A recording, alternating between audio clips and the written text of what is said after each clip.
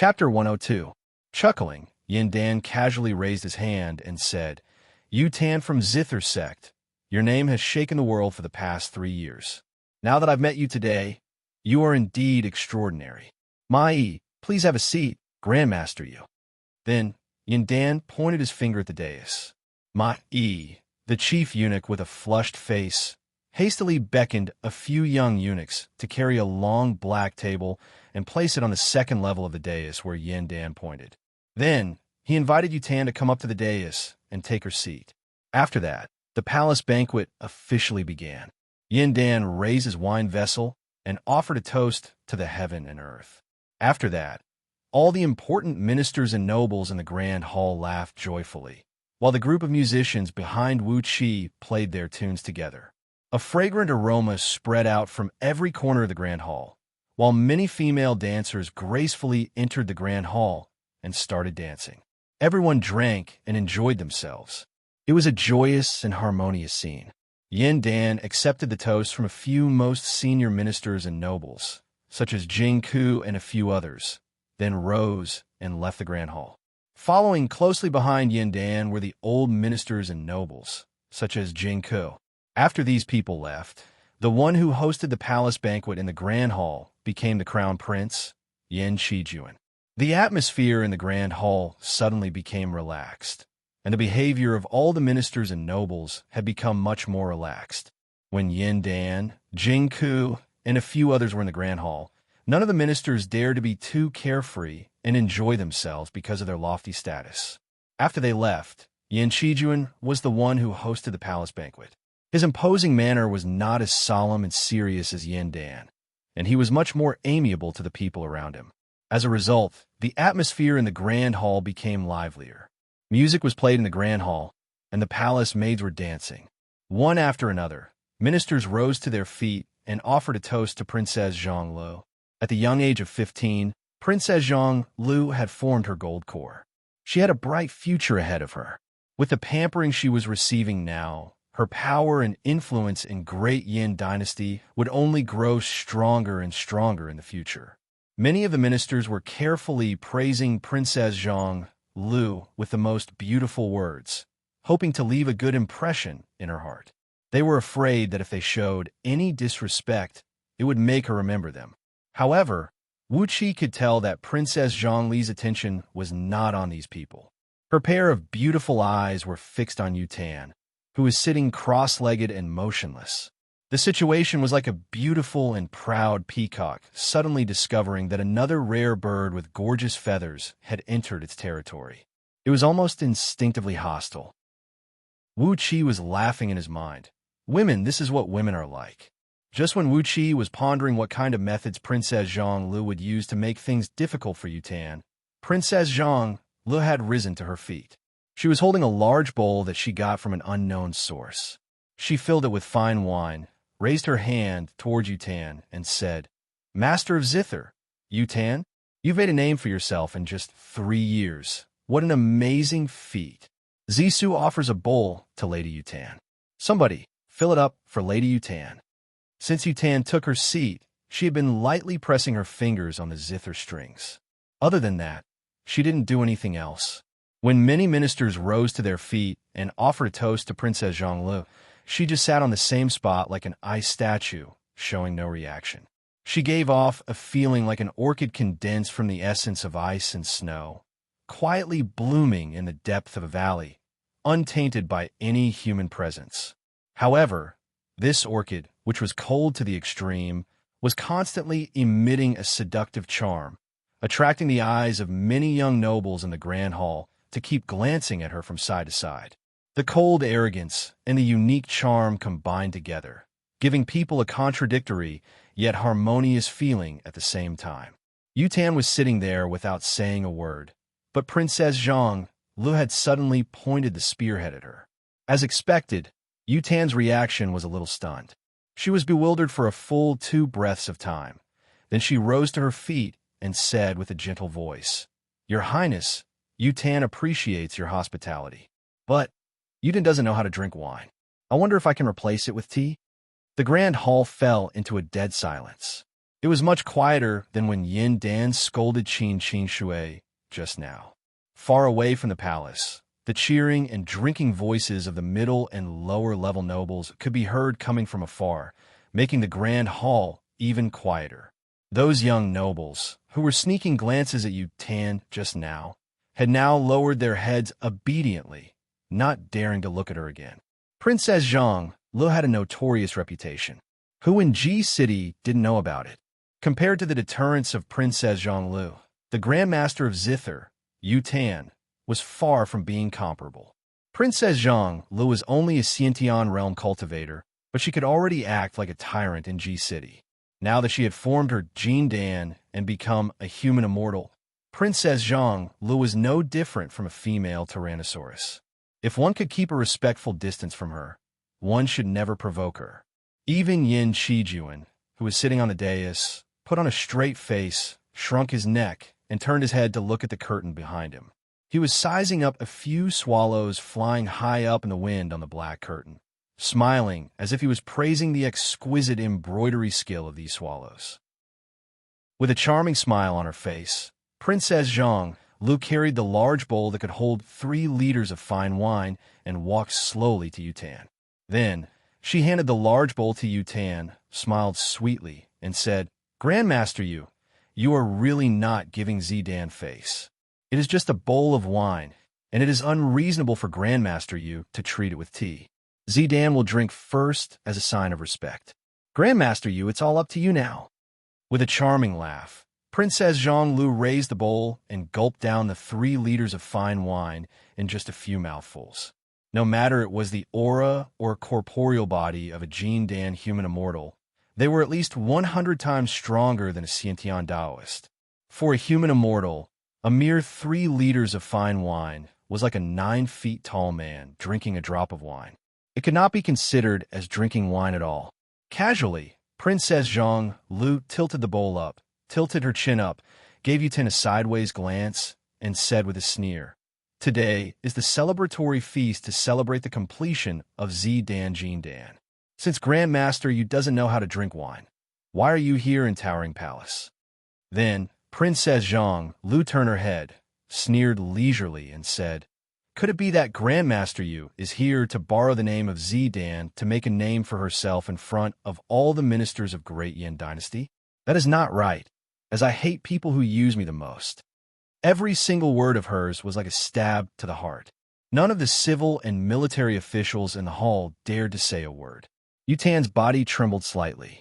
Suddenly, she sighed lightly and said, "Your Highness, I dare not accept your words. Bring me some wine." Yu Tan wishes Your Highness the completion of Jin Dan, stepping into the realm of human immortal. From now on, you will live a free and unfettered life, and will no longer be immortal in the mortal world.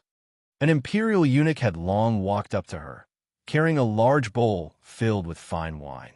Yu Tan took over the big bowl, then slightly lifted the white veil covering her face, revealing her small and exquisite jaw and half of her watery red lips. She bit the edge of the bowl with her little mouth and drank up the bowl of wine without making a sound. When the last drop of wine entered her mouth, Yu Tan gracefully turned the bowl toward the outside, leaving not even a single drop of wine in her mouth. Suddenly, one of the courageous noblemen in the hall clapped his hands and cried out, "Grandmaster, Yu has a great capacity for liquor." Yu Tan's body trembled abruptly, and Princess Zhang Li's face turned as cold as a snowy mountain.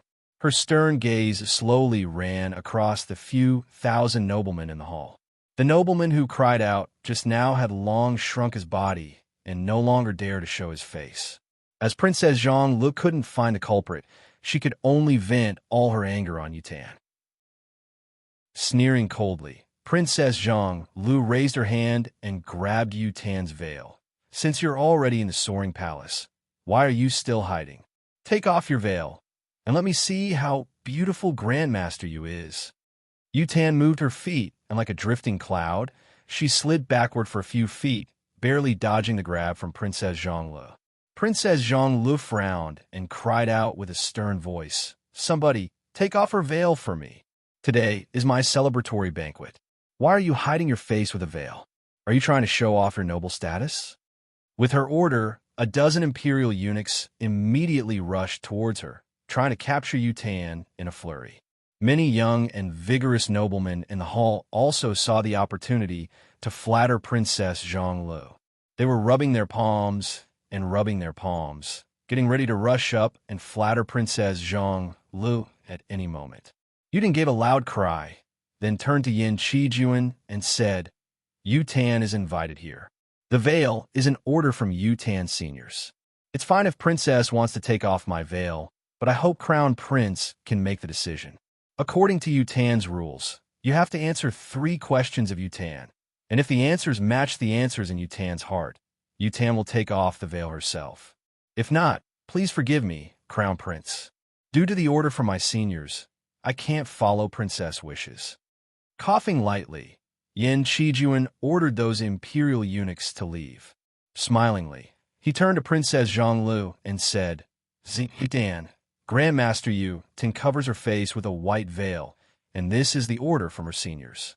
For the past 3 years, Grandmaster Yutan has never shown her true face to anyone. It's not because she wants to do so in your celebratory banquet. Since you want to take off Grandmaster Yu's veil, why don't we follow her rules? He paused for a brief moment, then laughed dryly and said, Grandmaster Yu is invited here by my father. Coldly staring at Yutan for a long while, Princess Zhonglu suddenly laughed and said, 3 questions? Well, with several thousand pillars of great Yin dynasty here, do you think I can't answer your 3 questions? Today, I'll listen to your 3 questions. Whoever can answer them and take off Grandmaster Yu's veil will be handsomely rewarded by me. Swinging her skirt proudly, Princess Zhonglu returned to her seat and sat down slowly, her beautiful eyes never leaving Yutan. All the ministers and nobles in the hall were looking at each other, and a small half of them shook their heads at the same time. Wuxia was greatly surprised. Could it be that all these people had heard the 3 questions from Yutan? Judging from the awkward expression on their faces, perhaps none of the answers could satisfy Yutan. His curiosity was aroused, and Wuxia focused his attention and looked at Yutan. What kind of questions could this lady have? She breathed out a faint sigh, then lightly plucked the zither strings with her fingers and produced a few crisp sounds. She took a few steps casually on the dais, then suddenly asked, My first question is, what is the most important thing to have a beautiful life? She sighed again, then continued asking, My second question is, what is the most important thing to have a long life and a beautiful life? She glanced at all the supreme nobles of great Yin dynasty in the hall, then asked in a soft voice, My last question is, if there is a girl who knows you, understands you, believes in you, loves you, spares no effort for you, has been accompanying you since you were young, accompanied you, helped you, protected you, sacrificed everything to help you, what are you going to do for such a girl? When the 3 questions were asked, the hall fell into a dead silence, as lifeless as a graveyard. All the ministers, nobles, and dragons among men were looking at each other, and none of them made any sound for a long while. Meanwhile, the few hundred dancers and singers at the back of the hall were repeating Yutan's 3 questions in a daze. Their faces looked haggard, and it was obvious that their minds were greatly hurt. Princess Zhonglu was sitting blankly on her seat as well. Unconsciously, her beautiful eyes turned to Wuqia's direction and coincidentally met Wuqia's gaze. Chapter 103. The palace banquet was over. The sky was filled with dark clouds, and heavy raindrops were pouring down from the sky. It was as if G City was soaked in water, as the air was filled with unbearable moisture. Wild thunders and bolts of lightning were wreaking havoc behind the dark clouds, shaking the sky and making it seem as if the sky and earth were spinning. The lights on the city walls were dimmed, and the pale yellow light could barely shine for a few steps before losing its effect. In such a horrible weather, a great number of soldiers were standing on the city walls like wooden stakes, vigilantly glancing around. In such a weather, some crimes and strange things could easily happen. Therefore, the soldiers had to be on high alert and nip any bad signs in the bud. When Yin Dan was not out from his secluded cultivation, the defense in Ji City could still be a little lax. But after Yin Dan came out from his secluded cultivation, if he still idled around like before, he would be courting death.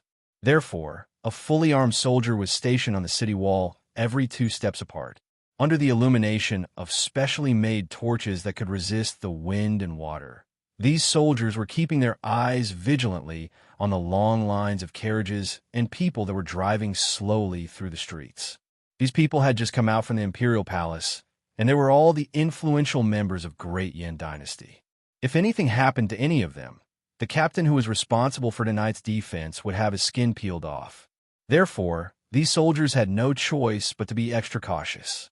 As the weather was not good, the faces of those influential members who had just come out from the imperial palace were unsightly. Some of the young influential members were still sitting in the luxuriously decorated coaches with their heads lowered, mumbling and pondering over 3 questions. The 3 questions asked by Yu Tan had baffled all the influential members in the towering palace. The hall fell into an awkward silence for a full 15 minutes, and none of them rose to their feet to answer the question. Between the state and the beauty, which was more important? Between longevity and the beauty, which was more important? If there's a woman who knows you, understands you, believes in you, loves you, is willing to do anything for you, has accompanied you since you were young, accompanied you, helped you, protected you, and gave her everything to help you, what would you do for such a woman? Just these 3 simple questions had made the group of influential members of Great Yin Dynasty feel extremely awkward. None of them could give a definite answer. Perhaps they already had an answer in their hearts, but they also knew that this answer would never enter Yu Tan's eyes. Compared to being mocked by Yu Tan, it was better for them to keep it a secret. For these top nobles, their country was naturally more important than their beauty, and longevity was naturally more important than their beauty. Their marriages were all arranged by their families. So how could they have lovers who knew and loved each other at all costs? They were all influential figures in Great Yin Dynasty, and none of them could lower their pride and lie to their faces in front of several thousand influential members of Great Yin Dynasty. If Yu Tan asked this question to someone in a secluded corner where no one was around, these influential officials would definitely give her a flowery answer. However, since Yu Tan had asked this question in front of so many people, no one would be shameless enough to lie in public. Because of these 3 questions, the celebratory feast was completely silenced. Princess Xianxia was so angry that her face turned pale. She waited for half an hour, but none of the nobles came forward to answer Yu Tan's 3 questions.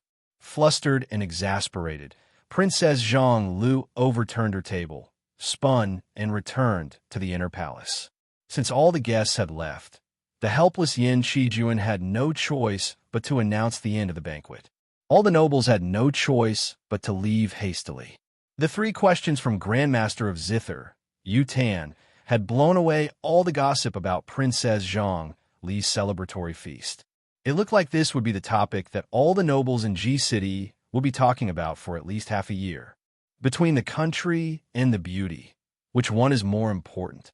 Longevity and beauty, which one is more important? If there is a girl who knows me, understands me, believes in me, loves me, spares no expense for me, has been with me since I was young, accompanied me, helped me, protected me, and spared no expense to help me. For such a girl, what do I want to do for her? Escorted by a few hundred guards, Wuxia and Lu Qingfeng's coach, they were traveling slowly along the long and deep street. In front of them, and at a very far distance behind them, they could see the lights of the other nobles, who were also rushing back to their own mansions. Inside the coach, Lu Changfeng was fiddling with the small knife that he usually used to carve the formation pillars. He kept repeating the 3 questions asked by Yu Tan over and over again, as if he was deep in thought. However, Lu Changfeng, who grew up in Lu clan, was suffering from all kinds of discrimination and persecution, and had been struggling to survive. Although he had lost his virginity to a serving lady, this so-called love did not have anything to do with him. He did not have such a beautiful girl who grew up with him since he was young, who knew him well and understood him. Just like all the other young nobles in Great Yin Dynasty, Unless he was lying to his conscience, there was no way he could answer these 3 questions.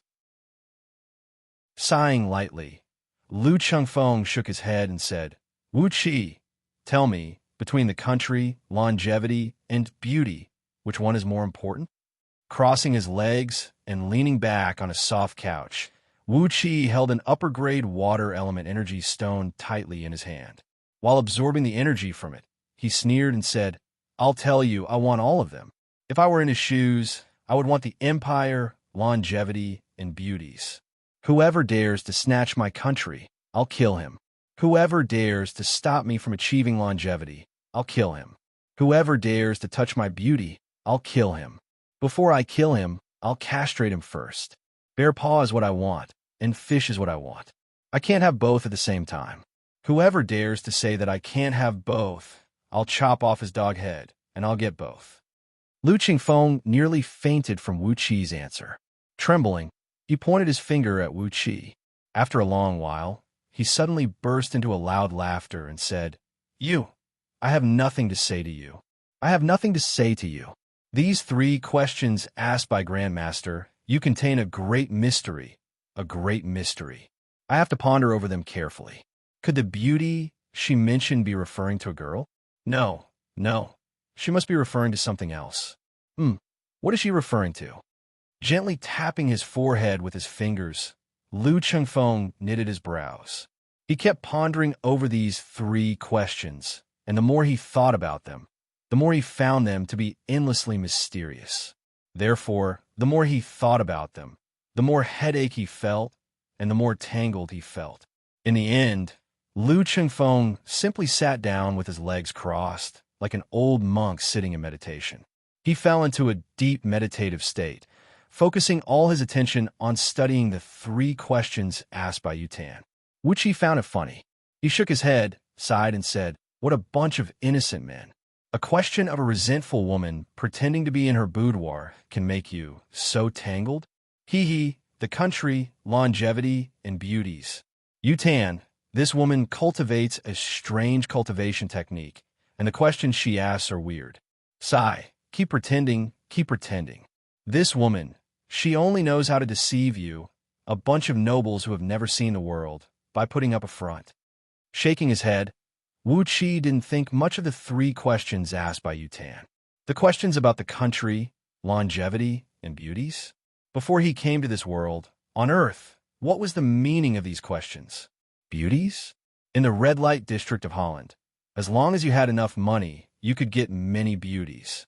Not to mention beauties, transvestites, perverts, and the like. If you had enough money, wouldn't you be able to hook your finger at them? All of a sudden, the procession halted. A coach came out from a small alley beside the road, blocking the path of Wu Qi and his company. The window of the coach was suddenly opened by someone. Bai Zhuer poked half of her face out from the window, waved her hand, and said, Is Mr. Wu Qi here? Princess wants to see you. Hurry up. Princess is not in a good mood right now. The door of the coach moved slightly, and Wu Qi had already sprung out from the coach. With 2 leaps, he came before the coach. A faint watery mist hovered around Wu Qi. Before the raindrops fell from the sky, they were knocked away by the watery mist, and none of them could touch his body. With a solemn expression, Wu Qi stood beside the coach and bowed deeply. Wu Qi thanks Princess. The gift that His Highness sent me last time was too heavy. A jade-like hand pressed on Bai Zhuner's face and pushed her to the side. With her long hair hanging loosely over her shoulders, Princess Zhang Lu frowned and poked half of her face out from the window. She glared at Wu Qi, lowered her voice, and scolded, Stop talking about these things. What's so special about those things? Why are you so concerned about them? Did you hear the question from that pretentious woman today? What's your answer? Me? Overwhelmed with shock, Wu Qi pointed at his own nose and asked, That's right, what's your answer?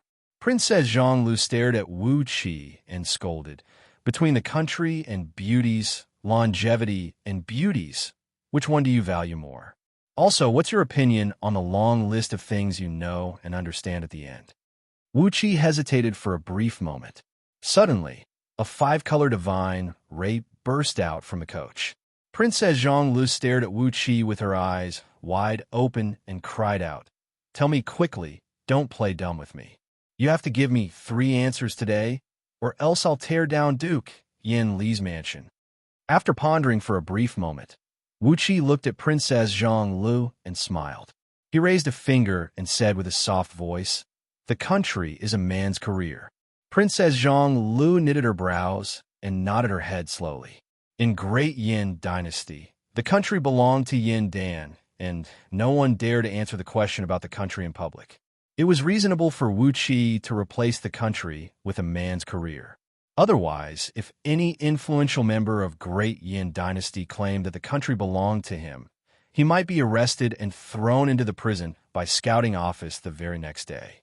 Nodding his head, Wuxia continued, "Fame and fortune, riches and fortune, riches and fortune, an army of 10,000 miles to seek the title of Marquis. For the sake of a golden belt, a man can commit murder and arson. He can kill a lot of people. But fame and fortune are like the vast ocean, and a man is a boat on the ocean, while the beauties that understand him are the harbor of a man. Without a harbor, a boat will sink in the storm sooner or later." The furious Princess Zhang Lu suddenly became happy. Her beautiful eyes narrowed into a thin line as she looked at Wuxia smilingly and said, "The second question." Wuxia pondered for a while, then recited slowly, "What is love in the world?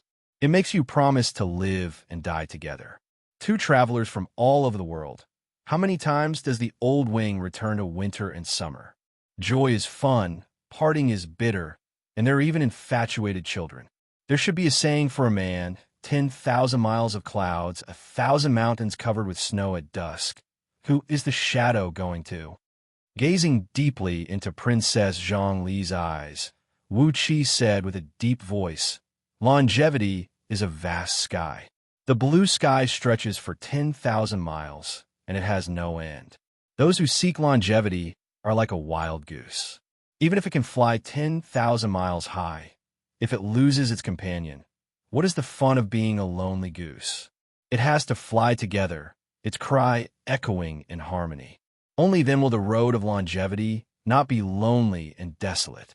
Longevity, if there is only one person on this road of longevity, what is the point of seeking longevity?" Princess Zhang stared blankly at him for a while. She murmured the words that Wuxia had shamelessly plagiarized, then suddenly sighed and said, "What else?"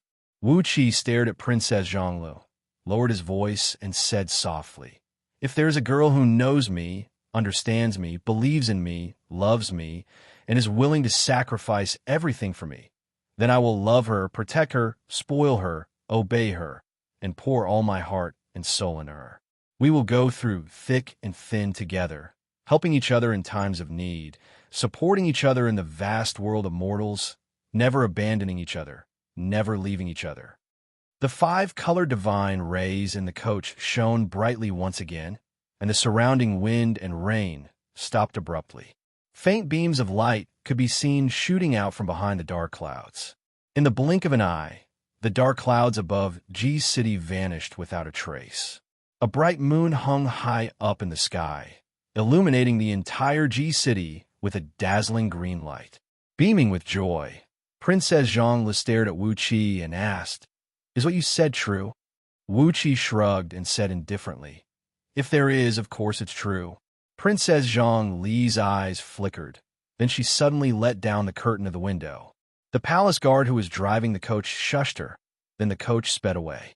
Wuxia kept staring at the direction where the coach had gone. After a while, he raised his head and looked at the bright moon in the sky. The moonlight was like water, sprinkling onto his body. Chapter 104. A ferocious gleam flashed in Wuxia's eyes as he said with a ferocious voice, "A man has no intention to hurt a tiger, but a tiger will hurt a man. Instead of being beaten passively, why not take the initiative to tear off a piece of meat from Wei Clan? With your current status and identity, as long as you can stabilize the power of Duke Yanlu and Zhua Guizhen, with the current emperor as the decision-maker, Wei Clan won't be able to do anything to us. With the power of Heaven Breaking Sword Sect, Do you think we can't deal with a merchant clan? Wuxia and Lu Qingfeng exchanged a glance. This girl who looked like a dark orchid had really given them the courage to refuse. Which was more important, the state or the beauty? Sighing lightly, Wuxia straightened his body and said with a gentle voice, "Grandmaster Yu, please tell me."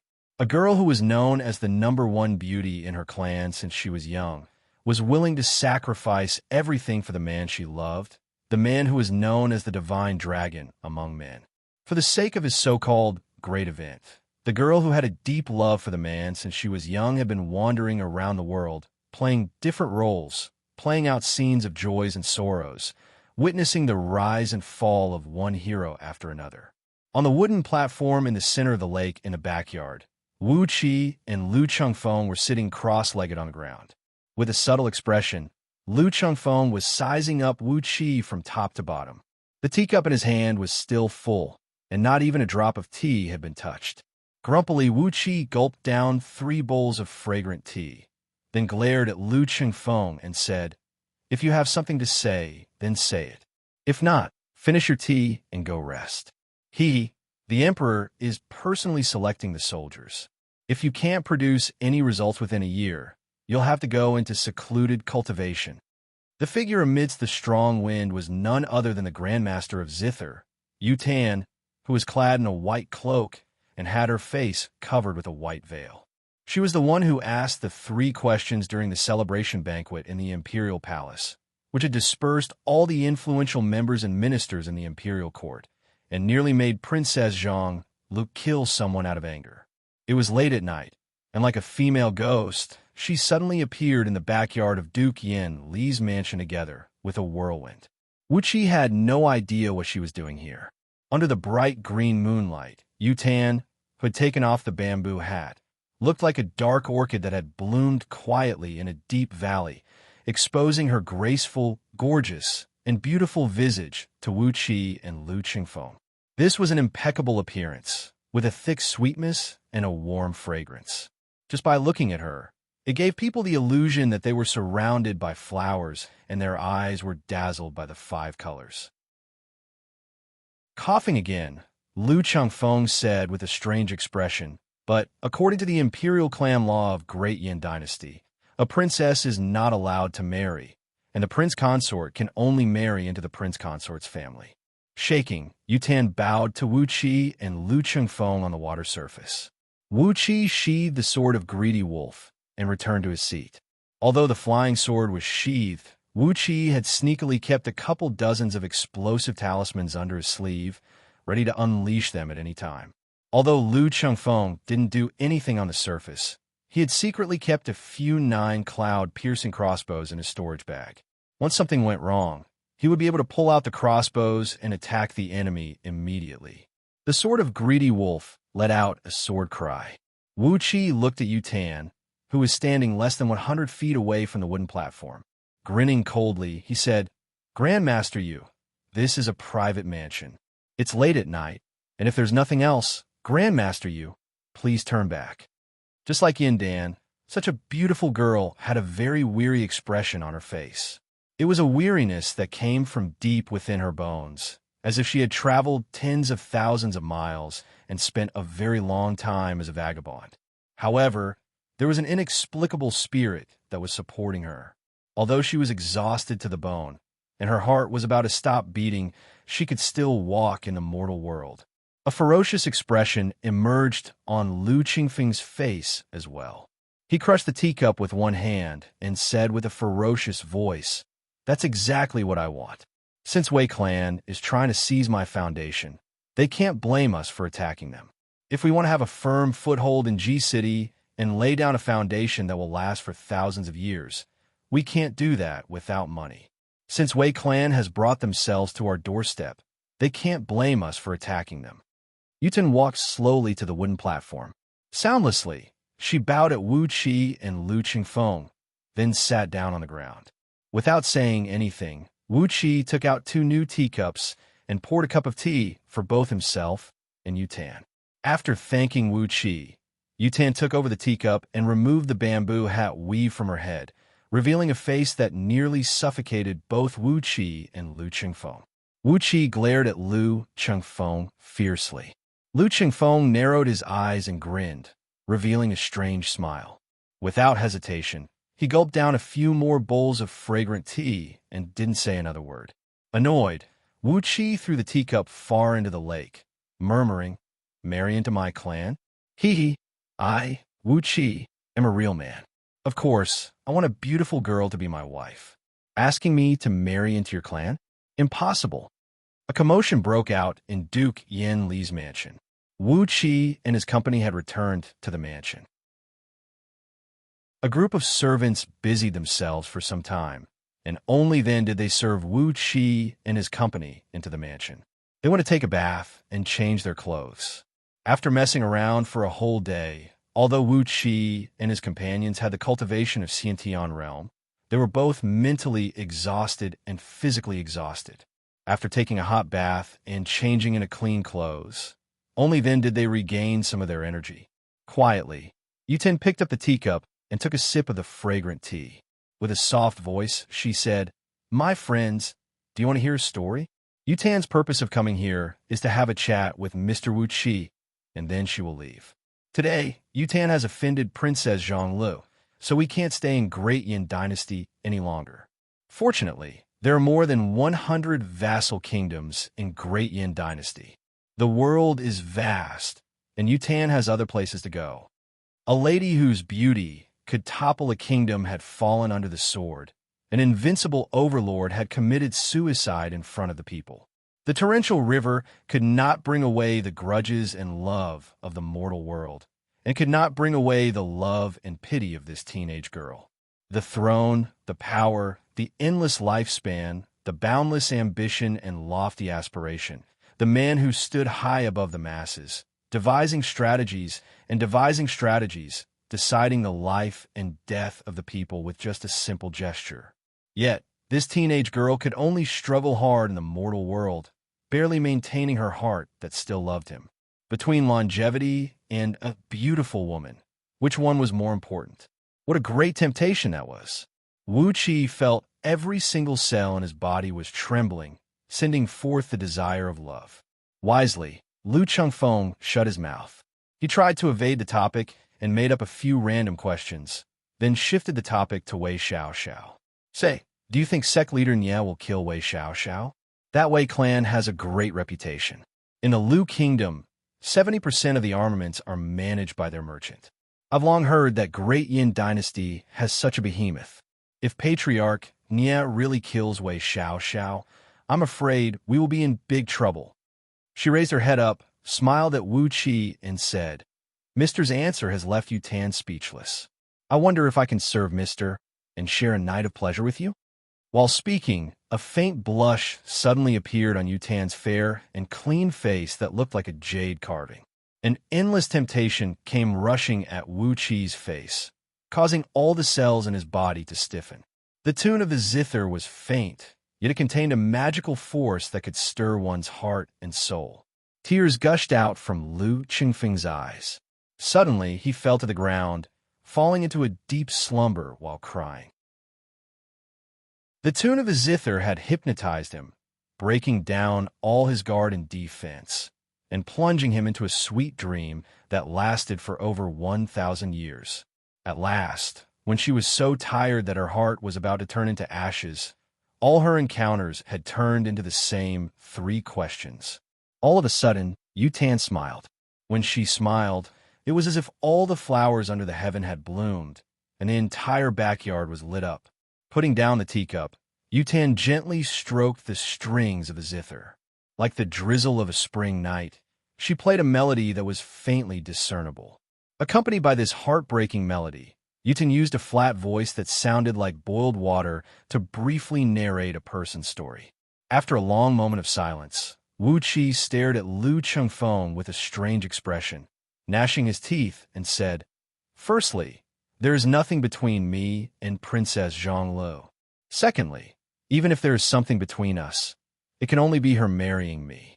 Whether I want to marry her or not, it still depends on my mood. Thirdly, if you still want to use this matter to mock me, you better be a good boy and call me Grand Aunt. If you continue to talk about this matter, I'll marry into your family tomorrow.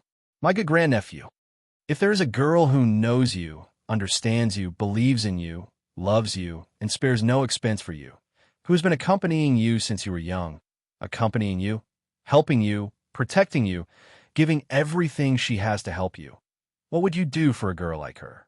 Wuxia placed both of his hands on his knees, staring at Yu Tan quietly. Even though he had obtained the nearly monstrous intelligence of Xiao Bai, he still could not figure out the background of this girl and what kind of things she had gone through. However, her statement that sounded as flat as boiled water was filled with a fatigue that made Wuxia want to fall into a deep sleep. While both of them were discussing the strategy to deal with Wei Clan, a small whirlwind suddenly rose from the lakeside. Amidst the whistling sound of the wind, a fair and beautiful figure appeared out of thin air. Wuxia was struck with terror. He pulled out the sword of Greedy Wolf and stood in front of Lu Qingfeng, keeping his eyes fixed on the white figure. The wild wind coiled around the white figure. Step by step, she slowly glided across the surface of the lake, bringing with her a charming charm, and walked towards the wooden platform. Now that they were talking about serious matters, Wuxia had cast away his playful attitude, frowning and beginning to think carefully. After a long while, he said word by word, "First of all, from now on, we can only address him as master. We can no longer address him as sect leader Nya. After that, tomorrow, I want Yin Bugay to make a copy of the confidential files of Scouting Office, as well as the detailed information about Wei Clan." Clearing his throat, Lu Qingfeng took a sip of tea, then said coolly, "I still have some confidence in dealing with the official matters, and it is more than enough to deal with His Majesty. But the biggest problem now is that, in terms of seniority, Princess Zhonglu is my grandaunt. If you marry into my family in the future."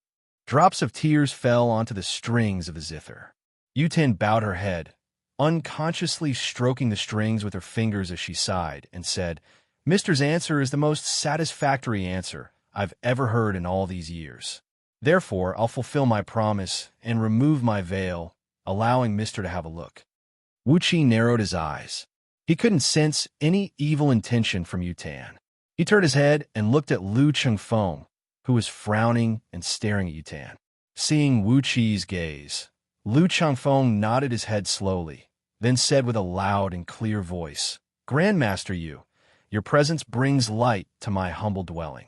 If you don't mind, please have a seat, Grandmaster Yu, and have a cup of tea." Yu Tan sighed lightly. She stood steadily on the surface of the water, looking at Wuxia from afar, and said softly, "Mr. Wuxia, Duke Yin Lo, Yu Tan has no evil intention in coming here.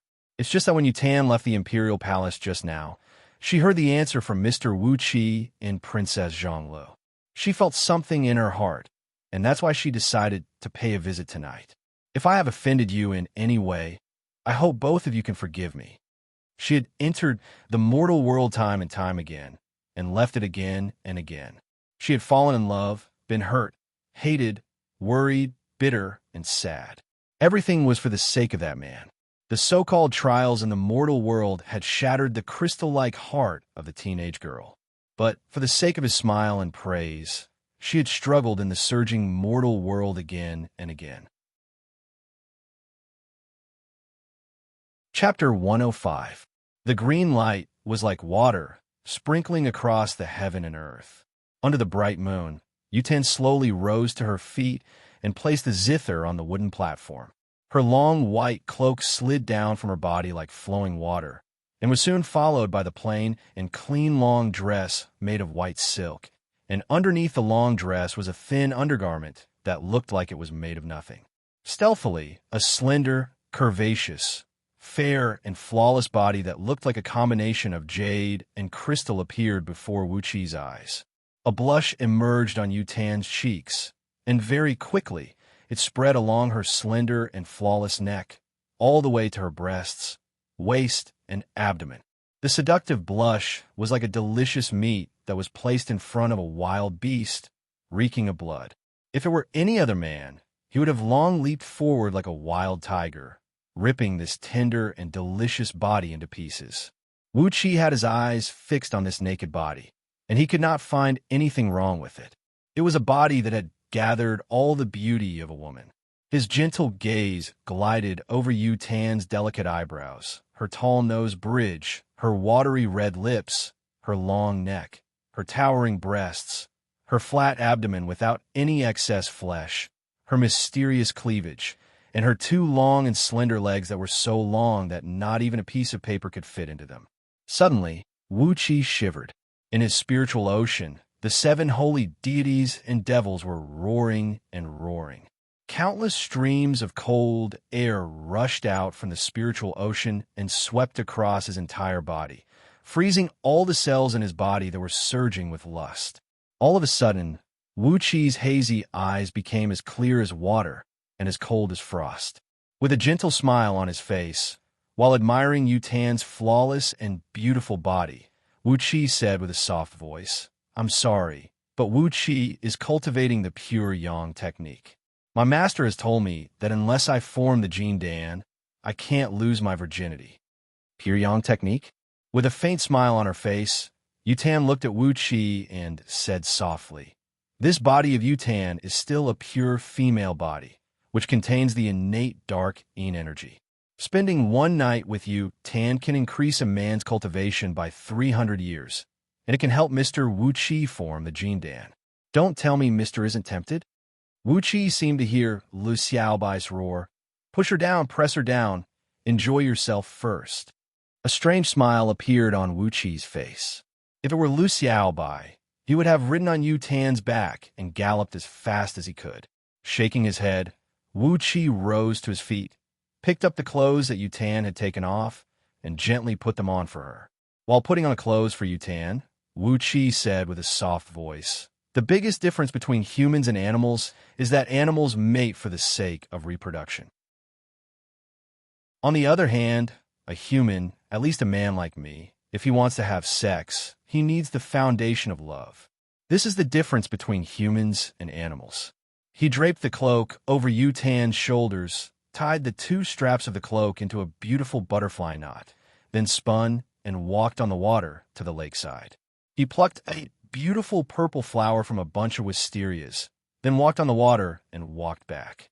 Wearing a smile that did not contain any evil thoughts, Wu Qi inserted the tiny, yet blooming flower into Yu Tan's hair, then hugged her and planted a gentle kiss on her forehead. "Grandmaster Yu is a sad person," Wu Qi said gently, "but no matter what, as a beautiful girl like Grandmaster Yu, you have to treat yourself better. Every beautiful girl like Grandmaster Yu is a precious product that the heaven has spent all the natural energies in this world to produce. Perhaps outsiders don't know how to protect Grandmaster Yu, so naturally, Grandmaster Yu has to take care of herself." Letting go of Yu Tan, who had her eyes widened in shock, Wu Qi rubbed his palms, smiled bitterly, and said, "It's not easy for everyone to be born in this world. Try your best to live a happy life.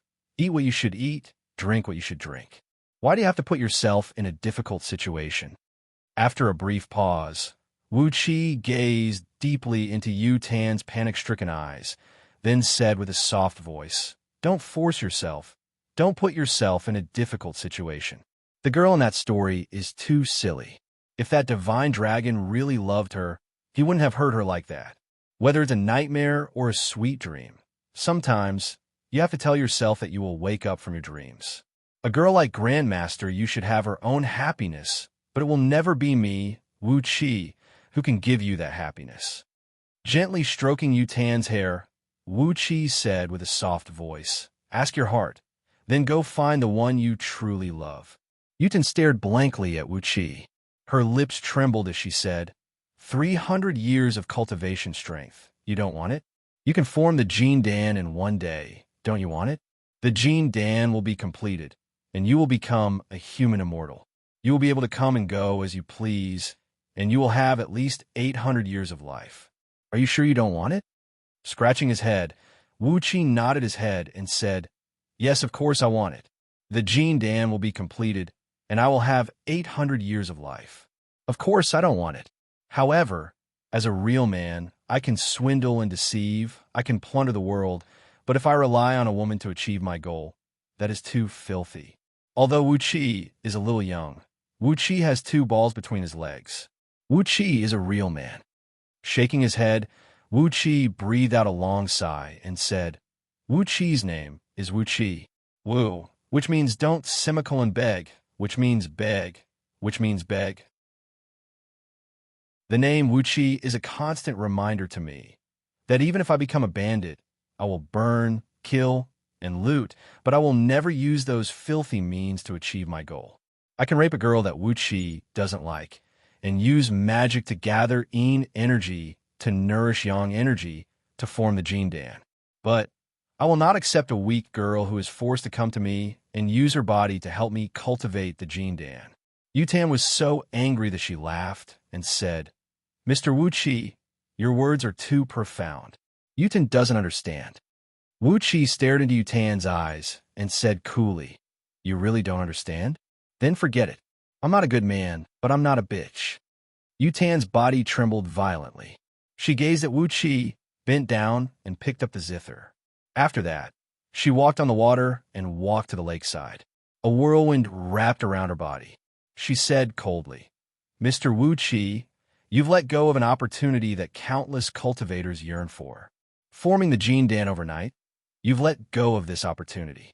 You have to know how many brilliant geniuses have cultivated for hundreds of years, but in the end, they became nothing but a pile of dirt. Shaking his head, Wuxia shrugged his shoulders and smiled. He raised his head and looked at the bright moon in the sky. The green moonlight sprinkled down, as if it was shining through his body. Attracted by his innate water energy, the moonlight gradually merged into his body. The essence of the moonlight came from the moon, which was also an innate water and Yin energy. At this moment, Wuxia suddenly felt that his state of mind had improved by a great margin. He felt that his moral character had been greatly sublimated. Therefore, he suddenly understood some wonderful principles. Originally, the essence of the moonlight was extremely difficult to be absorbed by people, but now it was slowly merging into his body. A circle of hazy green light enveloped Wuxia's body. The innate water energy was gradually compressed, condensed, and slowly merged into his meridians. Wuxia's meridians were strengthened at an incredible speed. In just a blink of an eye, they were 3 times stronger than before he entered the state of meditation. Yutan didn't hear Wuxia's voice for a long time. She turned her head and looked back in surprise. When she saw the moonlight shining on Wuxia's body, she couldn't help but let out a deep sigh and said, You can even gain an epiphany like this. Are you a hypocrite who deceives the world, or a simple-minded fool? Or perhaps you're just a boorish fellow who doesn't know how to flirt? A peerless beauty, a peerless opportunity, yet you don't want both of them. Do you really have great wisdom, or are you just a stupid pig? In just a blink of an eye, all the emotions vanished from Yutan's body, leaving only a strong fatigue that came from deep within her bones. Slowly, Yutan put on the bamboo hat and covered her face with a white veil. She murmured something under her breath, but even she herself couldn't hear what she said. Quietly looking at Wuxia, who had fallen into the state of epiphany, Yutan breathed out a faint sigh. Wuxia was not even 20 years old, but he had already attained the cultivation base of Meridian cultivating tier of Xianxia realm. No matter he was a hypocrite or a stupid pig, with such an innate potential and talent, he was still a rare genius in the mortal world. Sighing again, Yutan fished out a white bag from under her sleeve, from which she took out a fist-sized green jade cube. It was an extremely cold jade cube. Right after it was taken out, a large sheet of cold air immediately spread out from it. Under the moonlight, the hazy white mist looked very obvious. Wuxia, I don't know when we'll meet again after we part this time. No matter what, you're the first strange person I've ever met. I'll give this pill to you as a token of remembrance. When we meet again in the future, perhaps I won't be Yutan anymore, but will you still be the same Wuxia? 2 lines of tears rolled down slowly from her eyes. Shaking her hand, Yutan threw the jade cube towards Wuxia.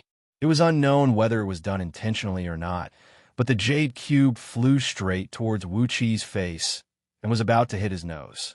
Wuqi let out a strange cry as he woke up from the state of epiphany, grabbing the pale green jade cube that was emitting a strong cold air. Suddenly, Yutan's body was wrapped up by a whirlwind.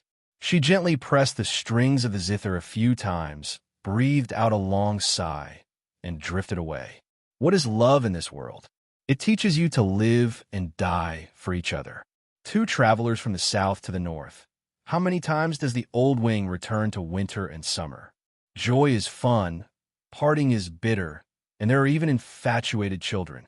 There should be a saying for a gentleman: tens of thousands of miles of layers of clouds, the evening snow of 1,000 mountains. To whom does the shadow go? The plagiarized words that Wu Qi used to fool Princess Zhang Lu came faintly from the whirlwind. When Yu Tan's body disappeared from the high wall, a faint sigh was heard coming from afar. Mr. Wu Qi, you're a strange man with a strange way of doing things. Yuden has learned a lot from you. The next time we meet, can you still recognize me? Wu Qi pinched the jade cube, which emitted a cold air, and crushed it. A thumb-sized, pale golden, translucent pill drifted out from the jade cube. A fragrant aroma filled the air. Wu Qi looked at the pill, which was emitting a pale golden gleam, and suddenly gasped. In Scroll of Stealing, it was ranked first among the 9th grade immortal pills, the 3 turns fire reversing Jindan. Regardless of one's innate talent, intelligence, or stupidity, a spirit pill that could allow a cultivator to step straight into the realm of Jindan from the peak of Hotian realm had fallen into Wu Qi's hands so easily. Wu Qi stared blankly at this immortal pill, which had been described in Scroll of Stealing in a long and flowery way. He was struck dumb. With this Jindan of Dewey, when we meet again, I will still recognize you. Without the protection of the cold jade, the medicinal strength of the Jindan of Dewey would be completely depleted in just 15 minutes. In for a penny, in for a pound, in for a pound, Wu Qi shoved the Jindan into his mouth. After that, he raised his head and looked at the sky, quietly looking at the bright moon shining high up in the sky. Yu Tan, who exactly are you? Chapter 106. The sky in the east was filled with a bright red glow. Wu Qi, who felt refreshed and had water vapor hovering around his body, stretched his back and let out a few loud laughs at the few eagles hovering in the sky. A crystal blue watery light flashed in his eyes. Even the smallest feathers on the eagles' bodies were clearly seen by him. Every single detail was vivid in his mind. The Triple Revolution Jindan, ranked first among the 9th grade immortal pills, was indeed a real immortal pill. In just one night, without any obstruction, a thumb-sized Jindan had formed in each of the water meridians in Wu Qi's arms. His water chapter had officially broken through to the realm of Jindan, giving him a lifespan of 800 years, stepping into the ranks of human immortals. Due to the magical nature of the Scroll of Stealing, while other cultivators could only form one Jindan in their dantian, Wu Qi had formed one Jindan in each of the water meridians in his arms. Because he had used the breath-concealing technique in the Scroll of Stealing to conceal the energy ripples when he formed the Jindan, there was no heavenly tribulation descending from the sky, and the thunder tribulation that all cultivators feared the most was silently avoided by him. What a heaven-defying immortal pill, a heaven-defying technique. Wu Qi could feel the frightening energy flowing through the meridians in both his arms, and the wonderful feeling of having his body reborn. Once again, he threw his head back and let out a loud laugh. While laughing and laughing, Wu Qi's face suddenly twisted into a tight frown. According to the cultivation progress in the Scroll of Stealing, after forming the Jindan in the water chapter, his cultivation had come to an end. If he wanted to continue, he would have to find the other 4 innate spirit items, using the innate energies of gold, wood, fire, and earth to cultivate the source of gold chapter, source of wood chapter, source of fire chapter, and source of earth chapter. Only then would he be able to continue his cultivation. But how could it be so easy to find innate spirit items? The Scroll of Stealing did mention a few magical places. Every period, These places would automatically absorb the natural energies and form a few innate spirit items of 5 elements. However, the Scroll of Stealing also reminded Wuxia that those places were extremely dangerous, and without a certain level of overall strength, he should never go there and seek his own death. Forget about the so-called natural hazards. Wuxia's temper was that of a fugitive. He was not afraid of danger. The worst thing was, he had no idea where he was right now. Were those few magical places mentioned in Scroll of Stealing? All in all, it was impossible for them to be on this planet or this continent where Great Yin Dynasty was located, because those few magical places where the innate spirit objects of fire and earth could be formed were located in the boundless void and not on the surface of the planet. How melancholic! Wuxia shook his head and sighed at the sky. With the help of the Jin Dan, he had formed the Jin Dan. Before he could find any other innate spirit objects, Wuxia could only continue nourishing his body with water element energy stones, tempering and polishing his meridians and corporeal body. Fortunately, there was no end to this tempering process. Even if he could cultivate to a higher realm in the future, the tempering and polishing of his corporeal body would always continue. The more effort he spent, the more benefits he would get. Although he could no longer improve his cultivation base, at least the tempering of his corporeal body would never stop. While he was worrying about this, Lu Chengfeng walked out from his room with a drowsy look. He was yawning all the way, asking Wuxia if he had a good sleep last night. Last night, with the help of the immortal pill, Wuxia had achieved his good deed, but Lu Chengfeng was enchanted by Yu Tan's zither music, causing him to fall into a deep sleep. Even his memory of Yu Tan was wiped out, and he had no recollection of what happened last night. Wuxia laughed and joked with Lu Chengfeng for a while, but he didn't mention anything about what happened last night. That Grandmaster Yu of Zither sect, who came in a hurry and left in a bizarre manner like a ghost of the night, had been placed in Wuxia's heart, etching her in his memory. He had a feeling that she would definitely appear in front of him again in the future. But, just like what she said when she appeared again, would Wuxia still be able to recognize her? In high spirits, Yin Fu busied himself inside and outside the mansion. He ordered the servants of the Duke's mansion to bring out tens of boxes of spirit stones and all kinds of precious treasures from mansion storehouse, and loaded them into the carriage. Just now, Lu Chengfeng had made up his mind. There was no time like the present, and he would go to Heaven-Breaking Sword Sect and formally acknowledge his master today. As the Duke of Yin Lu of Great Yin Dynasty, not only would Lu Chengfeng have a new backer, but Heaven-Breaking Sword Sect would also have a new source of income. It was worth a careful taste. Therefore, when Lu Chengfeng formally acknowledged his master, he could never be careless. Ordinary gold, silver, and jewelry were useless to Heaven-Breaking Sword Sect. What was useful were energy stones and various rare minerals. Therefore, most of the gifts Yin Fu prepared were upper-grade energy stones extracted from the energy stone mines in the 2 counties of Duke Yin Li's fief. He also prepared a lot of rare and precious materials for crafting items, such as 10,000 years dark iron, grand white gold essence, magma iron essence, and many others. Of course, apart from these energy stones and materials, all kinds of precious treasures and playthings were indispensable. For example, among the gifts, there were 3 boxes of green Ganoderma ointment, which was made from powder ground from 1,000 years old undersea frigid water droplets, mixed with Ganoderma, fleece flower, and some other spirit herbs that were at least 1,000 years old. This was the most expensive skincare product of Great Yin Dynasty, and it was very useful even for human immortals of Jin Dan. After consuming it, it could greatly replenish one's vitality and restore one's youthful appearance. This gift was specially prepared for Nie Yaonu, as her hair had already turned white. After consuming the green Ganoderma ointment, her white hair would definitely turn black. After all, Yin Fu was the old steward of Duke Yin Lu. As such, he was able to handle all the affairs in an orderly manner, and there was no need for Wuxia and the others to worry about it. After being busy for over 2 hours, Wuxia and Lu Chengfeng brought a fleet of 100 coaches and left Ji City, heading towards Mount White Sunday.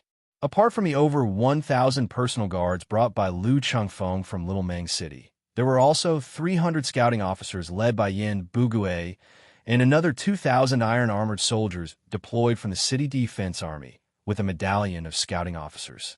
During the palace banquet, Yin Dan flew into a rage because of the assassination of Yin Buji, and the news had spread to all the upper echelons of Great Yin Dynasty.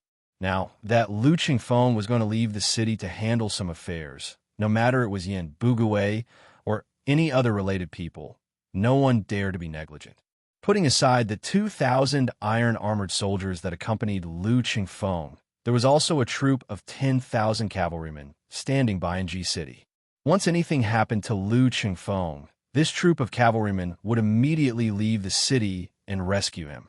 However, right after the convoy left the city gate of Ji City and traveled for less than 2 miles, Yin Bugue weakly ordered a secret agent of scouting office to return to the city and deliver the message, telling the 10,000 cavalrymen who were on standby to take off their armors and rest. Lu Chengfeng would not face any danger during this trip.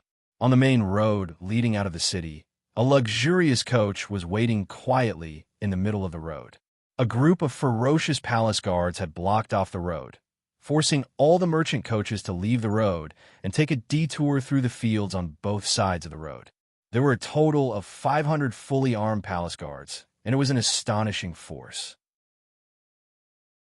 However, the men riding on the back of 8 golden-eyed camels were the real reason why Yin Bugue ordered all the cavalrymen in the city not to wait for further orders. They were 8 demon ghosts with beautiful faces, their bodies enshrouded in a ghostly aura, and vaguely, there was a chilly wind lingering around their bodies. Different from the demon ghosts that Wuxia had fought on the first night he arrived at Ji City, these 8 demon ghosts had the bodies of living humans. Apart from the strange aura emanating from their bodies, they looked no different from ordinary humans. Demon ghosts with bodies like this could no longer be considered as ghosts.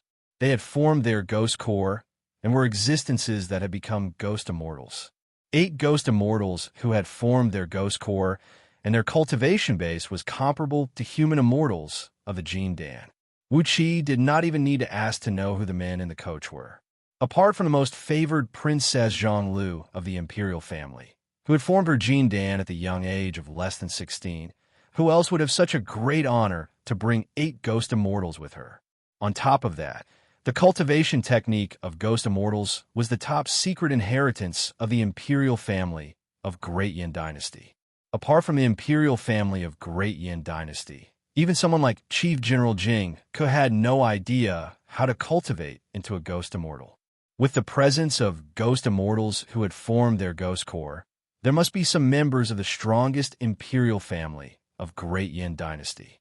Which influential member of Great Yin Dynasty did not know about this rule? Suddenly, the window curtain of the coach was lifted up, and half of Princess Zhang Li's pretty face poked out from the window. Quickly, she waved at Wuxia. Wuxia helplessly nodded his head at Lu Chengfeng, then rode his mount and rode towards the coach. The palace guards parted to the left and right and opened up a path. Meanwhile, 8 ghost immortals were staring at Wuxia with their ghastly eyes. 16 cold and piercing gazes made Wuxia's skin crawl. He felt like he was walking in a graveyard in the middle of the night, and a chill ran down his spine. The pressure given to Wuxia by any one of these 8 ghost immortals was a few times stronger than Qin Shuwen. They were definitely ghost immortals whose cultivation base was equivalent to middle stage of Jin Dan, and it was not hard to imagine the power they could unleash when they joined forces. If not because Wuxia had successfully formed his Jin Dan with the help of the immortal pill last night, perhaps he would have fallen to the ground and lost his ability to move after being gazed at by these 8 ghost immortals. Humans and ghosts were 2 different paths, and the aura emanated from these ghost immortals was no different from a deadly poison to a living human. If not for Wuxia having a strong cultivation base, he would have fallen to the ground and could no longer stand up. When she saw Wuxia, Princess Zhonglu narrowed her eyes and smiled happily. These are the 8 guards given to me by my grandpa. They are much stronger than the demon ghost you met last time. Speaking of which, that demon ghost was really useless, as it was repelled by you with just one palm strike. How infuriating. From the window, Princess Zhonglu brought out a plate of steaming hot and fragrant pastries. She narrowed her eyes, smiled, and said, "The last time you went to Heaven-Breaking Sword Sect, you must have suffered a lot. Today, I'll accompany you there. I want to see which fool dares to find trouble with you again. Have you had your breakfast?" This fragrant lotus seed cake is made from the seeds of the 5-colored fragrant lotus, which had just bloomed a few days ago. Eating a lot of it can lighten your body and replenish your energy. It's the best food for you. The 8 ghost immortals stared at Wuxia with a stern look in their eyes, fearing that Wuxia might do something to hurt Princess Zhonglu. Wuxia could still bear the stares from these ghost immortals, but the subtle gossipy gazes from Lu Chengfeng, Yin Buguwei, and the others in the large group behind him made Wuxia feel as if he was being pricked by needles. It was an indescribable discomfort. Looking at Princess Zhongli's smiling face, Wuxia took over the fragrant lotus seed cake and said with a smile, "I've had my breakfast, but I'm a little hungry now. This cake is very fragrant. Thank you, Princess." Grabbing a piece of cake, Wuxia shoved it into his mouth. As expected, it was fragrant, sweet, and smooth, completely different from ordinary pastries. When Princess Zhonglu saw Wuxia finish the cake in his mouth, her eyes narrowed into 2 fine lines. The 5-color divine ray flickered and flickered in the coach.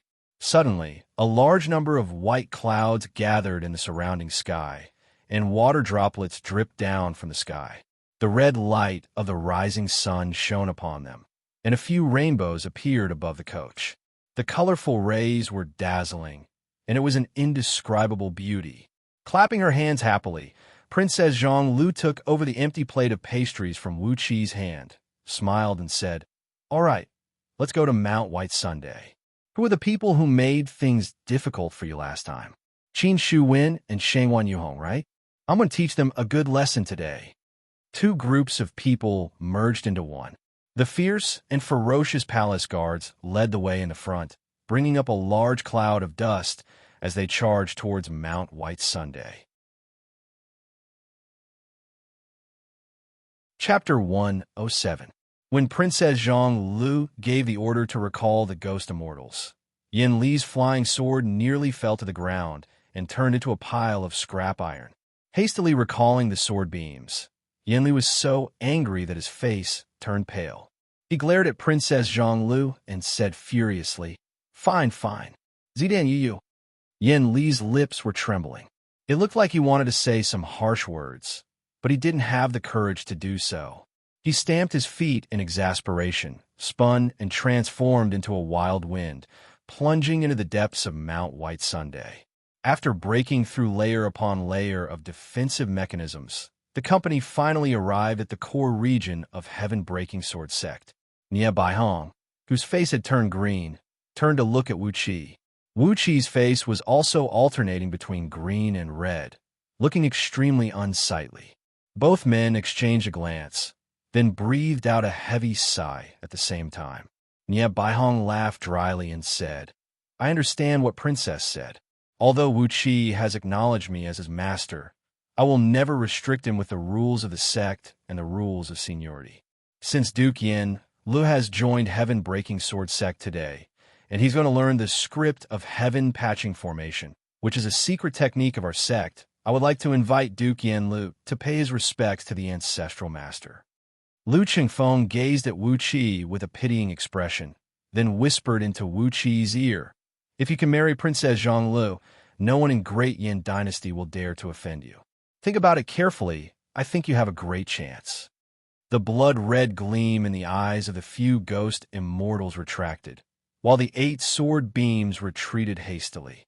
Greatly shocked, Yin Li had already unleashed his sword beams to fight against the ghost immortals.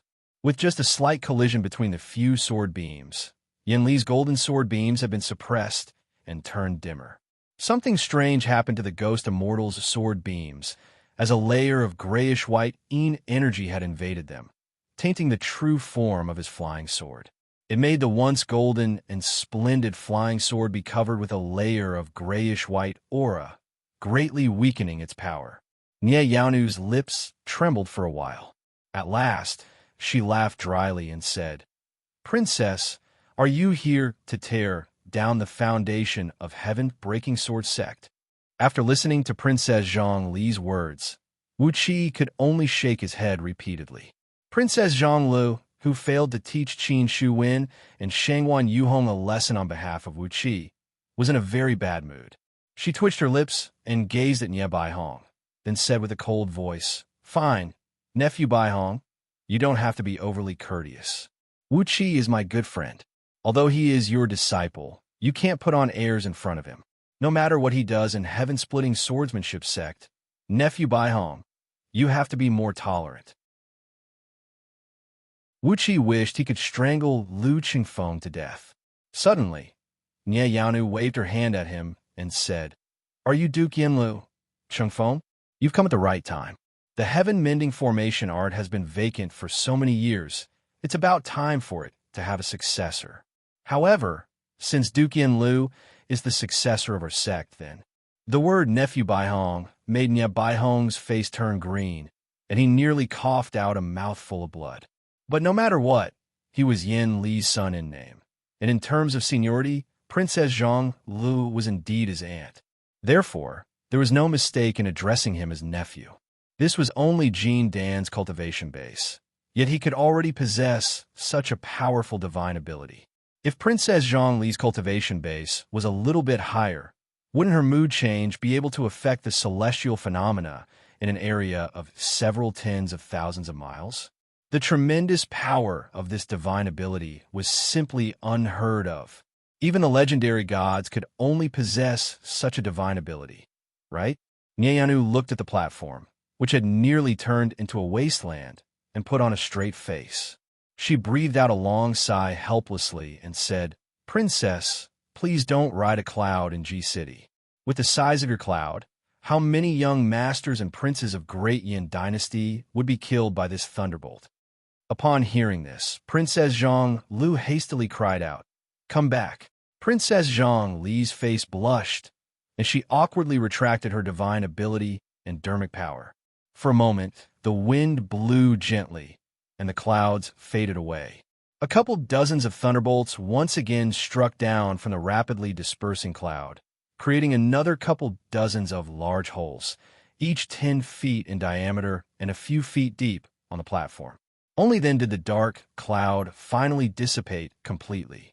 With a 5-colored gleam flickering in her eyes, Princess Zhang Lu stared fixedly at Yin Li, whose face had turned dark, and cried out sternly, "Third brother, are Qin Shu Wen, Shangwan Yuhong, and the others really in a secluded cultivation? For the next 30 years, don't let me see them anywhere near G-City, or else." Ugh. A stream of blood shot out from the wild wind that Yin Li had transformed into. All the cultivators of heaven-breaking sword sect had gathered their cultivation base in a single flying sword. When their natal flying sword was damaged, it was equal to a severe injury to their nascent divinity. Yin Li had only coughed out a mouthful of blood, and it was because of his profound cultivation base. Nie Yaonu was very satisfied with Lu Qingfeng's vow. She kept nodding her head and cheering. Then, she rose to her feet, brought the company, and walked around the holes on the ground, walking towards the cave where Sword Stems from the Mind was located. When they were about 100 feet away from the entrance of the cave, Nie Yaonu kept performing hand incantation gestures and unleashing one beam after another. Wuxia narrowed his eyes, closely watching every movement of Nie Yaonu. He had memorized all the hand incantation gestures used to open the defensive formation. Although they could not use any magic to travel, Zhang Hu and Hu Wei, who were the weakest among them, had the overall strength of peak stage Hodian realm. Therefore, they could travel at a very fast speed. In just 1 hour, they had arrived at the bottom of the cliff behind the mountain. When they arrived at this place, all the guard were left at the bottom of the cliff. In high spirits, Princess Zhang Lu summoned a large sheet of watery clouds and strong wind. Accompanied by thunder and lightning, She brought Wuxia, Lu Chengfeng, and Nie Baihong to the top of the cliff. Together with Yin Li, the current sect leader of Heaven-Breaking Sword Sect, Nie Baihong, also came out to welcome Princess Zhonglu. Seeing that the ghost immortal guards serving Princess Zhonglu were trying to kill Yin Li, Nie Baihong spun and left, running as far away as he could. From afar, he saw 8 grayish-white sword beams thrust towards Yin Li. His face was filled with a smile, and he couldn't conceal the gloating expression on his face. After leaving a large group of guards at the front mountain of Heaven-Breaking Sword Sect and letting the disciples of Sword Sect take good care of them, Wuqi and a group of several dozens of men accompanied Lu Changfeng to the cave abode of Sword Stems from the Mind at the back mountain. Last time, Wuqi was brought to the main peak of the back mountain by Nie Yaonu with a magic and divine ability. But this time, as Princess Zhonglu was here, who would dare to play any tricks in front of her? The group could only walk along the winding path, enjoying the beautiful scenery along the way as they rushed to the main peak. Although there was something wrong between Princess Zhonglu and Yin Li, she seemed to have a very good relationship with Nie Yaonu. She stuck out her tongue and showed a rare vivacious attitude of a teenage girl.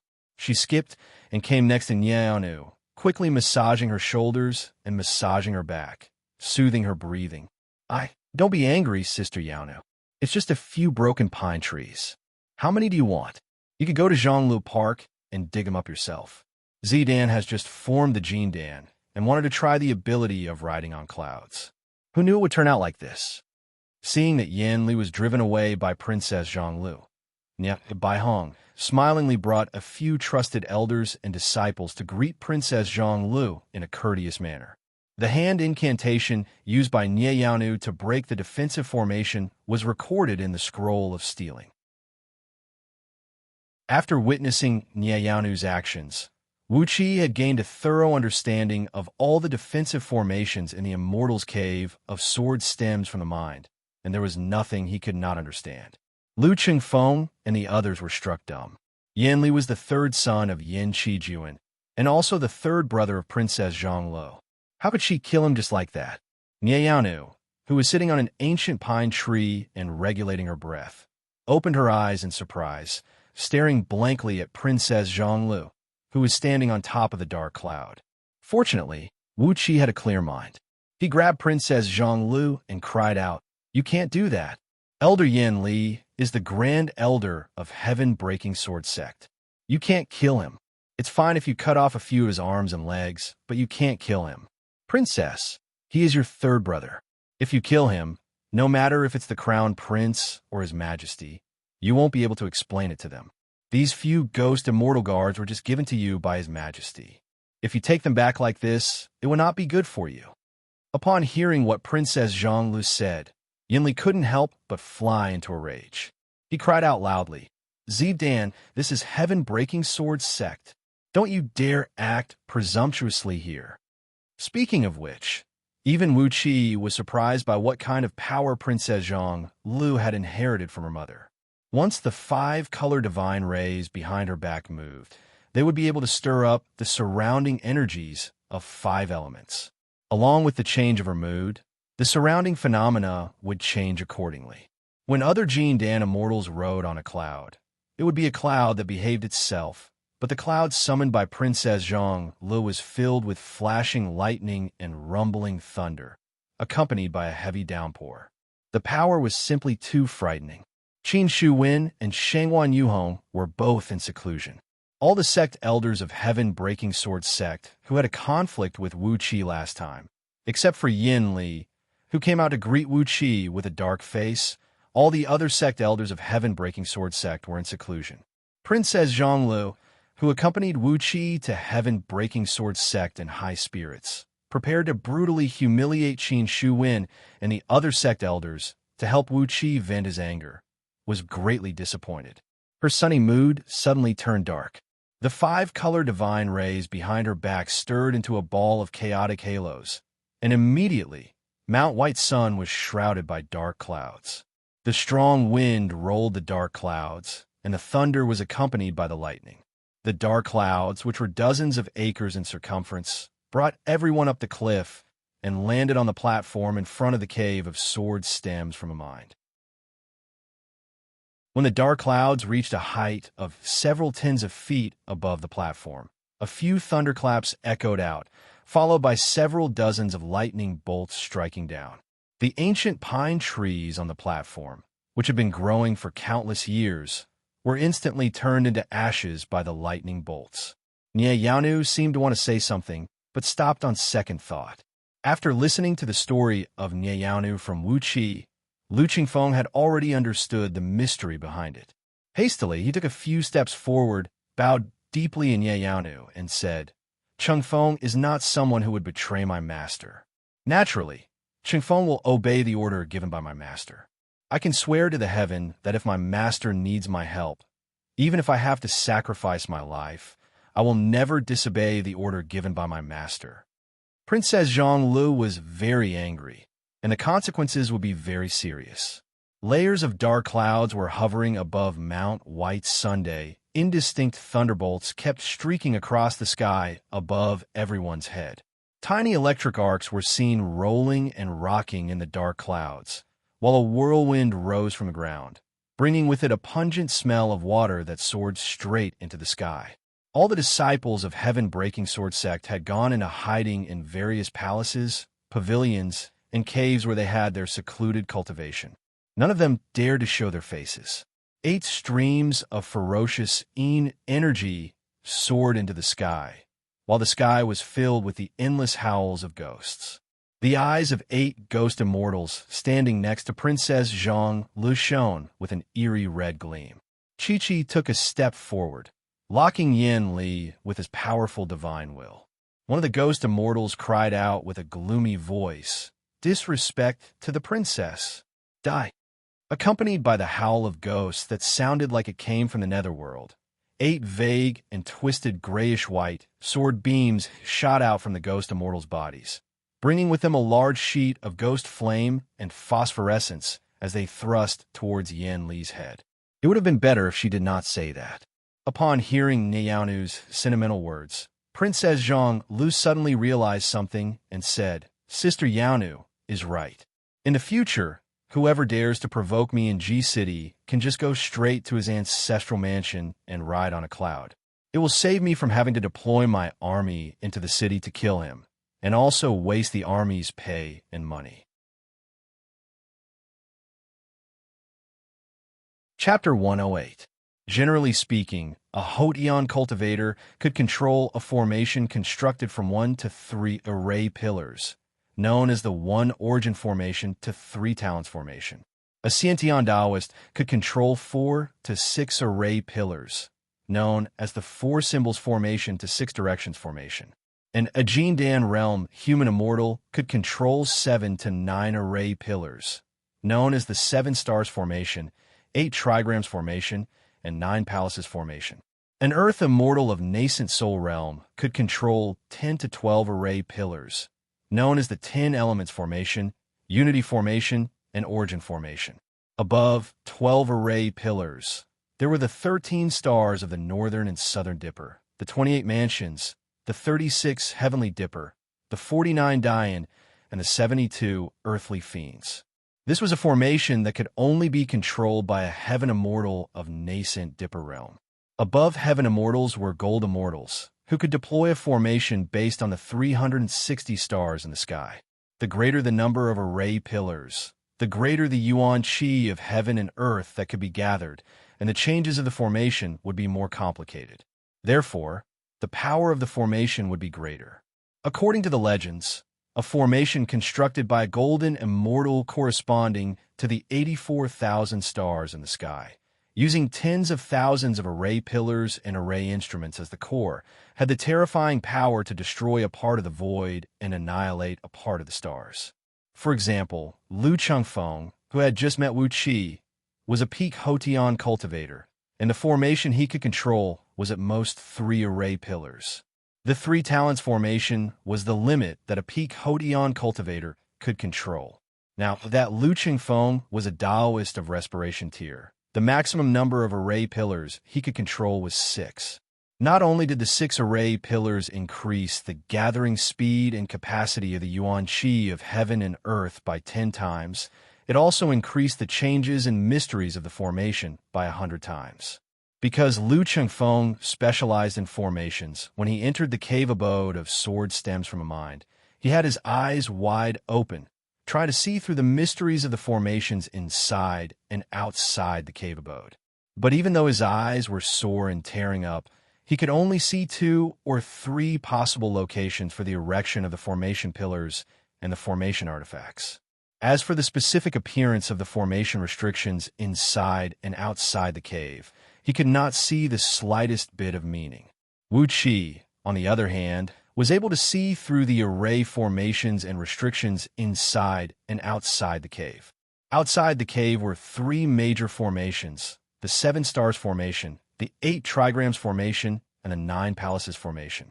There were a total of 24 array cores. The array pillars and the array guarding artifact were all lower-grade magic treasures, possessing a very strong defensive power. Furthermore, the formation mainly focused on illusion attacks and mazes. After entering the entrance of the cave, a Heavenly Dipper and Earthly Fiend Great Formation with 108 formation cores was set up in the 360m long passageway. Only Heaven Immortals with phenomenal success in their nascent divinity could set up this formation, and only they would have enough energy to activate it. Among the 108 formation cores, 12 of them were actually emitting fluctuations of spiritual energy unique to mid-grade magic treasures. This great formation of heavenly spirits and earthly evils was in accordance with the 4 symbols. It connected the heavenly stars above and the earthly chi below.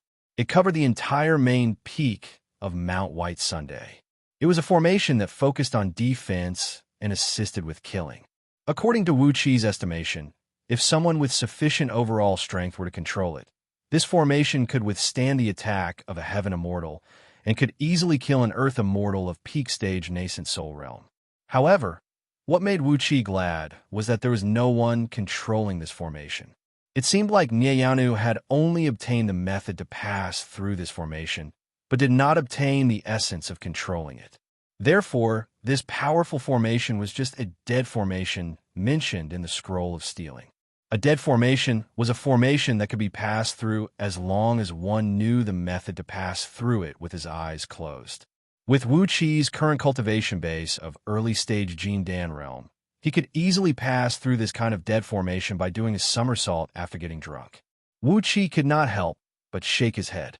The immortal who left behind the legacy of Heaven-Breaking Sword Sect was a very strange person. He had constructed such a powerful formation, but he did not leave behind all the methods to control it, and only left behind a dead formation. Apart from a cultivator like Wu Qi, who had inherited the Scroll of Stealing and was an expert in the art of formations, as long as he did not have an extremely bad luck, this formation would not stop any ordinary early-stage nascent soul Earth Immortal from passing through it. Unless that immortal was sure that no one above nascent soul realm could discover this place, there was no reason for him to leave behind a dead formation. Strange. This was really strange. This formation gave Wu Qi a very strange feeling. Even if that immortal had left behind his legacy, this formation could still be activated with its full power, as long as he left behind a door for his successor, who met the requirements to enter and exit it. There was no need for him to leave behind a dead formation, was there? Following closely behind Nanu, Wu Qi observed the method she used to open the formation. His eyes were darting from side to side, and he could clearly see the positions of all 108 formation cores in the formation. Currently, he only had the Sword of Greedy Wolf, which was a lower-grade magical treasure. However, there were 96 lower-grade magical treasures and 12 middle-grade magical treasures in this formation. It made his heart itch. As a member of the Underhand sect, Wu Qi's professional habit had kicked in. He wished he could strike right now and obtain everything in this dead formation. The 3,060 feet tunnel was not a long one. Very soon, they walked out of the formation and arrived at a strange space in the belly of the mountain. It was a magnificent immortal's cave, measuring over 500 acres in circumference. There was a small bridge over a flowing stream, a garden with herbs growing in it, and the surrounding walls were made of mountain rocks that looked as white as jade. Pure white light shone out from the rocks and walls, illuminating the entire place as bright as day. A breeze came blowing from the front. Right at the exit of the tunnel was a small river. The riverside was filled with weeping willows. Their long branches were swaying gently in the breeze, and a faint fragrance of flowers was wafting out from them. Lu Qingfeng was struck dumb. When had he ever seen a blessed land of immortals like this? It was a completely sealed mountain, and yet there was a strange little world of its own. Such a method had gone beyond his imagination. On top of that, the natural energy here was at least 30 times denser than the outside world. The natural energy here had condensed into white clouds that could be seen with naked eyes. What flew above their heads and intertwined with their feet were all very dense natural energy. Even the water flowing in the small river had turned into a sticky liquid that looked like wine paste after being soaked by the extremely dense natural energy. If brought to the outside world, a river like this could be directly consumed as a panacea, which could cure almost all diseases. And here, there was a river that measured about 2 miles long and 30 feet wide, and was filled with the same kind of water. Wuxia pretended to be in a daze, staring fixedly at the unbelievable scene before him. There was a detailed description of such a scene in Scroll of Stealing.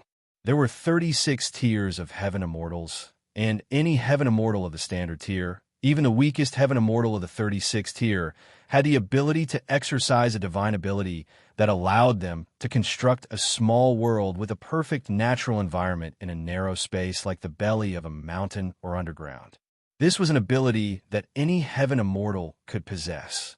A small world with the circumference of 500 acres could at most be constructed by a heaven immortal of the 36th tier, and could not be considered as a formidable figure. If it were a small world constructed by a first-tier heaven immortal, it would have the size of a continent.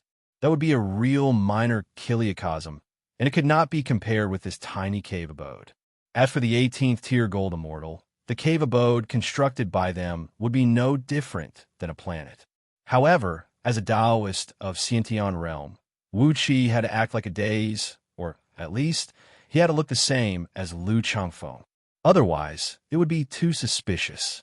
Nianyanu gazed at Wuxia and Lu Qingfeng, who were in a daze, and a contented smile emerged on her face. Senior, the magical power and divine ability of Master Immortal are far beyond the imagination of us juniors. This is the core area of Heaven Breaking Sword Sect. Apart from me, only Baihong, Zidan, and a few of my trusted disciples have come here before. Come, you will have plenty of chances to come here and cultivate in the future. Now, follow me and pay your respects to the ancestral master. Wuxia shuddered and woke up from his dazed state. He pulled Lu Qingfeng forcefully. Only then did Lu Qingfeng take a deep breath and praise in a low voice. The blessed land of immortals is indeed extraordinary. Although the main peak of Mount White Goat does not look very wide, I can't believe there is such a vast world in the belly of the mountain. It is indeed the means of immortals, which is not something we mortals can imagine. With a complacent smile on her face, Nianyanu brought Wuxia and the company through the willow forest, crossed the river through a small bridge carved out of white jade, went past a few flower beds and herb gardens, and finally came to the front of an ancient-looking pavilion located right in the middle of the cave. The pavilion was 3 stories tall, and a horizontal board was hung on top of it. For large characters of peerless sword formation were carved neatly on it. A few young men and women were seen working in front of the pavilion, carefully wiping the stairs and railings with white cloths. When they saw Nianyanu and her company coming in, they bowed and greeted her from a distance. But they did not come close to her, and just continued with their work wholeheartedly. Wuxia gave these few young men and women a glance. With his eyesight, he could tell that 4 of them had the cultivation base of Jindan realm. According to Haoying Fengying, there were 36 Jindan realm elders in the Elder Council of Heaven Breaking Sword Sect, and 27 of them were leaning towards Yanli. Therefore, Yanli had the real power in heaven-breaking sword sect. However, judging from the cultivation base of these few young men and women, there were 4 Jin Dan realm elders here, and there were also several dozens of exquisite pavilions and houses in the cave. Vaguely, ripples of energy could be sensed coming out from these pavilions and houses. Obviously, someone was having a secluded cultivation in there. From this, it could be seen that Nie Yaonu had an enormous hidden power, which was not something that Haoying Fengying and his company could guess. Whether or not Yin Li really had the real power in heaven-breaking sword sect, this was a question that needed to be carefully considered. It was not the actual strength that was exposed, but the power that was hidden in the dark like Nie Yaonu. With the natural energy in the cave, which was 30 times denser than the outside world, it was actually not a difficult task to cultivate a group of Jin Dan realm cultivators. Wuxia turned his head and gave Princess Zhang Lu a look. Since Nianu could allow Princess Zhang Lu to come into this cave, it seemed like both of them had a pretty good relationship. Nie Yaonu washed her hands in a basin carved out of jade and tidied up her appearance. With a solemn expression, she led the group into the pavilion. Upon entering the pavilion, Wuxia immediately saw an altar placed at the far end of the pavilion. On top of it were incense burners, candlesticks, and some other utensils. A portrait of an immortal with a blurred face was hung neatly on the wall. The immortal was riding on a strange-looking flood dragon, holding a sword in his left hand and an 8 trigrams formation in his right hand. Obviously, he was an immortal who cultivated in both sword and formation techniques. Apparently, the words Peerless Sword Formation on the outside of the pavilion had its origin. With a solemn expression, Nie Yaonu pointed at the portrait and said, "This is the ancestral master of heaven-breaking sword sect, Immortal Zhen Yi. Chengfeng, Wuqi, follow me and pay your respects to him." Wuqi nodded his head, then followed Nie Yaonu and walked towards the altar. After taking a few steps forward, Wuqi's body suddenly trembled. Instinctively, he turned his head to look at the ceiling of the pavilion. A 6-edged palace lantern was hung on the ceiling of this pavilion. The flame inside the lantern was dazzling, and the faint green light shone brightly on the entire floor of the pavilion. However, Wuqi could clearly sense the aura of earth, wood, and fire, 3 innate spirit items, coming out from this palace lantern. Wuqi needed to find the innate spirit items of the other 4 quadrants before he could continue his cultivation, and there were 3 of them in this palace lantern. Wuqi's eyes darted back and forth. He was so touched that he nearly shed tears. Chapter 109. Everyone in the pavilion was laughing. Both Nianu and Nie Biang breathed out a long sigh of relief and laughed. Lu Qingfeng had a relaxed and hopeful smile on his face, while Princess Zhang Lu had a silly and blurry smile, and no one knew what she was laughing at. Wuqi could clearly see a gleam of wild joy flashing in the eyes of Nie Yaonu and Nie Biang. Princess Zhang Lu nodded her head and said, "Of course. Sister Yaonu has taken in a disciple and is mining a few energy stone veins in her disciple's territory. Who dares to say anything against that? All the other immortal sects of Great Yin Dynasty are secretly mining energy stone veins in their own territories, and none of them dares to say anything against that. It's just that Sister Yaonu is too dutiful, and that's why she didn't do that. In fact, Sister Yaonu should have done that long ago." She breathed out a satisfied sigh, frowned, and said, "But these energy stone veins are under the control of Great Yin Dynasty. If I send someone to mine them, I'm afraid the imperial court will have a hard time explaining it to them." Princess Zhang Li's words were naive and innocent, and it made Wuqi and the others smile bitterly. The difference between an innate spirit item and an acquired treasure was that an innate spirit item contained a thread of innate energy. The biggest effect of the so-called innate energy was that once a cultivator spent a long time with it, especially after he had transformed it into a magical treasure and refined it into his own body, it could slowly transform the cultivator's physique, transforming his mortal body into an innate body. The so-called divine flame of order was actually a wisp of aura of heaven and earth's law hidden in this inconspicuous purple and green flame, which formed a natural law of the heaven and earth. Just like the deterrent force that the government officials in the mortal world could give to local ruffians, the divine flame of order had a very strong restraining force on all evil spirits under the heaven and earth. Enveloped by the divine flame of order, all devils and heavenly devils, both tangible and intangible, would not dare to come close to it. If a cultivator could cultivate in it, no external devils would dare to invade his or her body. Together with the magical effect of the soul awakening wood, the cultivator would be able to keep both internal and external devils at bay, and the cultivator would be able to cultivate in peace. She stroked the turtle shell with mixed emotions, then said with a deep voice, "Not only does this turtle shell contain all the techniques of the art of heaven patching formation, it is also a rare defensive magical treasure. Defensive-type magic treasures are 100 times rarer than offensive magic treasures. Since you cultivate the Tao of formations, I don't have a flying sword to bestow upon you. If you refine it, you'll have the capital to defend yourself." For example, if Nianu kept the stone of separation with her for a long period of time, her body would gradually transform into an innate body of earth element.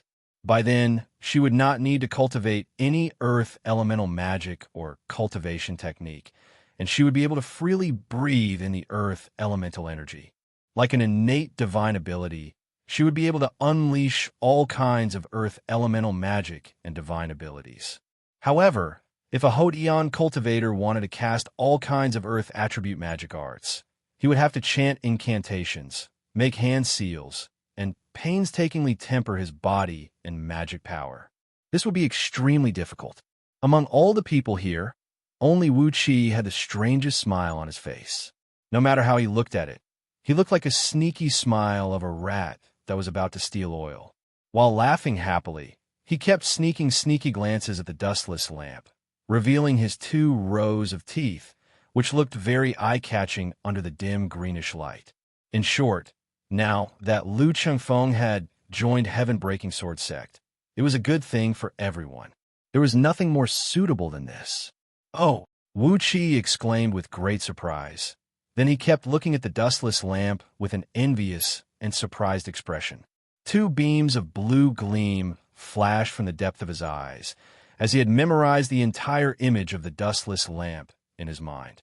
The 6 pillars of this dustless lamp were carved from an innate stone of separation, which contained innate earth energy essence, making it heavy and stable. Therefore, no dust could get close to it. Putting aside the innate stone of separation and innate soul awakening wood, Wu Qi only needed to extract a thread of innate energy from them, and he would be able to start cultivating the source of earth chapter and source of wood chapter. As for this thread of divine flame of order, not only did Wu Qi want to obtain a thread of innate fire energy from it, he also had the intention to subdue it for his own use. The power of this flame was immense, and it had countless magical effects. In the future, no matter it was crafting items, formations, concocting pills, or some other things, this innate divine flame would be very useful. With utmost respect, Lu Chengfeng kowtowed a few times to Nianu, then took over the turtle shell with both hands. With a serious tone, he said, "I'm ashamed to accept it. The knowledge of formations is my biggest hobby. I'll definitely carry the arts of heaven patching formation to a greater height, bringing glory to Heaven Breaking Sword Sect." After a brief pause, Lu Chengfeng smiled and said, "In addition, there are a few energy stone veins in my territory. They have a huge amount of reserves, and their quality is excellent. Since I'm a disciple of Heaven Breaking Sword Sect, naturally, these energy stone veins will be incorporated into the sect's property. I hope Grand Elder can quickly send someone to take over the management of the mine and take charge of the mining." Recalling the description of innate spirit items found in Scroll of Stealing, Wu Qi felt a burning flame burning in his heart. Above the seat of the lamp was a thumb-thick, 1 foot and 2 inches tall flame of purple and green. It was the divine flame of order, a flame that had gathered the essence of the sun and moon, as well as the essence of all the stars in the universe, and was smelted by the tremendous power of the heaven and earth. Among the three innate spirit items found in the dustless lamp, this divine flame of order had the highest quality, and its power was also the greatest. Among all the flames in the universe, it could be ranked in the top 5. But now, as Lu Chengfeng had given them a few energy stone veins, the mother and son could finally go all out and work hard. Soon, those disciples who were close to them would have a great amount of energy stones to help them in their cultivation, and the progress of their cultivation would take a huge leap. Within 3 days, I must get my hands on the dustless lamp. Wuxia made up his mind. This was the difference between an innate spirit item and an acquired precious treasure. No matter how powerful an acquired precious treasure was, it did not have the miraculous effect of changing one's innate talent, like an innate spirit item. On the other hand, the innate talent was the foundation of a cultivator. For a cultivator who possessed an innate body, it would take him at least 1,000 years to become a gold immortal. On the other hand, for an ordinary acquired cultivator, it would take him 2,000 to 3,000 years of hard work to become a heaven immortal, the weakest of 36 tier. Only someone like Lu Chengfeng, who had no foundation in Great Yin Dynasty and did not have too many conflicts of interest, would be willing to collude with Nie Yaonu and her son, using energy stone veins to exchange for Nie Yaonu and her son, who possessed a formidable overall strength, was something that Lu Chengfeng had no choice but to do if he wanted to have a foothold in Great Yin Imperial Court. Without a strong backing to deter others, incidents such as Taba Qingye's assassination and Qin Xingshui's framing would happen more and more in the future. In the middle of these 6 pillars was a pagoda-shaped flame seat, which was carved from an innate soul-awakening wood, the size of an infant's head. 4 heaven immortals, and even gold immortals. The innate soul-awakening wood was an extremely rare treasure. It was not only because it contained a thread of innate wood energy, but more importantly, it had a unique divine power that could calm one's mind and stabilize one's aura. With an innate soul-awakening wood supporting one would not have any inner demons aroused during one's cultivation and would not have any distracting thoughts. The balance of one's aura would never have any deviation. Therefore, the progress of one's cultivation would be tremendous. Nie Yaonu noticed the surprised look in Wuqi's eyes. She too raised her head and looked at the lamp, smiled complacently, and said, "This is the dustless lamp, an extraordinary treasure left behind by our ancestral immortal. Within the light, there will be no dirt or dust, and no poisonous insects will be able to enter. When exercising and meditating under the light, no outer demons will be able to invade your body. The reason why I can have my current cultivation base is because of the great power of this treasure." Nie Yaonu took a deep breath, took over the turtle shell with an extremely solemn expression, then spun and looked at Lu Chengfeng. Lu Chengfeng dared not to show any neglect. Hastily, he lifted his long robe and knelt down respectfully before Nie Yaonu. Nie Yaonu nodded her head satisfyingly. Holding the turtle shell with both hands, she said with a solemn expression, "Chengfeng, this is one of the 2 unique sword formations of our sect, the arts of heaven patching formation. With my innate talent, I can only inherit the sword technique passed down by our ancestral immortal. As for this arts of heaven patching formation, I will have to rely on you to carry it forward." After worshipping Immortal Zhen Yi with a solemn expression, Nie Yaonu once again knelt down and kowtowed 9 times before the huge portrait. After that, she murmured a prayer under her breath and cast a beam of light onto the portrait. On the portrait, the 8 trigrams formation held by Cactus Zhen Yi suddenly flashed with a hazy gleam. Then, a turtle shell, about the size of a human head, sparkling and translucent like jade, glinting with a tricolored gleam, slowly flew out from the portrait. This was the biggest gain from taking Lu Chengfeng as their disciple. The innate talent of Nie Yaonu and Nie Baihong had determined that they were better at controlling flying swords to kill people. As for the Tao of formation, which required years of painstaking study. It was not their cup of tea. On the other hand, there was no disciple in heaven-breaking sword sect who could let them feel at ease to inherit the Tao of formation. Using the arts of heaven-patching formation, which was of little value, to exchange for a few energy stone veins with an enormous reserve and high quality, this was a very profitable deal for both mother and son.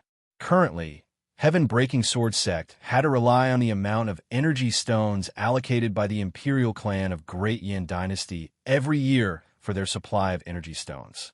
It was conceivable that as the third son of the crown prince of Great Yin Dynasty, Yin Li, he must have taken control of the distribution of energy stones. As a result, the close disciples and trusted disciples of Nianu and Nie Baihong could only rely on Yin Li to get a few pieces of energy stones to support their cultivation. The Cave of Sword Stems from the Mind was an important place in Heaven-Breaking Sword Sect. If they were not the true loyal disciples, how would Nianu dare to bring them here? Therefore, the lack of energy stones had become the biggest bottleneck that limited the development of Nianu and Nie Baihong's trusted disciples.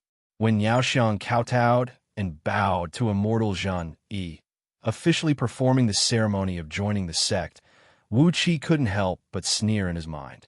Since that was the case, he would accept the benefits of this dustless lamp on behalf of Heaven-Breaking Sword Sect. After carefully planning, he would never leave this dustless lamp to Heaven-Breaking Sword Sect. Immediately, Wuxia burst out into a loud laughter and said, "What are you talking about, Grand Elder? This is the mineral vein in our young master's territory. How he wants to mine it, and who he wants to give it to, isn't just a matter of a word. Even if the energy stone mine is under the control of Great Yin Dynasty, it is, after all, supplied to Heaven-Breaking Sword Sect. So this is not a taboo. Even if someone wants to make a fuss, Zhonglu, what do you think about this?" It was a pity that Nie Yaonu was sitting on a mountain of treasure, but she didn't know how to appreciate it. Was she really just going to use this dustless lamp to help her with her cultivation? Especially when Jin Dan attained the Mahayana realm in the future and was about to form his nascent soul, there would be an tribulation from the outer heavens. If he had a thread of divine flame of order in his body, it would be a joke if any devil dared to invade him. Once the divine flame of order was unleashed, it would be able to refine the invisible devil into the purest soul energy particles, allowing Wuxia to absorb them and strengthen his soul. Therefore, he would never let go of this divine flame of order. Slowly, Wuxia, Nie Baihong, and Princess Zhang Lu retreated to his side, watching quietly. If not for Lu Chengfeng, Duke Yin Lu, who suddenly appeared out of nowhere, Nianu and her son would really like to recruit some members of the imperial clan as their disciples. But how can anyone really have the courage to be their disciple? With Yin Li in Heaven-Breaking Sword Sect, many descendants of the nobles and ministers of Great Yin Dynasty had naturally become his disciples.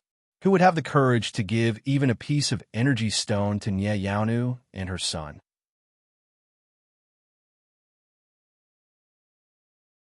Chapter 110. G City was divided into 17 districts from the inside to the outside. Naturally, the core of the district was the Palace City, where the Imperial Palace was located. Outside the Palace City, from Inner 1 to Inner 6, the people who lived in these 6 districts were the nobles and important ministers of Great Yin Dynasty. Outside the 6 inner cities, from Middle 1 to Middle 6, the people who lived in these 6 districts were the wealthy merchants and influential clans. Outside the 6 middle cities, the people who lived in all the outer cities were the common people and ordinary merchants. It was the largest market of 4 seas, that brought together countless rare and precious product from Great Yin Dynasty and over 100 vassal kingdoms. It was located in the eastern part of Middle 1, occupying a total of 50 blocks and tens of thousands of shops of various sizes. It was located close to the inner city, which made it convenient for the nobles and princes to go out and purchase all kinds of rare and precious items. At the same time, it was also convenient for the merchants in the 6 middle cities to take care of their business.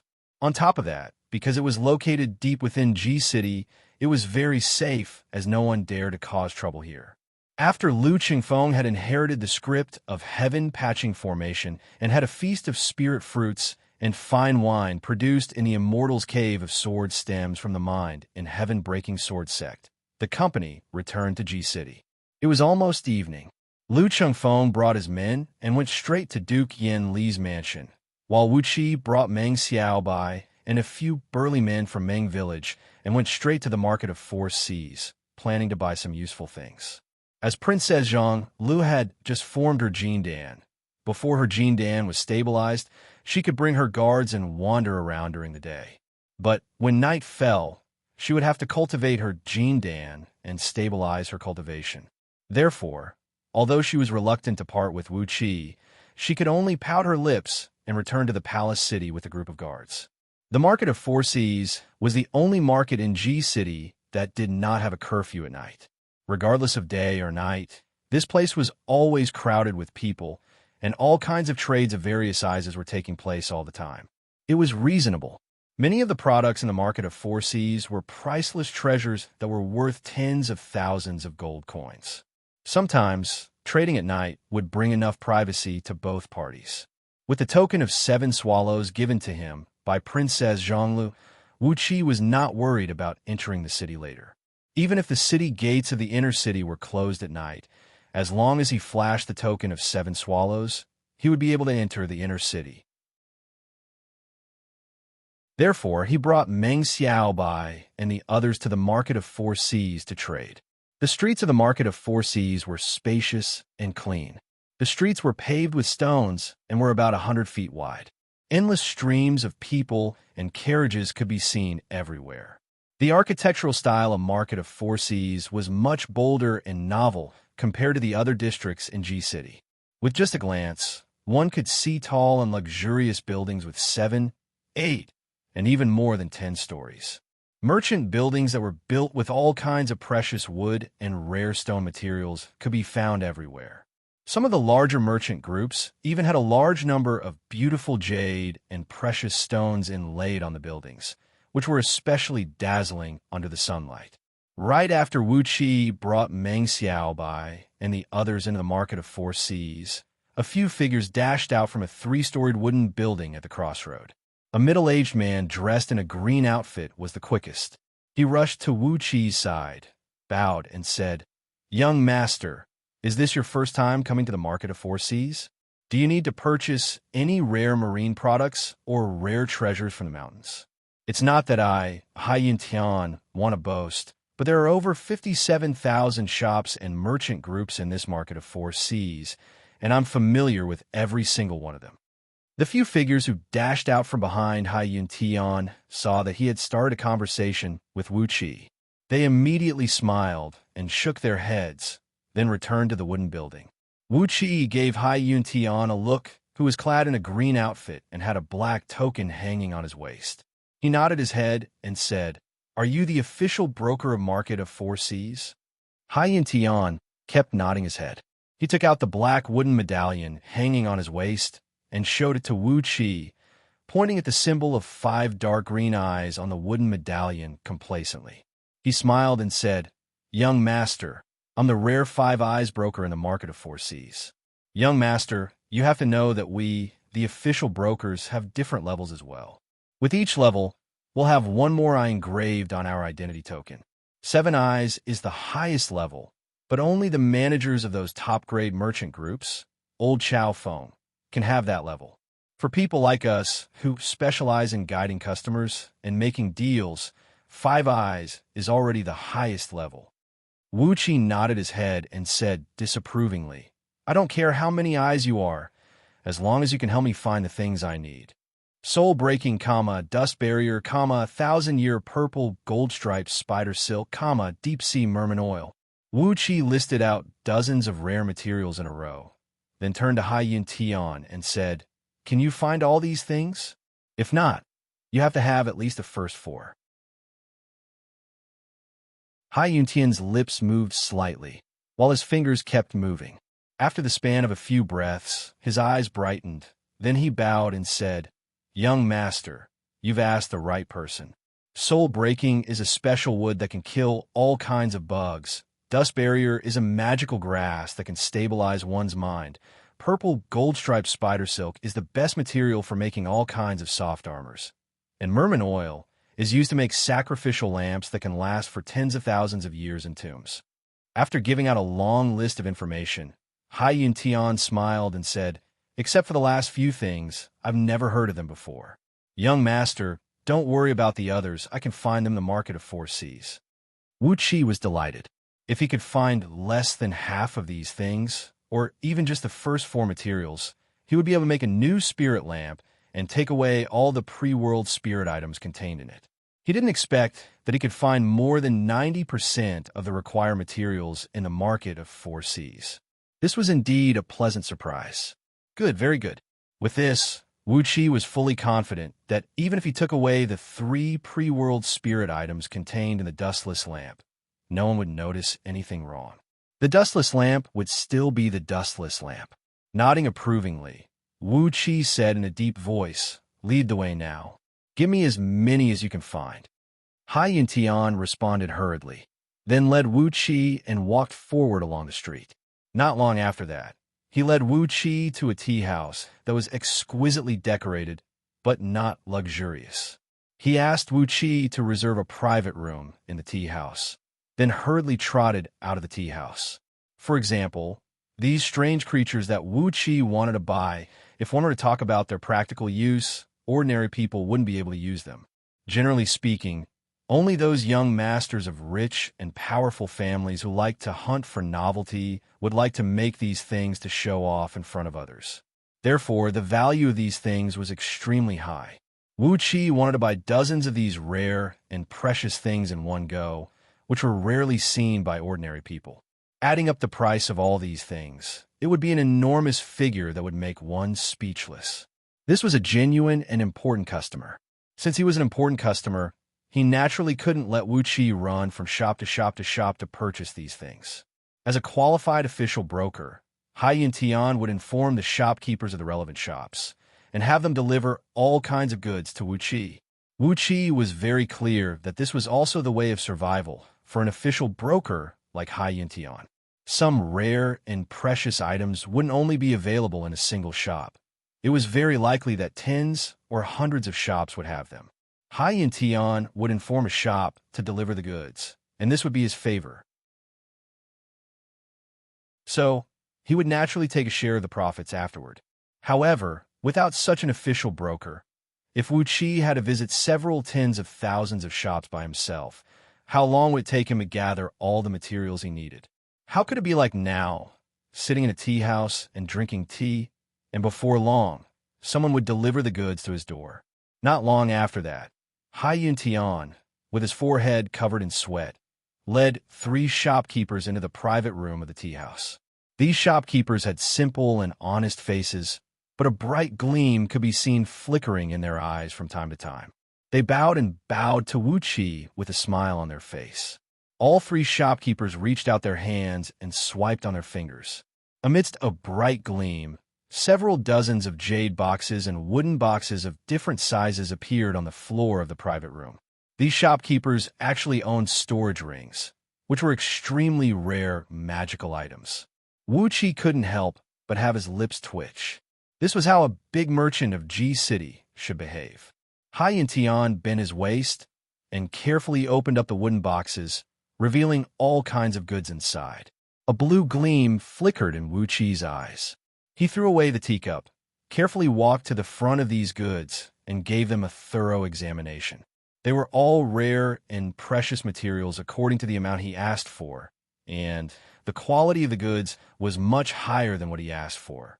For example, the quality of the purple gold spider silk was produced by a purple gold spider that was at least 1,500 years old.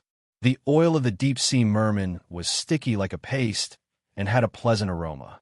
It was not only the oil of the merman, but also the oil extracted from the body of a demon among the mermen who had achieved some achievements in cultivation. Very good, Wuxia praised. He gave the 3 shopkeepers a glance, who had a complacent expression on their faces, smiled and asked, "If I may ask, do you want to pay with gold and silver, or what?" One of the shopkeepers nodded his head and smiled. Young master, you can pay with gold and silver or energy stones, spirit pills, magical items, and anything else. There is nothing we won't accept. After a brief moment of silence, the shopkeeper glanced at all the goods on the floor and gave out a price. If they were to pay with gold and silver, the total value of these dozens of goods would be 500 gold coins. If they were to pay with energy stones, it would cost 500 upper-grade energy stones. After pondering for a while, Wuxia took out a huge amount of gold, silver, and jewelry from his storage ring. These were all the private wealth that the former mayor of Little Meng City, Yin, and his brothers had obtained by plundering the land. Now, they had all become Wuxia's personal property. Gold and silver jewelry didn't have much value to a cultivator, so Wuxia didn't want to use the upper-grade water element energy stones given by Princess Zhang Lu to pay for them. A big pile of gold, silver, and jewels was piled up. With their sharp eyes, the three managers could tell with just one glance that Wuxia would only give them more valuables, not less. Immediately, they thanked Wuxia and put away all the money. Wuxia waved his hand and stored all the goods into his storage ring. The three shopkeepers bid their farewells and left the tea house in a hurry. After that, Wuxia gave Xianxia a generous tip and left his contact information. After that, he brought Meng Xiao by and the others and left the tea house. Xianxia still followed beside him attentively, sending Wuxia off from the market of 4 Seas. He promised that if Wuxia ever needed any rare and precious items in the future, he could just come to the market of 4 Seas and look for him, and he would definitely get it done properly for Wuxia. Just from today's transaction, from the total value of 500,000 gold coins, Xianxia could get a commission of 5,000 gold coins. In any vassal kingdom of Great Yin Dynasty, this was the entire wealth of a small noble clan. Since Xianxia had gotten such a huge commission out of nowhere, how could he not take good care of his customers? While chatting with Xianxia, Wuxia was enjoying the scenery of the market of 4 Seas.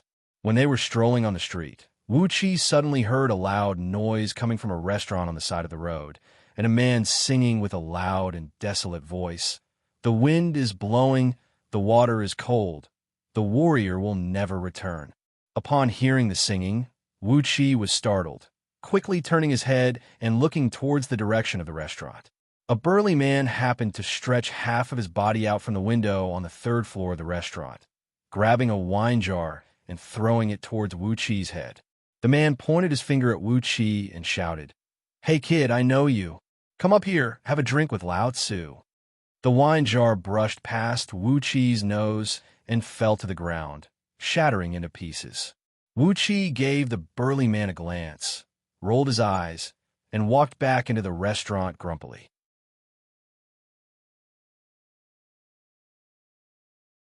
Chapter 111. At the 4 corners of the lobby, a few muscular men were standing there, glaring at Wuxia like a tiger watching its prey. When Wuxia walked into the lobby, these men immediately glared at him fiercely, their eyes never leaving his body. Although these men looked inconspicuous at first glance, each of them was an expert of body-strengthening tier of Xianxia realm. Their gazes were as sharp as blades, and if an ordinary merchant were to be stared at by them, they might suffer an internal injury. No wonder there was not a single customer in this lobby. Wuxia had gulped down 4 jars of strong wine.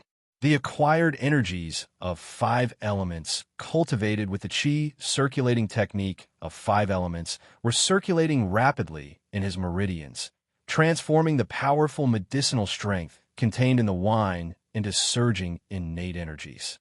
He looked at Yindan, laughed out loud, and said, "This is the Tower of Heroes, not the Tower of Black Bears." When a hero meets the Emperor, should he kneel down and greet him? If that is the case, I don't need to come to this Tower of Heroes. Wuxia can just go to the Imperial Palace and kowtow to the Emperor. Wuxia threw a glance at the group of people who were enjoying themselves. Without saying a word, he walked to the fireplace and sat right next to Gao Jianli, who was singing at the top of his lungs. He picked up a wine jar and gave a toast to Yin Dan from a distance. After that, He raised the wine jar up and gulped down at least 15 liters of strong wine. Using his innate water energy, he quickly wrapped up the wine and dissolved the alcohol. Wuxia burped and sprayed out a mouthful of alcohol. Suddenly, his eyes became extremely bright. After giving Wuxia a glance, Yindan said with a deep voice, "Since the founding of Great Yin Dynasty over 2,000 years ago, countless members of Imperial Clan have died. But my son, Buji, is the first clan leader of Great Yin Dynasty, and the first Duke of Great Yin Dynasty to be assassinated. This case will be investigated by Gao Jinli and Chief General Jingku, and you will be responsible for assisting them. Find out who is the one who dares to assassinate Yin Buji." Leading a group of burly men, Qin Weiyong, the founder of Qin clan of Great Yin Dynasty, was standing next to the 2-feet-tall platform. Qin Weiyong, who had a handsome face and a tall and valiant stature, seemed to be in his 30s, was carrying a wine jar in his hand. While cheering for Jingku, he was drinking to his heart's content.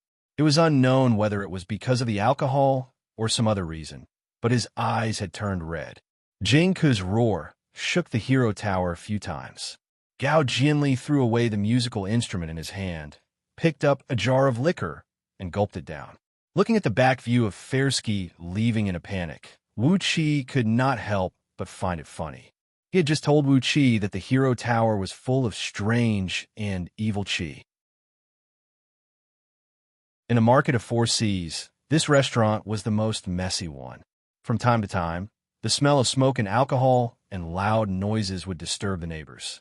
However, the background of the hero tower was very strong. Even the influential officials of the market of 4 seas would stay away from this restaurant, and no one in G City dared to come here and cause trouble. Yindan had a very solemn expression on his face. Wuxia stared at Yindan's face, then suddenly asked with a soft voice, "Your Majesty, what are you afraid of?" They were the founding emperor of Great Yin Dynasty, Yindan, and the founders of the 5 prestigious clans who held the highest position in Great Yin Dynasty. Since the hero tower was supported by these few people, it was not a big deal for them to roast the buffalo with fire element energy stones. Of course, it was not a big deal for them to break the limbs of those princes from the vassal kingdoms and throw them out. Perhaps it was because of the notorious reputation, although it was already dinner time, and all the other restaurants and restaurants market of 4 seas were filled with the fragrance of wine and dishes and the voices of people. The lobby on the first floor of the hero tower was filled with people who were beaten to death. At the counter of the entrance, a burly man, whose muscles looked like they were about to explode, was holding a butcher's knife and shaving his beard. No matter how Wuxia looked at this fierce-looking man, he didn't look like a manager at all. The restaurant that Wuxia was about to enter was over 200 feet tall. It was built entirely with huge greenish-gray rocks, simple and unadorned. Compared to the other pavilions in Market of 4 Seas, it looked like a huge stone stick used by primitive people in the Stone Age, standing alone in a pile of exquisite and luxurious porcelain. It was an unspeakable, irksome, and glaring sight. A few cracking noises were heard, as the thick and heavy flagstones under Yindan's feet suddenly cracked and had countless cracks on them. However, when Wuxia looked at the few people sitting on the soft couch next to the fireplace, he had nothing to say. Gao Jinli was singing a song, his upper body bare, while Yindan was also bare-chested, revealing a hairy leg. He was holding a roast goose in his arms and eating crazily. Next to Yindan was General Yu Yi, who was nearly stripped naked, with a pair of bloodshot eyes, holding a jar of strong wine and gulping it down. Jingke gave Wuxia a fierce gaze, then suddenly laughed and said, "It has nothing to do with you. Lao Tzu was just trying to scare you. You do have some guts." The hero tower was 200 feet tall and had a total of 3 floors. The 3rd floor was a large room, measuring 300 feet in both width and length and 100 feet in height. A fireplace was dug right in the middle of the large room. A few iron chains were hanging down from the ceiling, and a huge wild bull was being roasted to a golden and fragrant state. Inside the fireplace was a pile of fire elemental energy stones, which were stimulated by formation. Even flames kept bursting out from these energy stones, making the wild bull squeak noisily while fat kept dripping down from it. In the main hall of the second floor, a few tables were occupied by a few guests. These guests were all clad in dark green soft armors and cloaks, with sharp swords or single-edged long blades hanging on their waist. They were all the expert guards of the palace guards, especially the few palace guards who were guarding near the stairway leading to the third floor. They had the cultivation base of peak stage embryonic breath realm of Xianxia realm, and one of them had stepped into the realm of Jindan. Next to there was an old man with a simple and unsophisticated appearance, who was currently cutting a braised pig's head with a dagger while gnashing his teeth. He should be Tian Guang, who also had the title of general, and was conferred the title of prince of Great Yin dynasty with a different surname, and was given the fief of 5 provinces. When Wuxia said those words, the faces of Yin Dan, Jing Ku, Gao, Jinli, and a few other men instantly fell. Yin Dan smiled. He threw away the roast goose, grabbed a jar of wine, and toasted Wuxia. Then he too drank the wine in one gulp. The wine was mixed with some unknown herbs, which could greatly replenish one's vitality. The wine that Wuxia drank had at least increased his cultivation base of the foundational cultivation technique of heaven-breaking sword sect, the chi circulating technique of 5 elements, by 30 years. With his eyes glowing brightly, Wuxia let out a loud laugh, threw away the empty jar, picked up another jar of wine, and gulped it down. It was rare to see someone taking advantage of others for free. If he didn't seize this opportunity to drink a few more jars of wine, wouldn't he be wasting this opportunity? Picking up a jar of wine, Jing Ku came before Wuxia, bowed his head, and looked at Wuxia, who was holding the wine jar and drinking to his heart's content. He laughed out loud and said, "What an interesting young lad, and you do have some guts. Those descendants of ours, those good-for-nothings, would have their legs turned soft when they saw us. Yet you, a young lad, can talk and laugh in front of us. You do have some guts." A sharp gleam flashed in Jing Ku's eyes as he stared at Wuxia and shouted, "Those illegitimate sons of Yin Buji, who killed them?" Yin Dan rose to his feet, came before Wuxia while emanating a strong smell of wine. There was once a young master from some vassal kingdom who came to this Tower of Heroes and stirred up trouble, but in the end, they had their limbs broken and thrown out. After that incident, this Tower of Heroes was still open for business and nothing serious happened. Yin Tian had told Wuxia that if it was not necessary, he should never get involved with the people in this tower. In this spacious room, apart from the demon bear who was fighting with Jing Ku on the platform, who glared at Wuxia furiously, Qin Weiyang was the only one who kept throwing hostile glances at Wuxia. All the others were laughing out loud, raising up their wine cups and drinking to their heart's content. This Yin Tian is a man with a kind heart. Wuxia smiled sheepishly. He was thinking to himself that if he wanted to buy something in the future, he could just look for him directly. As for the backer and all sorts of strange deeds of this Tower of Heroes, one could easily tell from the man who showed his head and smashed the wine jars just now. The mighty chief general of Great Yin dynasty, Jing Ku, was standing in the tower and smashing wine jars. It was not hard to imagine the background of this Tower of Heroes. Seeing that Wuxia was about to walk into the Tower of Heroes, Yin Tian's expression changed rapidly. He pondered for a while, then hastily stopped Wuxia, said a few words to him, and was about to take his leave. But before he spun and left, Yin Tian finally gave Wuxia a hurried murmur under his breath out of kindness. After that, he spun and left hastily. Gao Jinli suddenly stopped smashing the wine jars, looked at Wuxia, laughed, and said, "Well said. This is the Tower of Heroes, not the Tower of kowtowing." Using the spirit flame ignited by the fire element energy stones to grill the beast. What a generous method. Wuxia stared at the huge fire pit, which had a diameter of over 50 feet. He could not help but have his mouth twitch. How many energy stones would it cost to grill a wild bull with this method? Couldn't they just use charcoal instead? Meng Xiaobai and the others were stopped, and only Wuxia was allowed to step onto the stairs and go up to the third floor. Jinke narrowed his eyes, sneered, and said, "We don't care about the life and death of those guys. But is the death of Yin Buji related to your young master?" A thick, crooked wooden board was hung above the crude door of the restaurant, and 3 large characters, Tower of Heroes, were carved on it.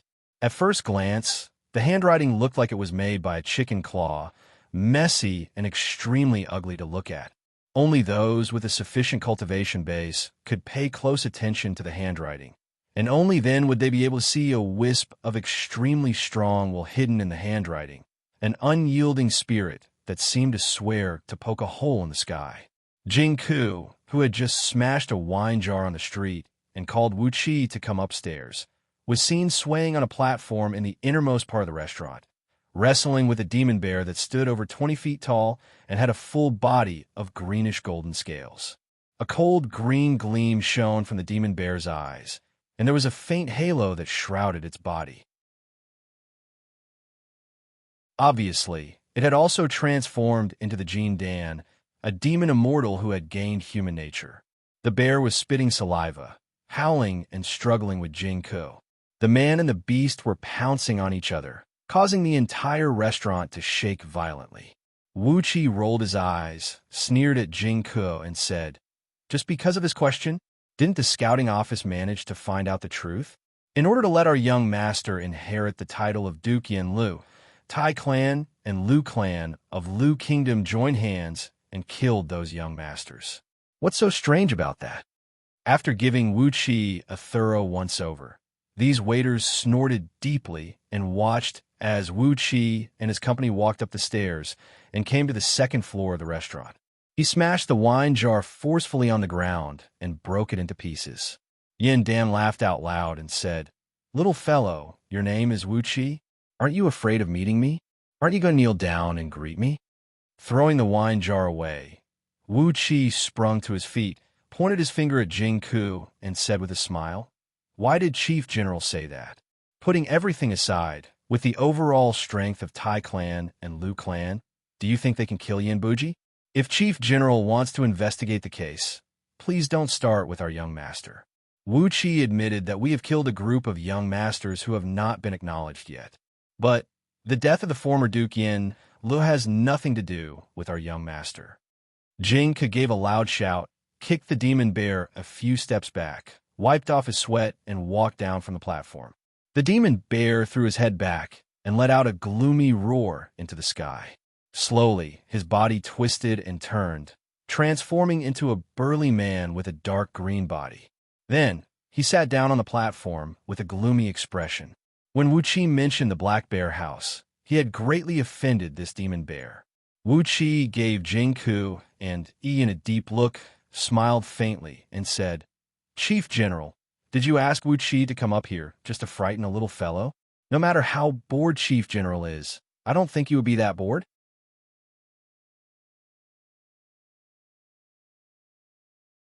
Chapter 112.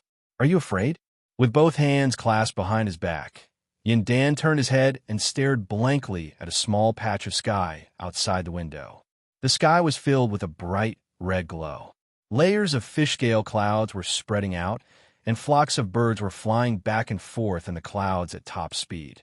A few sky-patrolling eagle guards of scouting office were seen wheeling in the sky, their bodies shrouded in a faint blue glow. Occasionally, a bright gleam could be seen flickering in their eyes as they glanced down at the ground. "Little fellow, Yin Dan, own the land of great Yin, spanning hundreds of thousands of miles, over 100 vassal kingdoms, thousands of cities of different sizes that have yet to be built, and billions of people under my rule. Yin Dan, have tens of millions of mighty soldiers, hundreds of thousands of cultivators, and tens of thousands of human immortals who have formed the Jin Dan. Yin Dan, have been cultivating arduously for over 2,000 years, and my cultivation base has reached the limit of the Jin Dan realm. With just one more step, I will form my nascent soul, and I will have the hope of living a free and unfettered life." Taking a deep breath, Yin Dan fixed his eyes on Wuqi, sneered, and said, "With such a strong power of the nation and such a strong cultivation base, What is there for Yin Dan to be afraid of? Looking at Yin Dan's solemn face, his flickering eyes, and the hesitation in his eyes, Wuxia took a deep breath and said, "If you are not afraid, why is your majesty so nervous about the death of Duke Yin? Great Yin has been peaceful for over 2,000 years, but it doesn't mean that it will remain peaceful forever.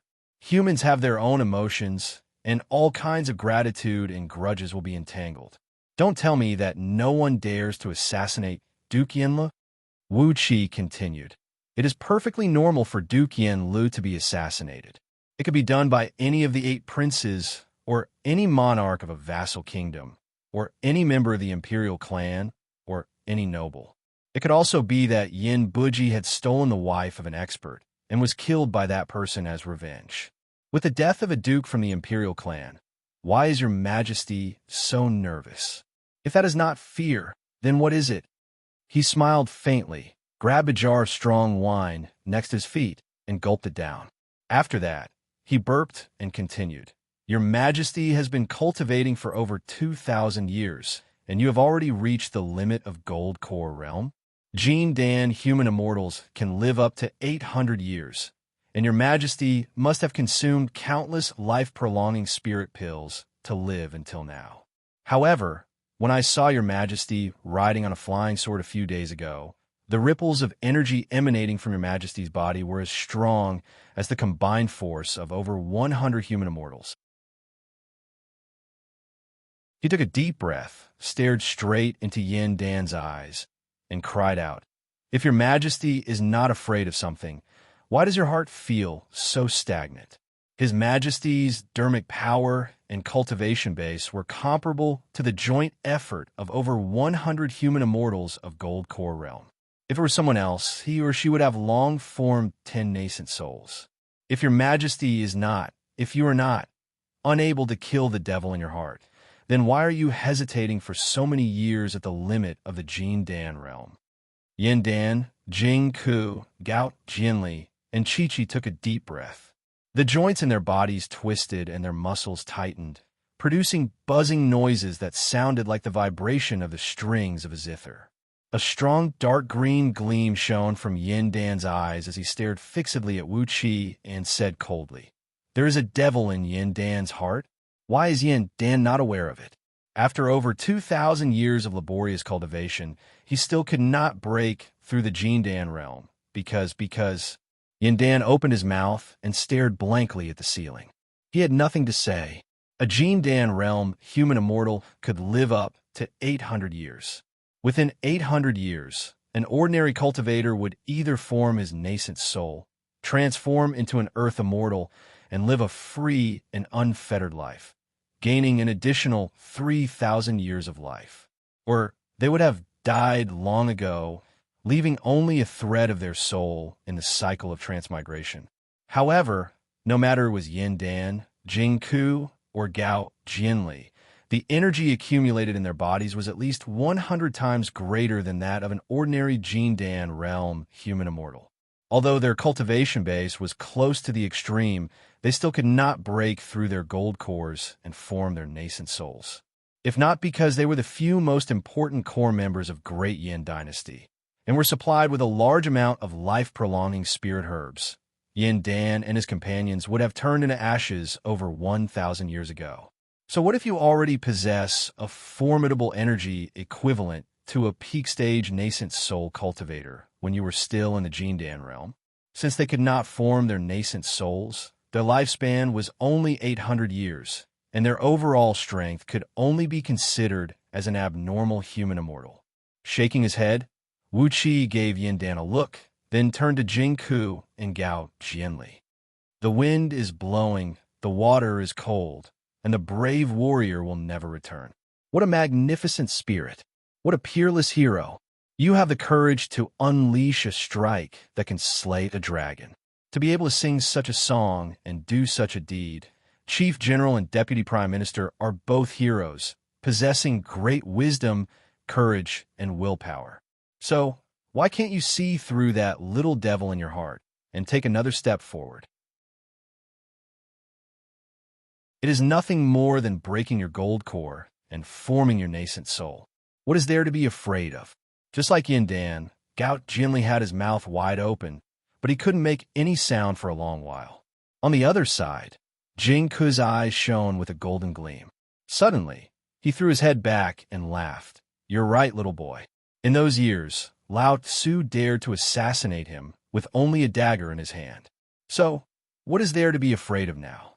Your Majesty, the great yin you have now, is it the great yin of those years? You now have a mighty army of 10 million soldiers and over 10 billion people. Are you still afraid of that, man? In those years, we were able to fight with our lives on the line, let alone now. What were we afraid of? What were we afraid of?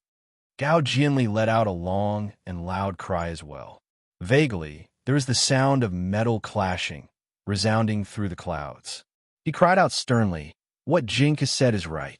In those years, we were able to fight with our lives on the line, not to mention that we are not necessarily weaker than him today.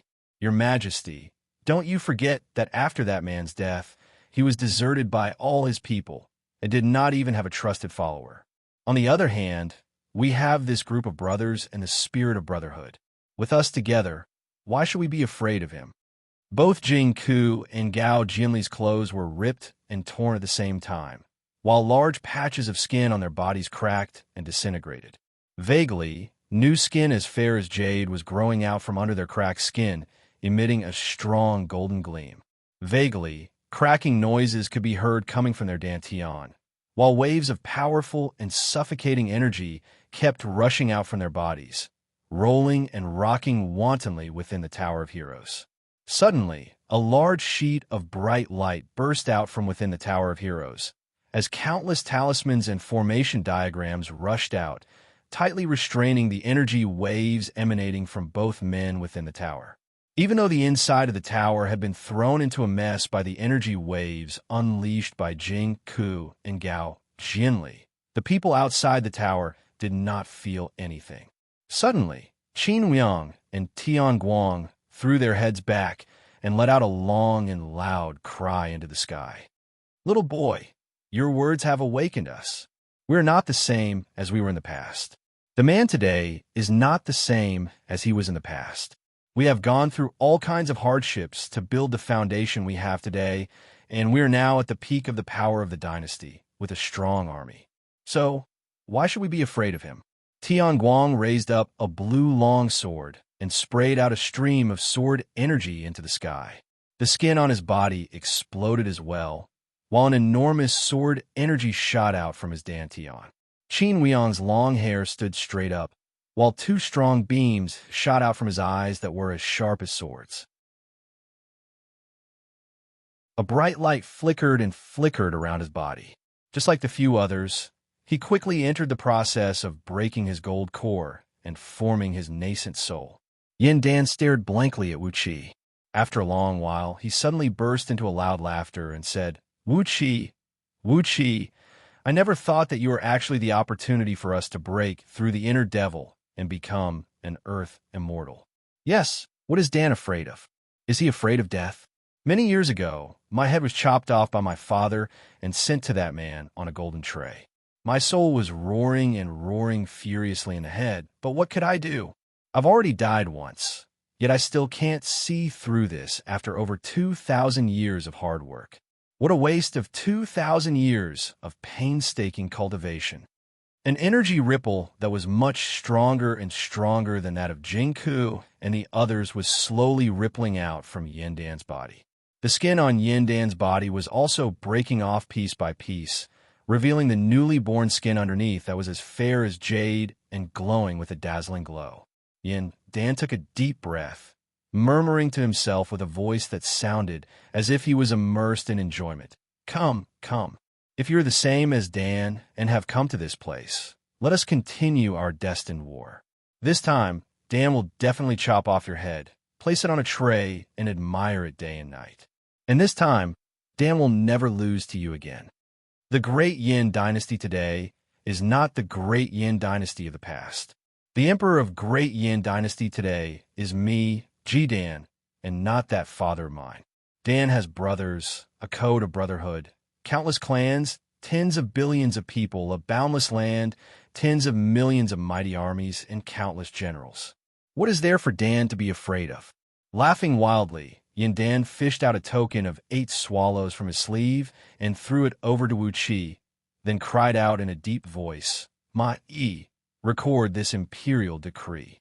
Confer Wuxia with the title of Marquis Tianyun of Great Yin Dynasty, and grant him 130 cities of Huayan Dynasty." Ma-yi, with a red face and a height of over 10 feet, appeared out of nowhere and answered with a solemn expression. His eyes were filled with admiration and envy when he looked at Wuxia. With some nonsense, he had tricked a few of the most important people in Great Yin Dynasty into breaking their gold cores and forming their nascent souls, officially stepping into the realm of Earth Immortals. He had even given himself the title of Marquis Tianyun, granting him 130 cities of Huayan Dynasty. The luck of this Wuxia was so good that it was infuriating.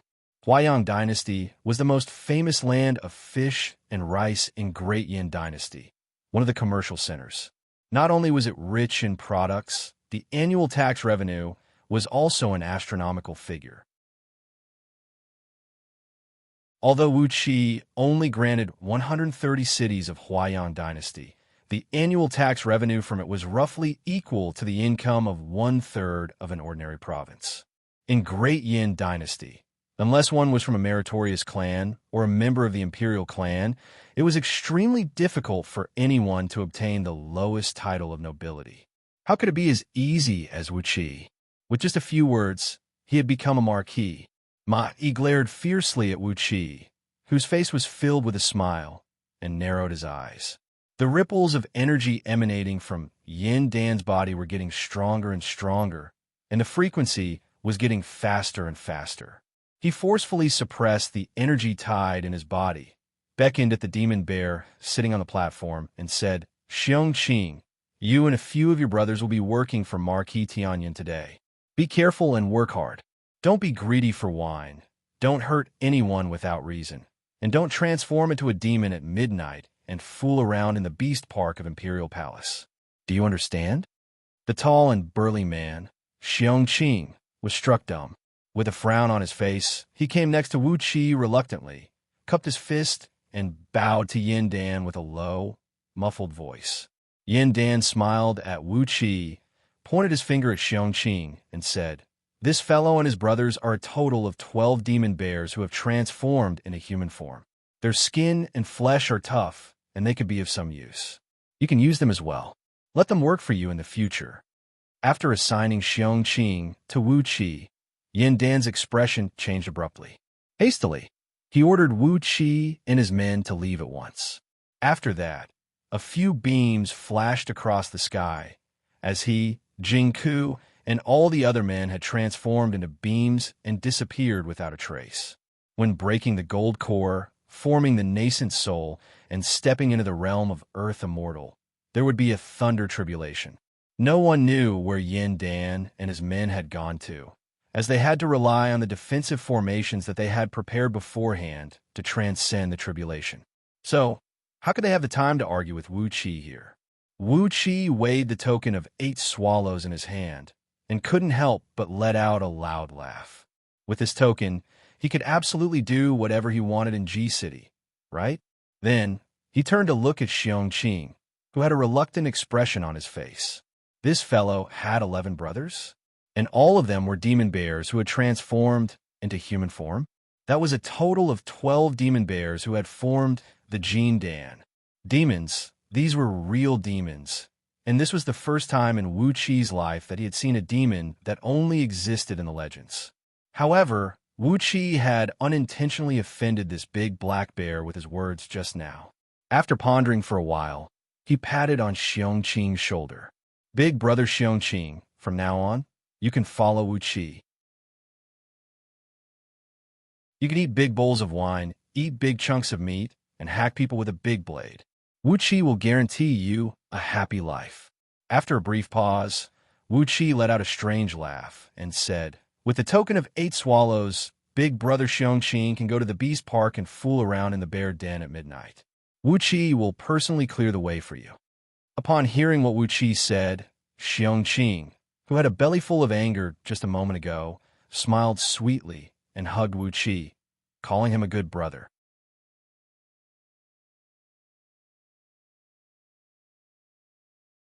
Chapter 113.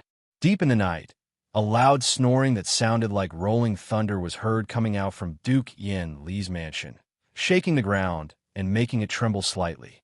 Just now, when Wuxia returned to the mansion, he briefly told Lu Chengfeng about what happened today. When Lu Chengfeng learned that Wuxia was conferred the title of Marquis Tanyun by Yin Dan, and was given the fief of 130 cities, while also assigning 12 demon bears who had formed the Jin Dan to follow Wuxia, he couldn't help but let out a loud cry of joy.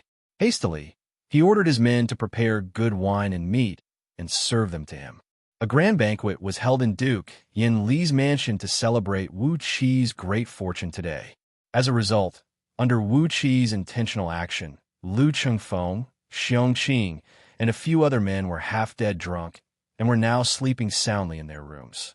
The snoring that sounded like rolling thunder was coming from Xianxia and his brothers. When these 12 demon bears were drunk, they would transform into bears.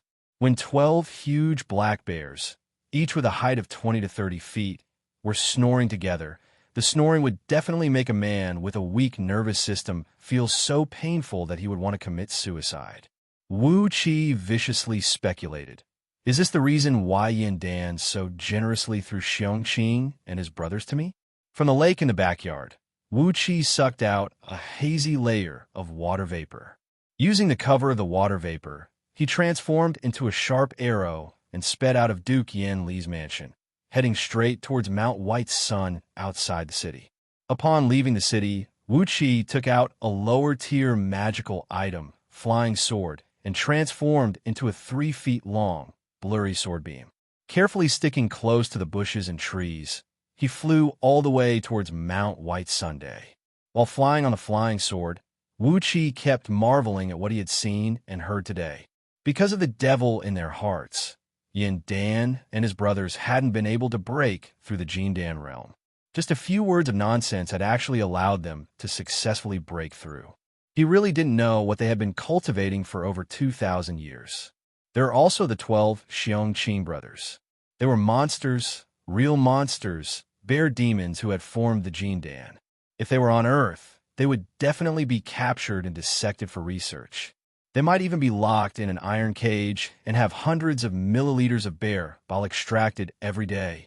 This was bear bile produced by a demonic bear that had turned into a spirit. Its effects were much stronger than those of ordinary black bears. Monsters, they really are monsters. Wuxia sighed again and again. He was amazed by the wonders of this world. In the blue sky, thin layers of white clouds slowly floated by. A large number of stars dotted the sky, illuminating the world. Wuxia rode on the sword light and flew against the wind in this quiet night. He felt as if he was floating and out of this world. What a marvelous and magnificent world. Suddenly, Wuxia had a sudden realization. His footsteps were definitely not limited to this great Yin dynasty, but this tiny piece of sky. In the future, he would definitely follow the various records and scroll of stealing, visiting all kinds of magical places, visiting them and visiting them. He wanted to stand at the peak of this world, and then enjoy all kinds of more magnificent and incredible wonders. Great Yin Dynasty was just the beginning, and it was far from the end. Within the water meridians in both his arms, 2 water element Jin Dan kept rushing out pure and condensed energies. Driven by the energies, Wuxia's flying speed was at least 2 times faster than the single-horned deer. In just 15 minutes, he had arrived at the front gate of Mount White Sunday. Without alerting anyone, he went straight into the mountain. The defensive formation of Mount White Sun was repaired by someone later on. The highest level of formation that could be mastered by the masters of formation in Great Yin Dynasty was merely 8 pillars, which barely reached the level of 8 trigrams formation. Heaven-breaking swordsmanship sect didn't have any formation masters trained by themselves, and the formation masters hired from outside didn't do their best to set up the mountain-protecting formation for heaven-breaking swordsmanship sect. They could only set up a reverse 5 elements heavenly fire and ice formation, which consisted of 5 main pillars. Wuxia simply ignored such a crude formation. He went through the defensive formation, avoided some small and exquisite defensive mechanisms, and carefully avoided a couple dozens of teams of heaven-breaking sword sects disciples who were patrolling at night. Stealthily, Wuxia arrived at the foot of the main peak of Mount White Sunday. The surroundings were quiet and devoid of people. Wuxia took a deep breath. Suddenly, a large sheet of water vapor rippled around him, transforming into a few wisps of drifting clouds. They rolled him up and brought him up to the top of the cliff, along with a gust of night breeze. Wuqi's body disappeared amidst the watery clouds. The watery cloud spell, a water elemental escape art from Scroll of Stealing, had concealed Wuqi's figure. His body transformed into a drifting cloud, and without alerting the large flock of white cranes on the cliff, he arrived at the top of the cliff. The top of the cliff, which was smashed by the thunderbolts unintentionally unleashed by Princess Zhonglu during the day, had been filled up, and only the ancient pine trees that were smashed by the thunderbolts were nowhere to be seen. There was no one on the top of the cliff. Without hesitation, Wuqi raised his head and looked at the sky, then hastily leaped into the cave of sword stems from the mind, striding past the few layers of defensive mechanisms and formation diagrams. It was as if the triple-layered illusory formation on the outer layer was nothing to him. While under the skillful control of Wuqi's incantation, the formation formed by 108 pillars in the inner layer didn't play any role and was easily crossed by him.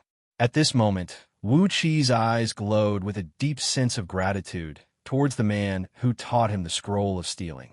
Without the profound knowledge of formations found in the Scroll of Stealing, how could he come into this place so easily? After all, this was the core region of heaven-breaking sword sect, the sect that ranked first among all 13 immortal sects of Great Yin Dynasty. Stealthily, Wuqi entered the cave.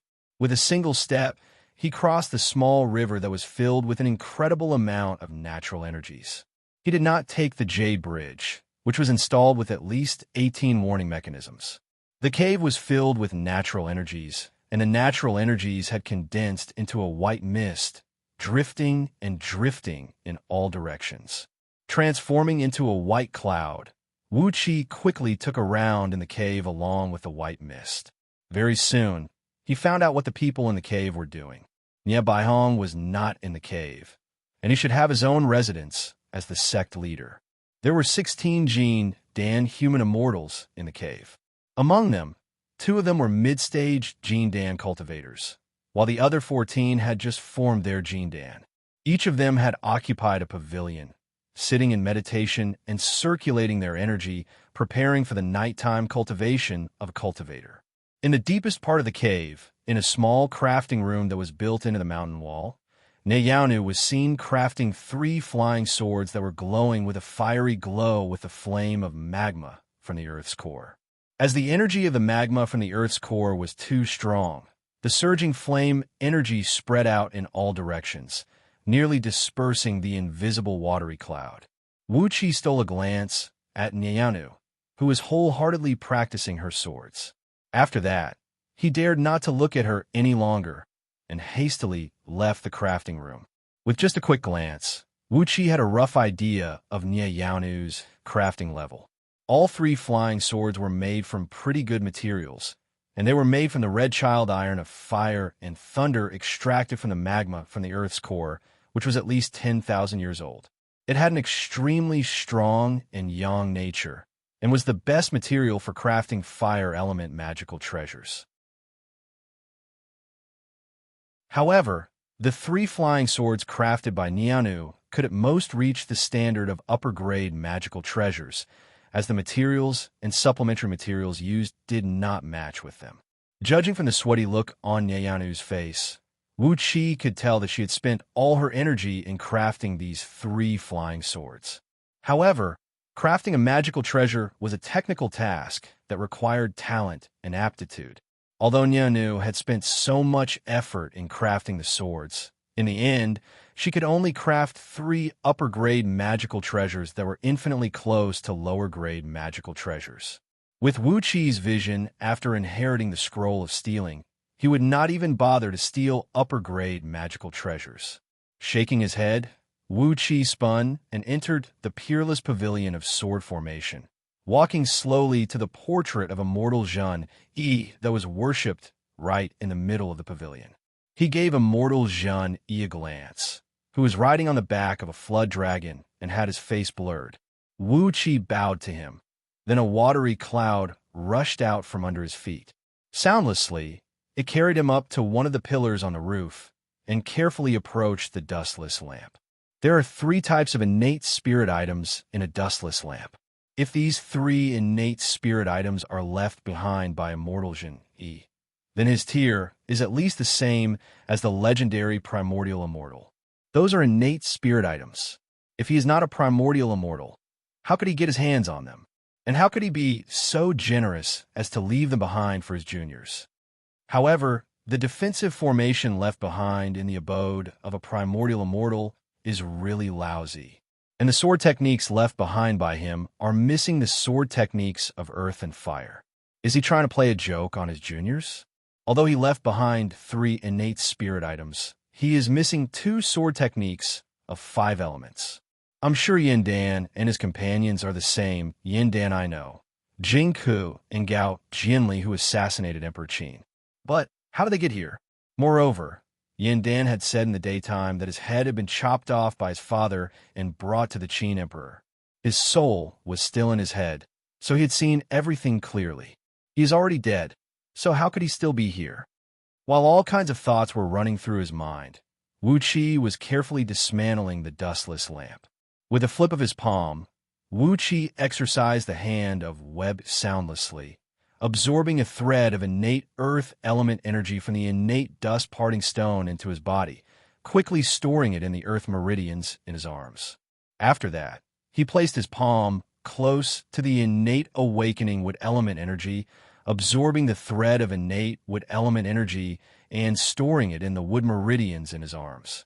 After harvesting the earth and wood innate energies, Wuxi felt his body was filled with a refreshing feeling. Upon entering his body, the 2 threads of innate earth element energy began to fuse with his corporeal body. The innate earth element energy made Wuxi's corporeal strength stronger and stronger, and the innate wood element energy made his body more resilient, and the life force contained in his body more vigorous. In addition to that, the innate wood element could generate wind, and the wind and rain could turn into thunder, which made Wuxi's agility and the explosive force of his muscles improve bit by bit. Finally, all that was left was the most powerful and rarest divine flame of order. With 70% caution, Wuxi carefully extracted a thread of innate fire element energy from the divine flame of order and fused it into his fire meridians. After that, he clenched his jaws and took a deep breath, then unleashed his divine sense from his forehead, sucking the thumb-sized, 1-foot and 2-inch long purple-green divine flame into his spiritual ocean. A vast purple-green divine flame exploded crazily in Wuxi's vast spiritual ocean, sending countless sparks in all directions. Suddenly, a huge wave emerged from the several thousand feet long pool of water in Wuxi's spiritual ocean, quickly wrapping around the rampaging divine flame and forcefully merging all the sparks back into one. Wuxi's spiritual energy was being consumed at an incredible speed.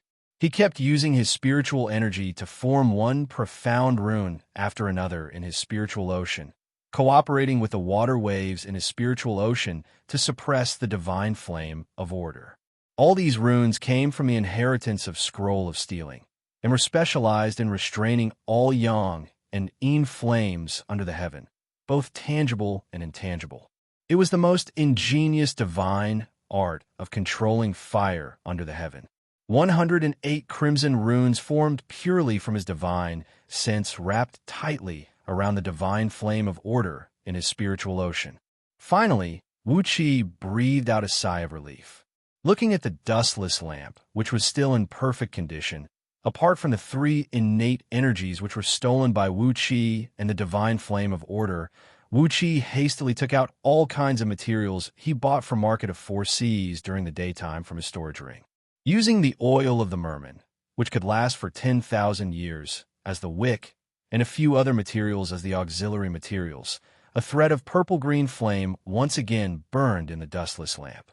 After that, he used the soul-breaking worm, the dust barrier, golden spider silk, and some other materials to construct a small restrictive formation on the dustless lamp.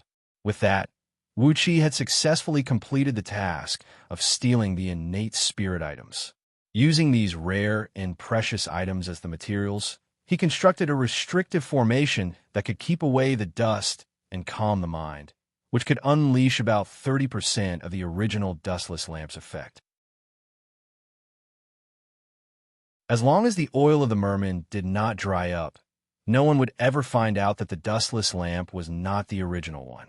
However, a single drop of the oil could burn for 100 years.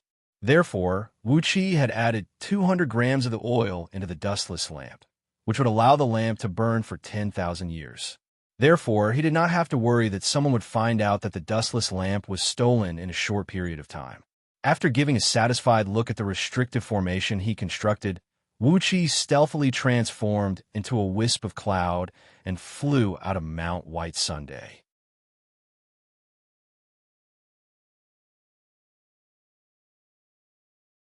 Chapter 114. Early morning. Last night, when Princess Zhonglu returned to the imperial palace, because of the quarrel she had with Xianxia, Princess Zhonglu was in a bad mood. She threw her head back and let out a long and loud cry into the sky. As a result, the entire G-City was hit by a thunderstorm for the entire night. Early in the morning, perhaps it was because Princess Zhonglu's mood had recovered, the clouds had dispersed and the rain had stopped. The sky in the east was now glowing with a red hue. It was another fine day. A night of wind and rain had washed the G-City clean and pleasant. The air was filled with fresh water vapor. Wuxia was standing on the rooftop, facing the east and regulating his breath. He was in a great mood, feeling that every single cell in his body was cheering excitedly. The four innate energies of earth, wood, fire, and water were flowing ceaselessly in the meridians in both his arms. The heaviness of earth, the vigor of wood, the warmth of fire, and the lightness of water, these four wonderful sensations were rolling and rocking inside his body. Vaguely, a four-colored auspicious gleam could be seen flashing in Wuxia's eyes, and his entire body was filled with a powerful force. It had been 1 month since he found the three innate spirit items in the dustless lamp. Because of the foundation of the water chapter and the fact that he had formed 2 water element Jindan in his water meridians, Wuxia's speed in cultivating the source of earth chapter, fire chapter, and wood chapter had been progressing at a tremendous pace. Every single day, he would make great progress. Currently, these 3 cultivation techniques had all reached the stage of meridian nurturing, and his meridians had been carefully tempered by the innate energies of 3 different elements for over 100 times. As a result, the strength and flexibility of Wuxia's meridians had nearly reached the standard of an earth immortal of nascent soul realm. At this moment, standing on the rooftop, facing the morning sun in the east, he was absorbing and spitting out the first thread of innate purple energy that was produced by the heaven and earth every day.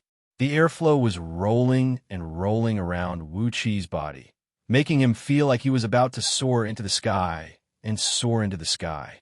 After a full quarter of an hour, when the rising sun rose from the eastern horizon, emitting a boundless red light that illuminated the world, Wuxia slowly stopped his cultivation. 3 streams of white smoke spurted out from his mouth and nostrils, and only slowly dissipated after reaching a distance of over 10 feet. Lu Qingfeng leaped onto the roof and hastily did some breathing exercises facing the east. Then, he rubbed his sleepy eyes and let out a long sigh. In the future, it would be best if Xianxia and Princess Zhonglu don't meet each other. That boorish fellow offends people easily with his words. If you hadn't stopped him yesterday, Princess Zhonglu would have hacked him to pieces. After stretching his body, Wuxia sent his soul sense into the storage ring. Looking at the various top-grade spirit stones piled up like a mountain inside, Wuxia said indifferently, "It's okay, it's okay." Princess Zhongli's face is disgusting and soft. She said she wanted to kill someone, but she couldn't do it. She also knows that Xianxia and his brothers are a bunch of brainless idiots. Why would she care about them? The storage ring was filled with top-grade spirit stones of the 5 elements: gold, wood, water, fire, and earth. Some of these spirit stones came from the spirit stone mines in Lu Qingfeng's territory. Some were gifts from the 130 cities of Huayong, Wuqi's current fief, and some were secretly given to Wuxia by Princess Zhang Lu this month. She knew that Wuxia was practicing the qi circulating technique of 5 elements of heaven-splitting swordsmanship sect. Fearing that Wuqi's progress would be slow, she hurriedly gave a lot of spirit stones of the 5 elements to Wuxia. A beauty's kindness is the hardest to bear. Wuxia looked at the various spirit stones in the ring, feeling a bit happy but distressed.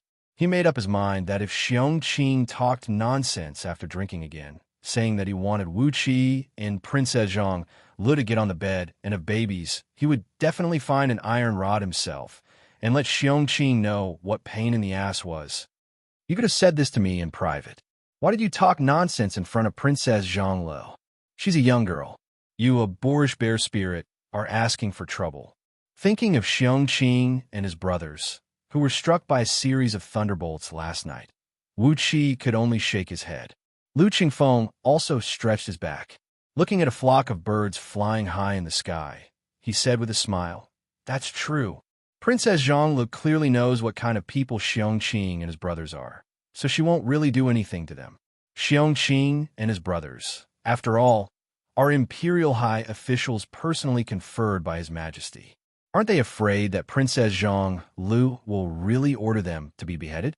They don't care if they suffer some physical pain." While the two of them were discussing how Xianxia's words last night had caused Princess Zhang Lu to fly into a rage, the sounds of Xianxia and his brothers doing their morning exercises could be heard coming from the backyard below. 12 mutated violent bears, ranging from 20 to 30 feet in height, with bodies covered in scales and black fur, had reverted to their original forms. They were grinding their teeth and rubbing their palms together as they pounced on each other in the backyard. The beautiful backyard had been smashed into pieces, and the ground was shaking faintly as if there was an earthquake. Xianxia and his brothers were doing their morning exercises as if they were fighting their mortal enemies. They exerted all their strength in every move they made, which made Wuqi's eyes twitch. A loud boom rang out, as Xianxia's youngest brother, Xiangbubao, was sent flying nearly 1,000 feet away by a bear paw from his 3 elder brothers. He immediately coughed out a mouthful of blood. Lu Qingfeng shuddered when he saw this. Unconsciously, he leaped off the roof and spun away. These boorish fellows were addicted to fighting again. Once they went mad, they would attack with all their strength, regardless of who they were. Lu Qingfeng, who had nearly been killed by them a few times, no longer dared to stay near them. Looking at Xiangbubow's miserable state, Wuxia shuddered and hastily spun and fled. While chasing after Lu Qingfeng, Wuxia shouted, "Today, Zhuang Mansion will have to make a decision regarding the fight between the Gaoling Kingdom and the Lishan Kingdom for the gold mine in the upper reaches of the Songlang River. Should the gold mine be divided between the Gaoling Kingdom or the Lishan Kingdom? Or should they share it equally? We need to come up with a solution as soon as possible. The 300,000 soldiers of both kingdoms have been facing each other across the river, and the war is about to break out." Lu Qingfeng halted his steps, his brows knitted into a tight frown. While walking side by side, both men were discussing how to handle this matter. As the Guizhong of Great Yin Dynasty, he was responsible for supervising and mediating all kinds of state affairs for the 37 vassal kingdoms in the west of Great Yin Dynasty. When 2 kingdoms were fighting over various mineral resources, they would need to be mediated by the Prime Minister's office of the Suzerain Kingdom. However, such disputes usually involved great benefits, and the parties involved were not 2 individuals, but 2 vassal kingdoms with formidable national forces.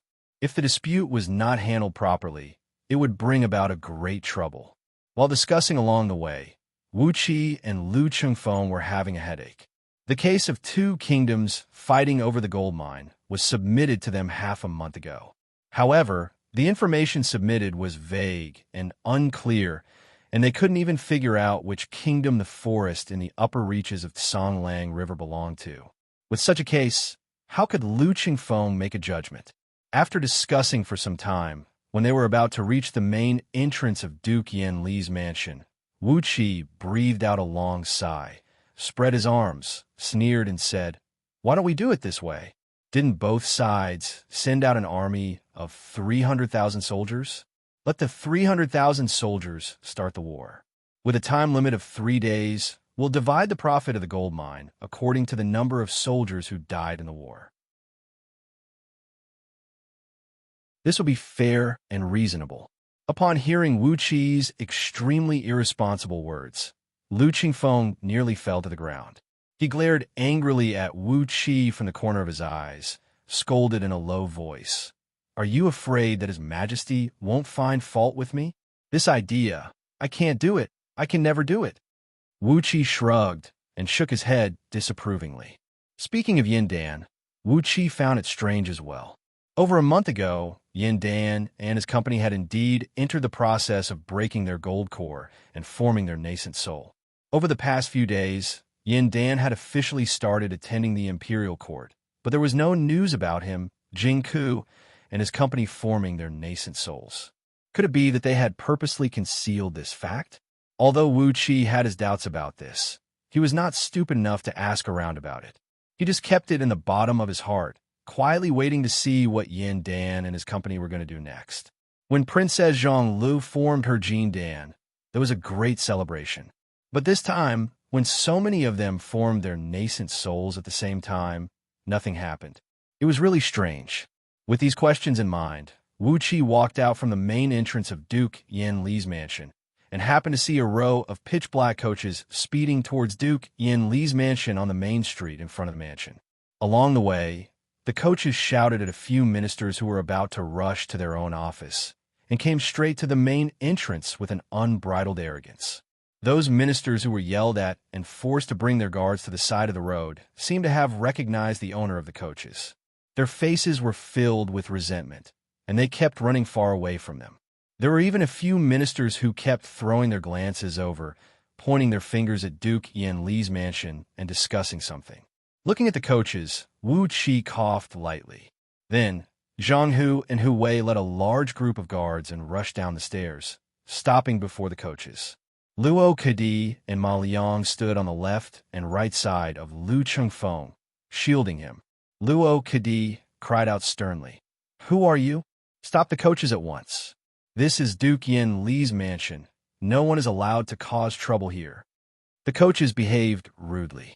Although Zhang Hu and a few other guards were standing before the coaches, they still acted as if they couldn't rein in the reins and continued galloping several tens of feet forward, forcing Zhang Hu and his men to back off until they reached the stairs in front of the mansion. For crocatas, pulled by the black coach at the front, came to the top of the stairs in front of Duke Yan Li's mansion, and only then did they stop slowly while snorting angrily. Wu Qi glared at them. A cold gleam flashed across his body as he drew out the sword of greedy wolf and was about to swing it down. But Lu Chengfeng had already taken a few steps forward, staring at the coach that was about to rush up the stairs, and cried out, "Don't you think you are being too arrogant and domineering? What are you trying to do by driving straight into my mansion?" The doors of those coaches suddenly opened, and a couple dozens of guards clad in black armor walked out in a single file.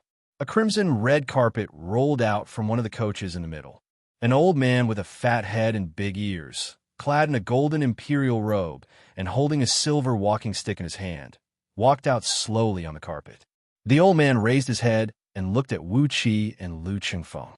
He coughed lightly, then shook his hand and threw a wooden box about 1 foot in diameter towards Lu Chengfeng. Lu Chengfeng moved his body and dodged the black wooden box. Wu Qi took a step forward, caught the wooden box, and opened it without hesitation. A white silk cloth was placed inside the wooden box, and on top of it was placed a human head whose skin was red and pale, looking like a living person. Judging from the appearance of the human head, it was a young man in his 20s. He was handsome and valiant, and had the face of a pretty boy. However, when such a handsome face was placed in the wooden box, it gave off a strange aura. Wuxi's face darkened. He stared at the fat old man and said angrily, "Sending a dead head so early in the morning? Are you trying to bring us bad luck?" The fat old man coughed again, gazed at Wuxi from the corner of his eyes arrogantly, and said in an indifferent tone, "So, you are Marquis Tianyan." Until now, no one in G City knows why His Majesty suddenly conferred the title of Marquis to a nobody like you. However, it is said that Marquis Tianyan has a peerless luck, and it seems that it is true. The fat old man sneered, then said in a deep voice, "This human head is the head of Taba Muxiang, the head of my nephew." With a strange expression, the fat old man gazed at Lu Qingfeng, then said, "Duke Yanlu, please tell that mad dog, Qin Xingshui, that I have nothing to do with the death of Duke Yanlu, Buji, and that he should never trouble me again." In order for Taba Muxiang to inherit the position left behind by Duke Yanlu, my eldest son, Taba Xianxia, was killed. If that Qin Xingshui dares to trouble me again, don't blame me for not letting him go. Taba Muxiang? Taba Xianxia? Suddenly, Wuqi knew who this old man was.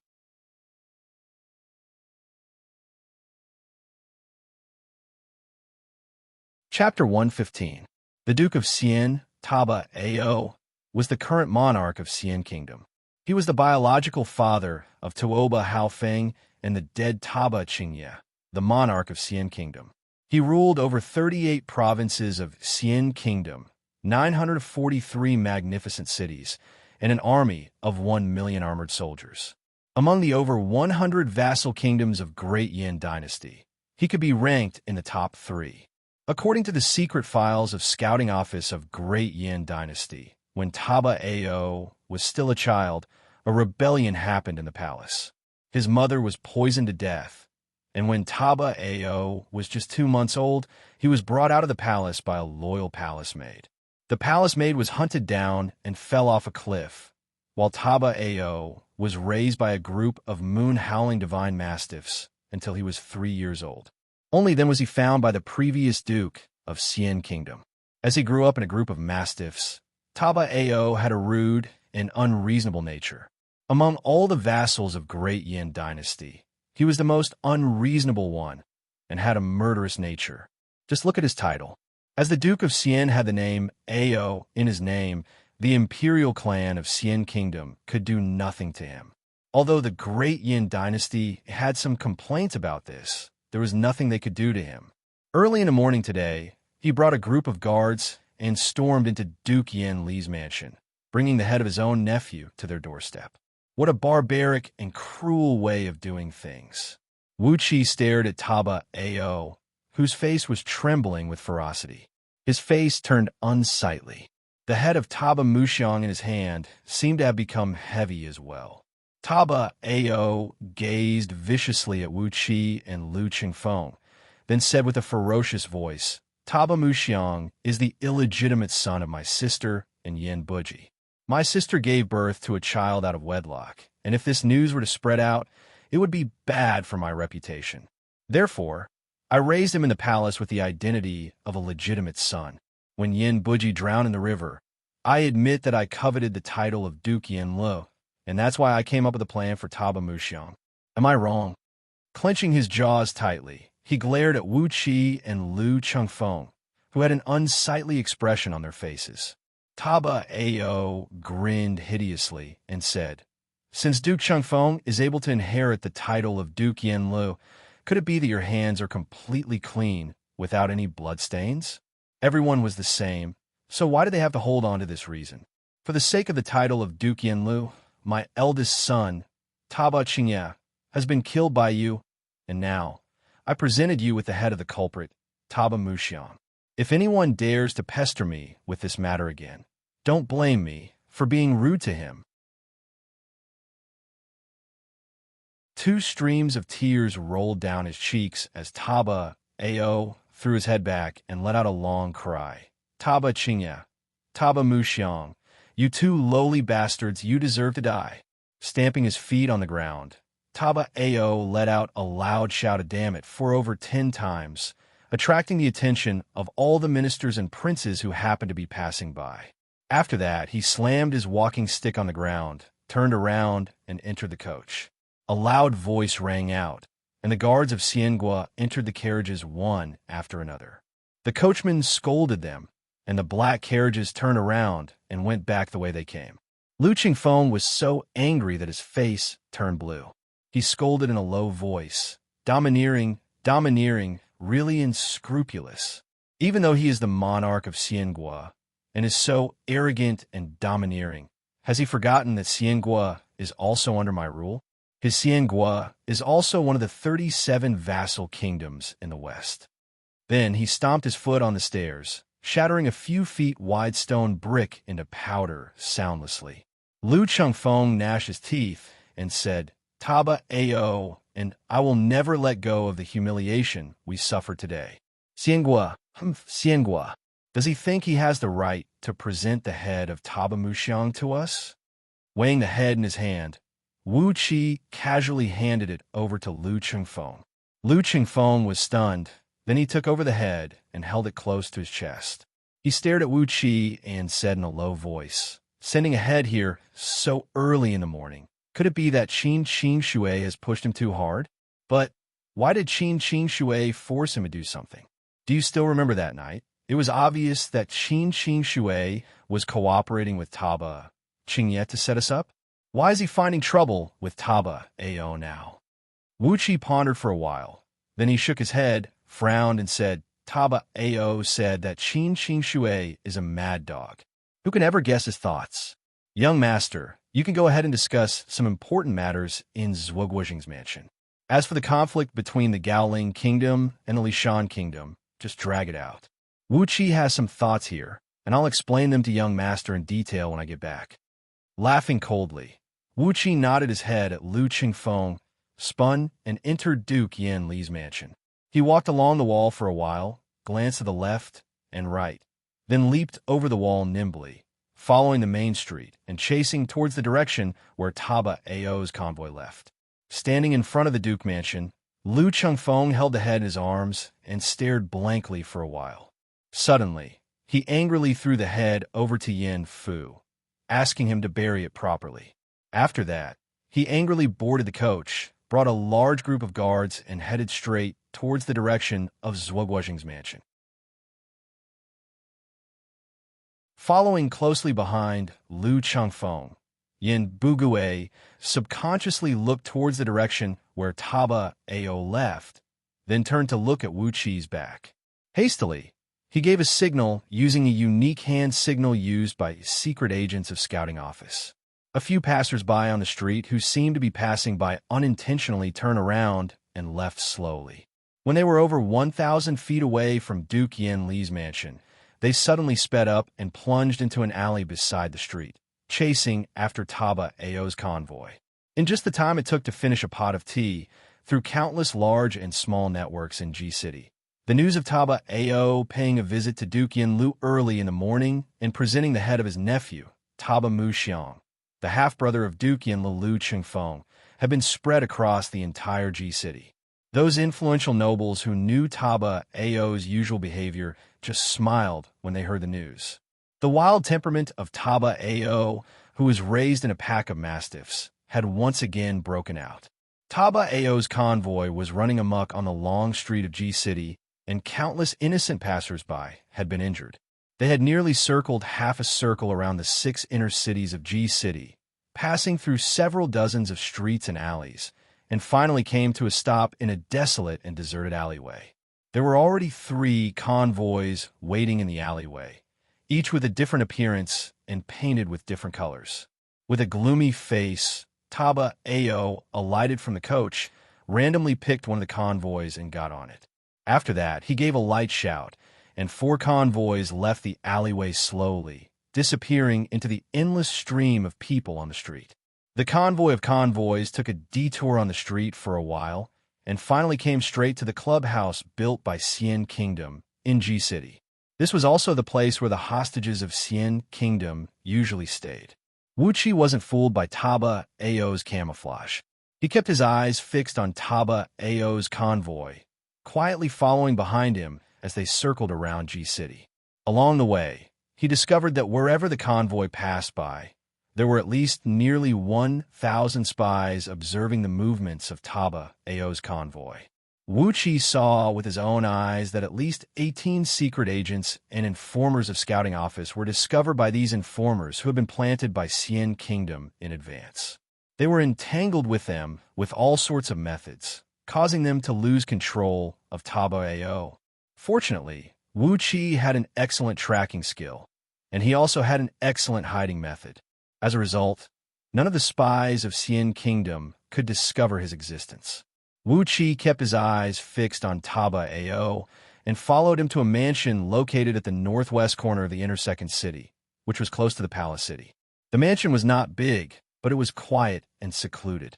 Not far away from it was the office of Great Yan's Scouting Office's Central Wind Guard. The street was densely packed with secret agents of Central Wind Guard and soldiers of Ji City's City Defense Army. Most of the people who came and went on this street were officials related to Scouting Office and some vagabonds in the marketplace. There were all kinds of people, and it looked very complicated. The mansion occupied an area of approximately tens of acres, and the front and back of the mansion were planted with strange pines and cypresses. Ancient trees with trunks that looked like coiling dragons covered the entire mansion. From the outside of the mansion, one could only see the lush greenery that stretched like clouds, and there was no way one could see what was happening in the courtyard. On top of these towering trees, on average, there was a spy clad in a green cloak hiding in each of them. These vigilant spies had formed an impenetrable net, blocking off all possible directions for Wuxia to sneak in. Yet, there was not a single blind spot for anyone to sneak into the courtyard. Hiding on top of a tall building a few courtyards away, Wuxia twitched his lips and shook his head helplessly. The defense of this courtyard was indeed impenetrable. If it was Wuxia 1 month ago, he would have no way to sneak into this place stealthily. But now, laughing coldly, Wuxia performed an incantation gesture. Abruptly, his body transformed into a sheet of misty green light and shadow, and noiselessly leaped into the air and plunged into a huge tree in the courtyard. After obtaining the innate wood element aura and started to cultivate the source of wood chapter, Wuxia was able to exercise the innate wood element escape art. Using the huge trees in the courtyard as his cover, without alerting anyone, he easily sneaked into the courtyard, followed Taba Ao, and came to a side courtyard. Underneath a few large pine trees, there was a rack of grapevines growing thickly. Clad in a black brocade robe and barefoot, Xianxia was having his body massaged by 2 beautiful teenage girls. When he heard Taba Ao's footsteps, he lazily opened his eyes, greeted Taba Ao, and said, "Duke Xian, how is it going? Now that I've delivered the head of Taba Muxiang to you, you have nothing to do with this matter anymore. Can you put your mind at ease now?" Taba Ao snorted coldly, strode next to Xianxia, and sat down on a couch. Fuming with rage, he clenched his fists and growled in a low voice. "When have I, Taba Ao, ever suffered such humiliation in my entire life? Xianxia is dead, and in order to clear his name, he even killed Muxiang himself. Haofeng has also been marked by his majesty. In the future, he will inherit the throne of the Xian Kingdom, and perhaps he will face more troubles." Viciously cursing Wuxia and Lu Qingfeng's 18 generations of ancestors, Taba Ao said furiously, "Xianxia, find a way to kill a few trusted subordinates of that kid, or else I can't swallow this anger." Xianxia laughed mockingly, threw a sideways glance at Taba Ao, and said, "You should be content with what you have. By sacrificing Taba, Xianxia, and Taba Muxiang, you can easily extricate yourself from this matter." "Humph, using the weapons of the city defense army and the city defense mechanism to assassinate the descendants of the imperial clan. Such a serious crime can be absolved with the death of a son and a nephew. What else do you want from such a cheap thing? Fiercely grabbing the chest of the girl standing next to him, Xianxia said in a vexed tone, I still have a big trouble waiting for me. His Majesty has asked me to find out who is the culprit behind this case. But who is the culprit?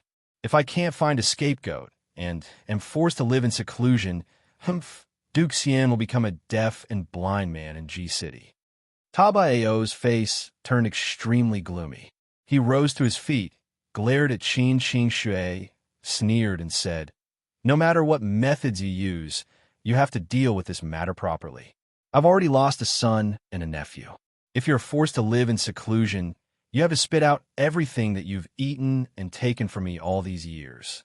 Do you think my gold, silver, jewelry, beautiful girls, and mansions are so easy to enjoy? He gave Xianxia a fierce glare, whose face had turned dark, then spun and said coldly, Remember, this matter ends here. Muxiang didn't get the title of Duke Yanlu, so don't drag me into this matter. You, Xianxia, have taken my money, but you didn't help me get the title of Duke Yanlu. I won't ask for the money back, but you have to clean up the mess. Then Tabao strode out from the courtyard and warned with a deep voice, I don't want His Majesty to know that this matter is related to me. I didn't send anyone to assassinate Yanbuji, and I also didn't send anyone to assassinate the current Duke Yanlu to help Muxiang fight for the title of Duke. All these have nothing to do with me. Tabao left the mansion. Xianxia remained silent for a long while, then suddenly clapped his hands and said, Chuan, come out now. I have something to tell you. Wuxia, who was hiding in the crown of a huge tree, felt his heart skip a beat. Chuan? Which Chuan? Princess Chuan of the Lu Kingdom.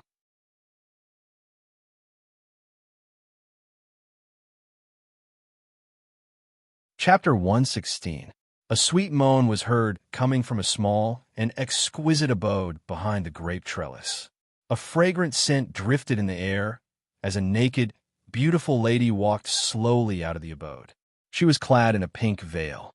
It looked like she had just taken a bath, as there were still crystal-clear water droplets on her long hair, and on her exposed chest there were droplets of water slowly sliding down. From Wuqi's angle, he couldn't see the lady's face clearly. He could only see her slender waist twisting and turning like a water snake as she came next to Xianxia. Then, she plopped herself down on Xianxia's chest and intimately hugged Xianxia's neck. Then, she gave Xianxia a heavy kiss on his face, then called out intimately, Grand Marquis Qin, is that fat pig just now the Duke of Xian? Xianxia pulled off the veil from the lady's body, grabbed and pinched her body with both hands and said, Cut the nonsense. Among the hanger-ons of Duke of Yan, are Luo Kadi and Malian your former subordinates? Is there any way to control them? If there is, frame Duke Yanlu. Push the blame of Yanbuji's murder onto him and his mother's clan. With that, you can solve my current predicament, and you can avoid the disaster of the Lu Kingdom's downfall. Upon hearing Xianxia's words, Wuqi immediately understood the identity of this beautiful lady. She was indeed Princess Chuan of the Lu Kingdom, the birth mother of Marquis Lu Suifeng, and the former mistress of Luo Kadi and Malian. What was strange was that the Lu Kingdom was very far away from Ji City, and it had only been a little over a month since Lu Qingfeng inherited the title of Duke of Yan. So, how could she arrive at Ji City in such a timely manner? Princess Chuan breathed out a sigh, grumbled bitterly and viciously. Those two scoundrels who betrayed their master. What can we expect from them? Now that Lu Qingfeng has inherited the title of Duke Yanlu, he has a group of followers from the imperial clan, and he holds great power in his hands. How can Chuan still control them? I think they have long forgotten the look of their mistress. She twisted her body a few times on Xianxia's body, then said with a sweet voice, Marquis Di Qingwei, Grand Marquis, you are the chief supervisor of Central Windguard.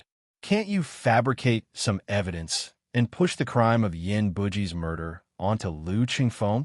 As long as we can ascertain that it was that bitch, Tai Yu, who was the mastermind behind the assassination of Yan Buji, the scouting office will confiscate the entire Tai clan and kill all the people involved. Princess breathed out a sigh. Princess opened her lips, and slowly, Princess. Princess. And Princess Qin. And Princess. From Qin, Yen. And Ling King from the palace. Princess from the sea, Qin. From Qin, Yuling. While gently kissing Qin Qingshui's body, Princess Yingchuan said with a soft voice, "Before Tai Yu returned to the Lu Kingdom, Tai clan had become extremely arrogant. Currently, that old fogey, Marquis Yuanyang, is reorganizing his army and preparing for a rebellion. Lord Marquis, the Lu Kingdom gives Lord Marquis so much every year. Lord Marquis must not let the Tai clan take over the Lu Kingdom's foundation." All of a sudden, Princess Yingchuan kissed Qin Qingshui's vital part. Qin Qingshui's shriveled, donkey-like face suddenly turned snow white. The blood on his face had long been sucked away. His skinny body tensed up as he gritted his teeth and growled in a low voice. "Do you think I don't know? But how am I supposed to frame him? The Lu Kingdom was just a third-rate kingdom among all the vassal kingdoms of Great Yin Dynasty. How could a mere Tai clan have the power to assassinate Yin Buji? Is Yin Buji really that easy to kill? Not only him, but the other former supervisor, rear supervisor, and right supervisor have all been killed 100 times over." Panting heavily, Qin Qingshui held Princess Yingchuan's head in his arms, clenched his jaws, and said, "The lords of the 4 great kingdoms are in charge of the supervision of over 100 vassal kingdoms of Great Yin Dynasty. They hold a high position and hold great power. Countless monarchs of vassal kingdoms have their eyes on them. Not to mention a mere Marquis Yuanyang from your Lu Kingdom. Even if Duke of Xian wanted to assassinate Yin Buji, it would not be so easy. The water in this matter is very deep." Wuxia looked at Qin Qingshui's little body, tensed up. He straightened all 10 fingers, then slowly bent them one by one. When Wuxia bent the last finger, about the time it took to finish a pot of tea, Qin Qingshui's body suddenly trembled, and his snow-white, donkey-like face suddenly turned purplish red. Suddenly, hot sweat broke out from his body. Panting heavily, he held Princess Yingchuan's head tightly in his arms. His body was trembling unconsciously, and only after long while did he let out a moan that sounded like a dying man, and slowly relaxed his body. Princess Yingchuan raised her head up with a charming smile on her face, and just happened to let Wu Qi see half of her face. She was indeed an extraordinarily beautiful woman. Although she had already raised Lu Suifeng, who was a grown-up son, Princess Yingchuan still looked young like a 16-year-old beauty, and her beautiful face was very attractive. Especially her identity as the daughter of the Lu Kingdom's monarch, it could make one's imagination run wild.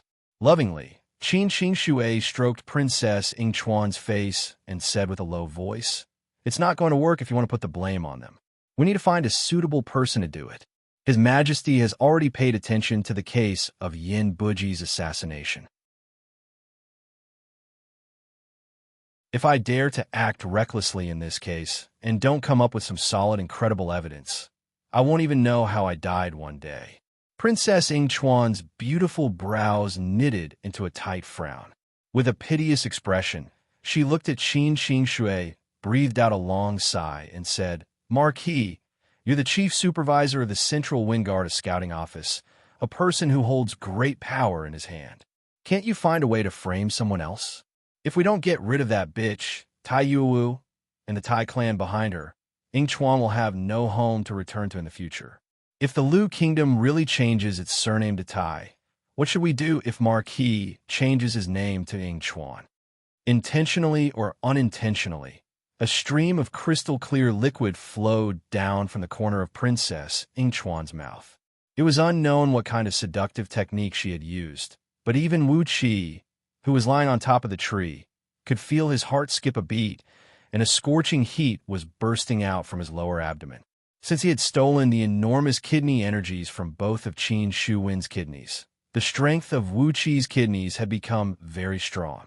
As soon as the flame in his heart was ignited, his lower body immediately stood erect like iron, causing Wuxi, who was lying on top of the tree, to feel extremely uncomfortable. Fortunately, the divine flame of order in Wuxi's spiritual ocean was extremely magical. As soon as the evil flame was ignited, it immediately emitted a greenish-purple light and shone upon Wuxi's spiritual ocean. Waves of scorching heat flowed from his spiritual ocean to his entire body, and in just a blink of an eye, it circled 3 times around Wuxi's body. The flame in his heart that was ignited by Princess Yingchuan's unknown seductive technique was instantly extinguished, and Wuxi's body quickly returned to normal. Beads of cold sweat broke out on Wuxi's forehead. The seductive technique of Princess Yingchuan was indeed incredible. While he was praising Princess Yingchuan's seductive technique, a couple of men, clad in green cloaks, suddenly fell down from the branches of a dozen ancient pine trees in the courtyard. Each of these men was staring at Princess Yingchuan with an infatuated look.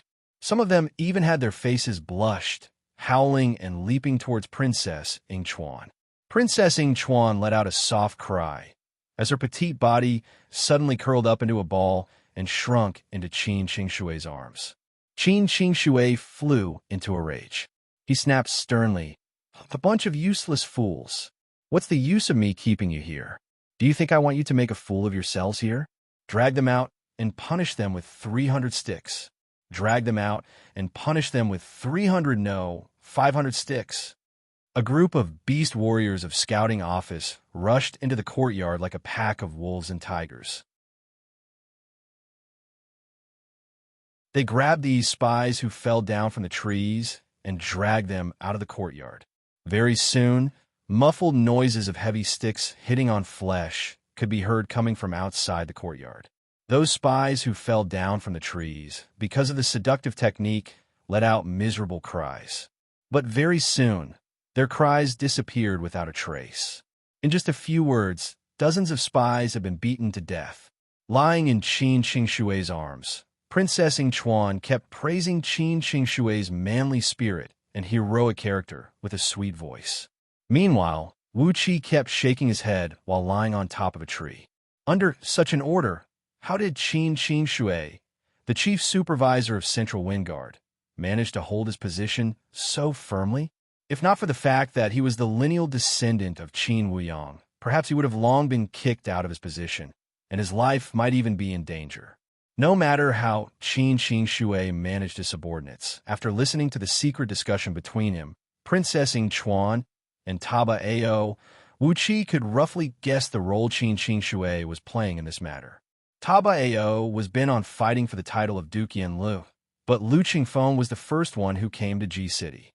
Therefore, Taba Ao came to Qin Xingshui, asking him to help him kill Lu Qingfeng, so that Taba Muxiang could be promoted to the position of Duke Yanlu.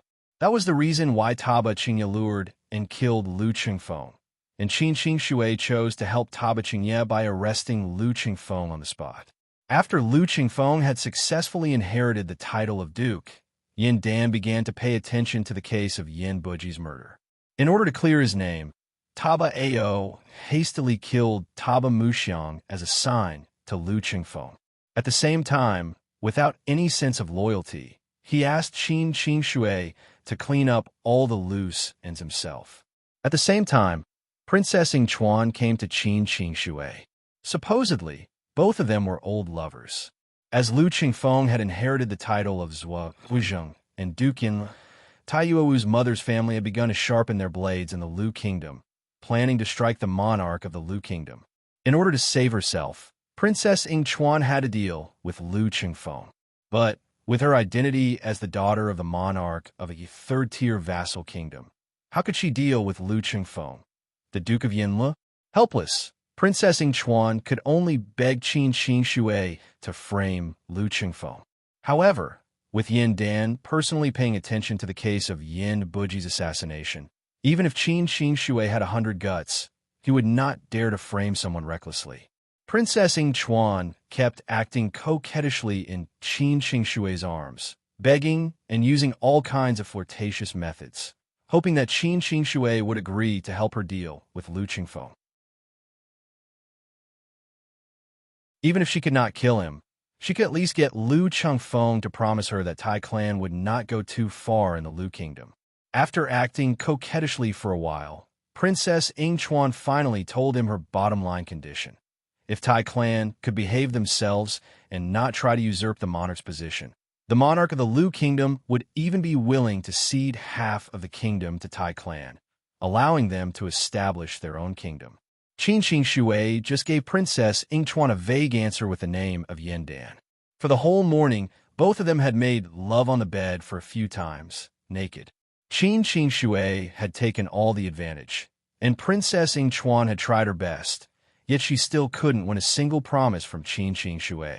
Qin Xingshui had vented his desire on Princess Yingchuan for a total of 7 to 8 times, and at last, he did not even have the strength to lift his finger. Only then did he put his arms around Princess Yingchuan, laughed and gave her an idea. All right, I'm being watched by His Majesty. Scouting office can't cover the sky with one hand in Great Yin Dynasty, as Gao Jinli, the Prime Minister, still has a secret spy office that has the right to supervise scouting office. Qin Xingshui breathed out a sigh, kissed Princess Yingchuan's cheek, and said with a low voice, with the swallow keeping an eye on him, I can't simply frame Lu Qingfeng and convict him. If you want to protect the Lu kingdom, just do as I say. First, go find the patriarch of Imperial Clan, Duke Yinxing Yuxian, and then. Qin Xingshui moved his mouth close to Princess Yingchuan's ear, using the technique of divine sense, and gave her a secret instruction. Princess Yingchuan's body turned stiff, and her face turned extremely unsightly. However, Qin Xingshui didn't bother to consider what Princess Yingchuan was thinking.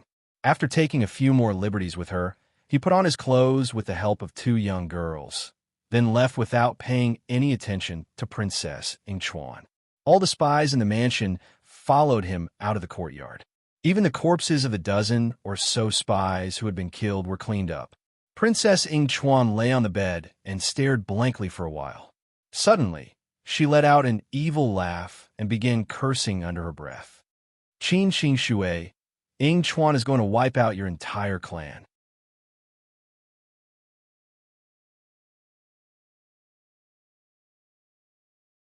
Chapter 117. The coach of Princess Yingchuan left the courtyard. After all, she was the princess of the Lu kingdom. Naturally, she could not be compared with the monarch of a great kingdom like Taba Ao. Princess Yingchuan's coach was kept in a very low profile. It was just an ordinary double-wheeled coach, painted with a lacquer. 4 guards were stationed beside the coach, and apart from Princess Yingchuan, there were only 2 serving ladies in the coach. A coach like this looked rather shabby in G City, extremely inconspicuous. After leaving the mansion, the coach took a few rounds around the inner second city of G City. After passing through a few streets and alleys, the coach went through the main road and exited the city gate. It took another round around the 3 inner cities and finally came to the inner first city through a city gate on the east. Along the way, Wuxia, who had been following behind the coach, could not help but shake his head. Compared to Taba Ao, Princess Yingchuan's experience was far behind. In order to get rid of the spies, she had purposely taken so many detours along the way and tried her best to travel along those deserted streets. However, when such a shabby coach was roaming around in the inner city, it would actually attract more attention. Wuxia did not pay much attention to the chariots, but when Princess Yingchuan's chariot went straight into the inner city, which was the inner city that was right next to the imperial city, Wuxia was taken aback by what he saw. Those who lived in the inner city were the core members of Great Yin Dynasty's imperial clan, such as the 8 princes or the members of imperial clan who had a higher seniority than the 8 princes. Could it be that Princess Yingchuan had some kind of relationship with these core members of imperial clan? The coach traveled along the Green Swallow Avenue in the inner city for a few miles from east to west, then turned into a side street called Green Cloud Alley. Princess Yingchuan's coach came to a halt. It was extremely difficult to follow Princess Yingchuan in the inner city. Not to mention the city guards along the way, there were dozens of sky patrolling eagle guards flying in the sky, constantly monitoring any movement on the ground. Many personal guards of Imperial clan in the inner city were also coming and going from time to time. Even if there was an unfamiliar person on the street, it would be questioned by these people. Eventually, Wuxia was forced to exercise the escape art of Earth and follow behind Princess Yingchuan's coach. He also noticed that there was a small shield emblem on Princess Yingchuan's coach. The city guards along the way also saw this emblem, so they didn't stop her carriage. Otherwise, with her shabby carriage, how could she enter the inner city? The place where Princess Yingchuan's coach stopped was the side entrance of a mansion. It was at least 1.5 miles away from the south side entrance. The area of this mansion was extremely large, much larger than Yu Xian's mansion. Wuxia hid underground. His divine sense penetrated the ground and swept a glance at a vertical board on the left side of the side door. The vertical board was only about a foot long and had 3 small golden characters engraved on it. Prince Ren's mansion. The Prince of Ren, Xianxia, was one of the 8 princes of Great Yin dynasty. Like Yin Hulua, he was also Yin Dan's great-grandson. However, Xianxia was much older than Yin Hulua. He was the most experienced one among the 8 princes of Great Yin dynasty. He had been sitting on the throne of Prince Ren for 500 years, and his cultivation base had reached the realm of Jin Dan. He was the prince with the highest prestige among all the 8 princes. Although Imperial Grandmaster Yin Yuxian was 1 generation younger than Yin Dan's grandson, when it came to age, the Prince of Ren, Xianxia, was the oldest among all the 8 princes. He had been working in Great Yin dynasty for several hundred years. Apart from the crown prince, Yin Shijuan, who had always surpassed him, Yin Shijuan was basically the man with the greatest power in Great Yin Imperial Court, apart from Yin Dan and Yin Shijuan. Only when the other few princes of Great Yin dynasty joined forces could they contend against Yin Xianxia. Among the 3 prime ministers and 9 ministers of Great Yin dynasty, apart from the prime minister Gao Jianli, who served Yin Dan for a long time, the other 2 prime ministers, the Minister of Justice, and a few other important ministers of Great Yin dynasty were all disciples of Yin Xianxia. After several hundred years of entanglement of interests, the power held by Yin Xianxia, the Prince of Ren, was simply beyond the imagination of ordinary people. Wuxia unleashed his divine sense and scanned the 3 gold-plated characters of Prince Ren's mansion in a daze. He was right. This was Prince Ren's mansion. Princess Yingchuan and Yin Xianxia were friends? Or was she just in contact with someone in his mansion? Wuxia had no idea what Qin Xingshui had told Princess Yingchuan, asking her to look for the Duke of Yinxing, Yu Xian. But to his surprise, she went straight for the Prince of Ren, Yin Xianxia. This gave Wuxia a great shock. Since the person she was looking for was Yin Xianxia, why was she taking a stroll in the inner city just now? Was she playing a trick on him? The curtain of the coach fluttered, and Princess Yingchuan came out from it. She held her head high up, and with the help of 2 serving ladies, she walked straight into the side door of Prince Ren's mansion. An imperial eunuch clad in a red robe was already waiting in front of the door, together with a few young eunuchs who looked no older than 10 years old. Upon seeing Princess Yingchuan, this imperial eunuch, who obviously had a rather high status in Prince Ren's mansion, hastily bowed and greeted her with a smile on his face. Was there any commotion just now? Princess Yingchuan held her head high up and asked with an indifferent tone. A few ignorant men were following behind Princess, and now they have been used to fill up the moat. The imperial eunuch hastily replied, 5 of them are secret agents of Xian Kingdom, and 7 of them are from Scouting Office. Now, they have all sunk into the moat, and they won't give you any more troubles. Rest assured, Princess, except for those who should know about this. Those who shouldn't know about this will never know that you're here. Princess Yingchuan nodded her head, smiled sweetly, stretched out her finger, and gently pinched the chin of the imperial eunuch, then walked into the side door with a smile on her face. While Wuxia was about to follow Princess Yingchuan into Prince Ren's mansion, he was surprised to find that the imperial eunuch, who should have gotten rid of the root of troubles, and had no feelings for women, was swallowing a few mouthfuls of saliva, staring greedily at Princess Yingchuan's swaying buttocks. With a strange smile on his face, he followed behind Princess Yingchuan. How could this be an imperial eunuch? Clearly, he was a burly man with a strong desire. Strange, strange, Wuxia murmured under his breath, then hastily plunged into Prince Ren's mansion. As the most experienced prince of Great Yin dynasty, the mansion of Prince Ren, Xianxia, was heavily guarded. Both the ground and the sky were protected by layers upon layers of defensive mechanisms. Wuxia continued his journey underground. About 1,000 feet below the ground of Prince Ren's mansion, a defensive formation of 9 palaces grade was tightly wrapped up. On top of that, it was obvious that there was a master of formation guarding these formations. Streams of powerful ripples of energy were constantly circulating underground, constantly monitoring the activity underground. However, in Wuqi's opinion, the 3-layered 9 palaces defensive formation was a little too simple and crude. Although the master of formation who constructed these formations had the cultivation base of the later stage of Jindan realm, the master of formation guarding here should only have the cultivation base of the early stage of Jindan realm. Therefore, the formations could only unleash less than 30% of their full power, and there were quite a lot of flaws in the circulation of their energy. Wuxia had only extracted a great amount of earth element energies from the surrounding underground and wrapped them around his body. With that, he could easily penetrate through these 3 defensive formations. He even had the leisure to send his divine sense through the formations, peeping at the master of formation who was controlling these 3 formations.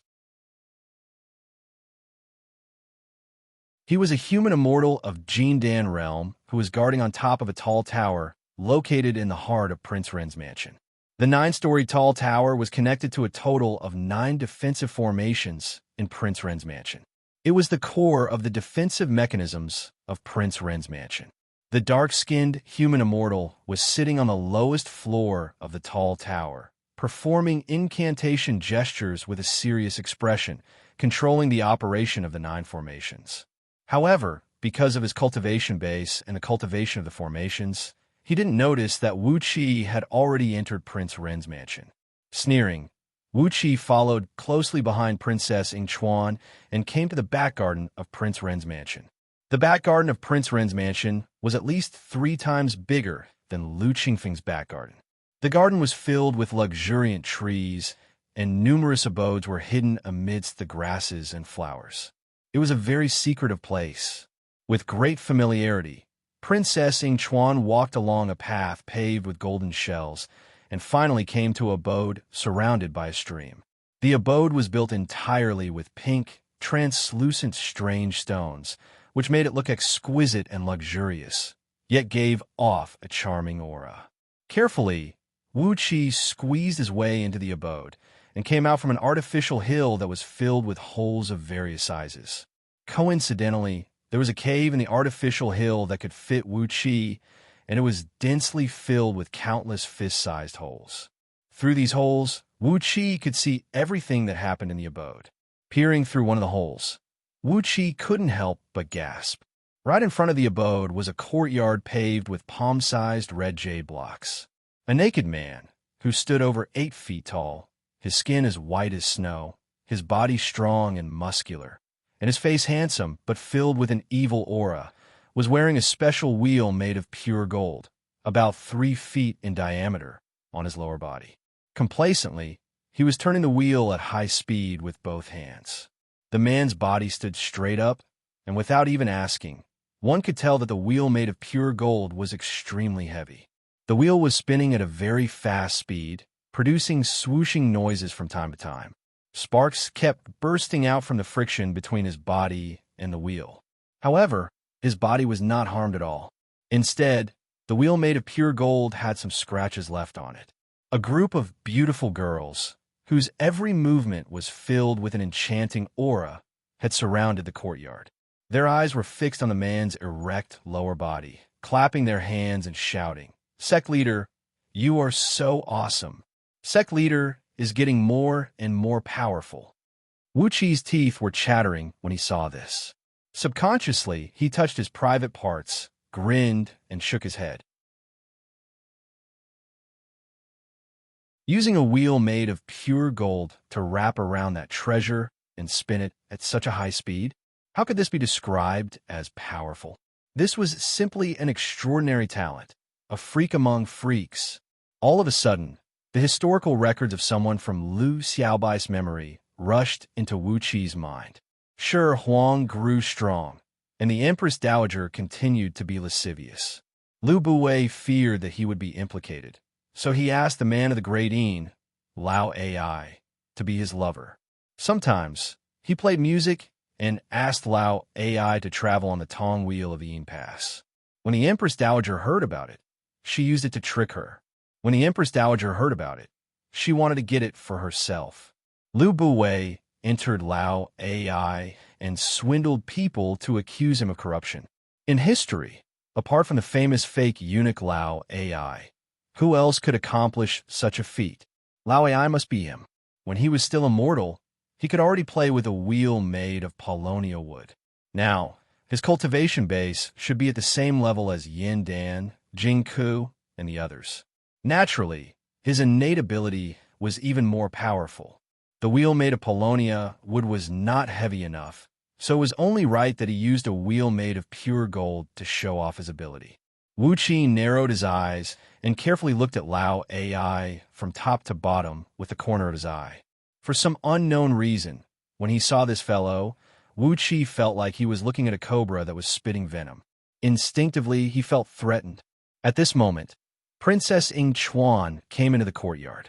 Upon entering, she dropped to her knees and bowed to Lao Ai with a smile on her face.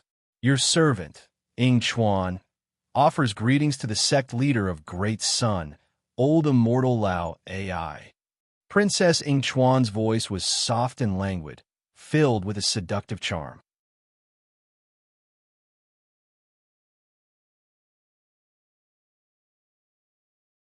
Chapter 118.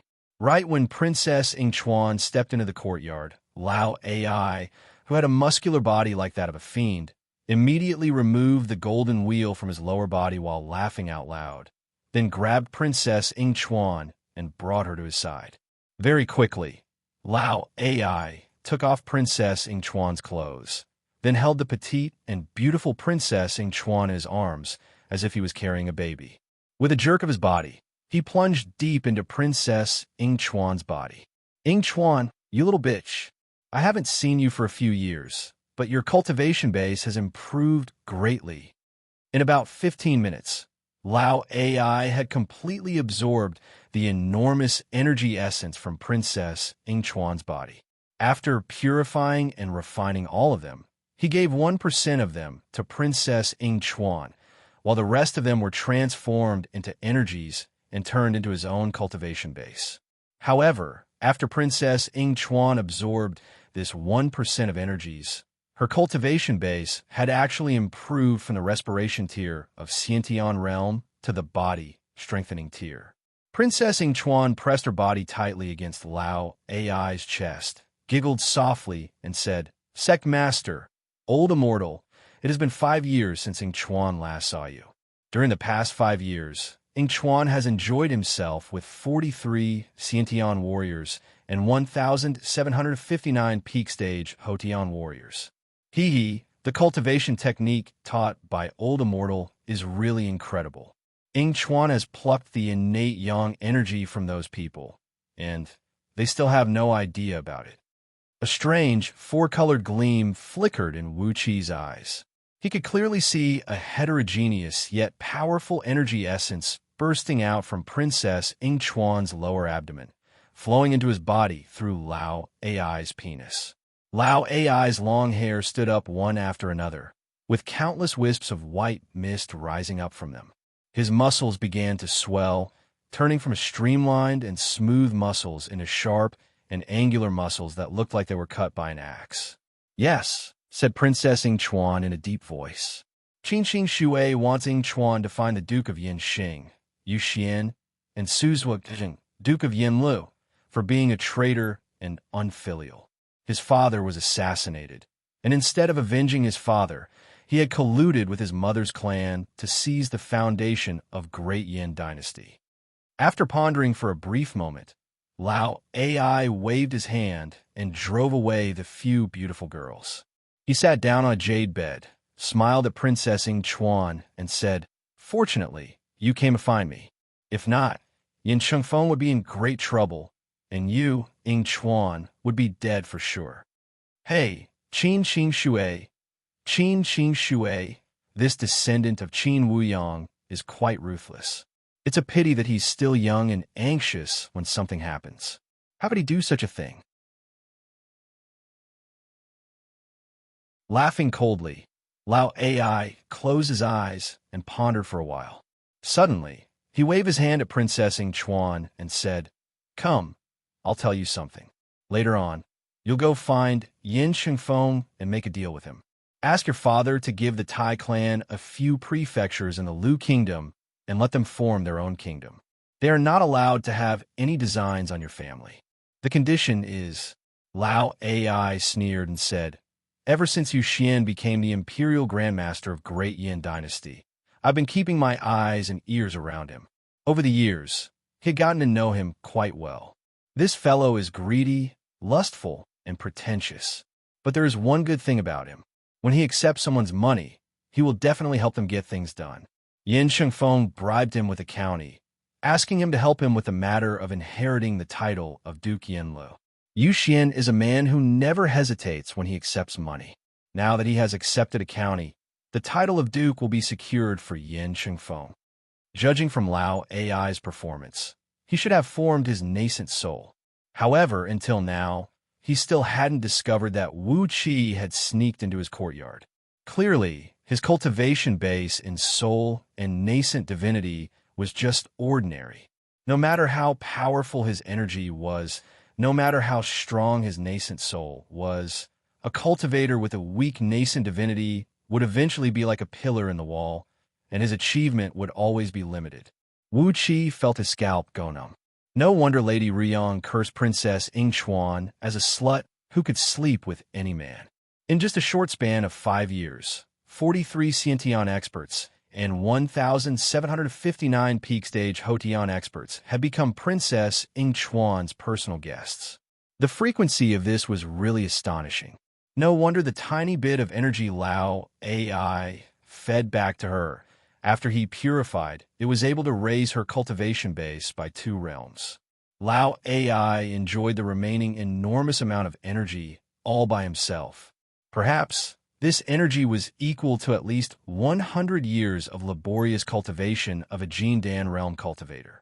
In just a few seconds, Princess Ing Chuan's fair and tender skin had turned pink, and pinkish sweat kept dripping down from her body, forming a small puddle on the ground. Both of her hands were gripping tightly onto Lao AI's arms, while her nails were desperately scratching on Lao AI's skin. But Lao AI's smooth skin was 100 times stronger and more flexible than raw cowhide. Princess Ing Chuan's long and scarlet nails had broken a few of them on his skin, but not even a scratch was left on his skin.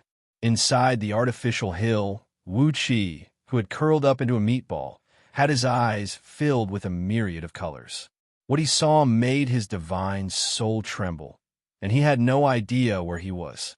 Upon hearing what Princess Ing Chuan said, Wuxia smacked his lips. There were supreme-grade energy stones in the national treasury of the Lu Kingdom, and Great Yin Dynasty even built a minor universal teleportation formation in the Lu Kingdom. It was a blunder indeed. If he had known this earlier, he would have paid a visit to the Lu Kingdom's royal palace before he left the Lu Kingdom. Perhaps what Yin Dan, Jingku, and all the other men had attained through over 2,000 years of laborious cultivation could not be compared to Lao AI, this peerless evil man.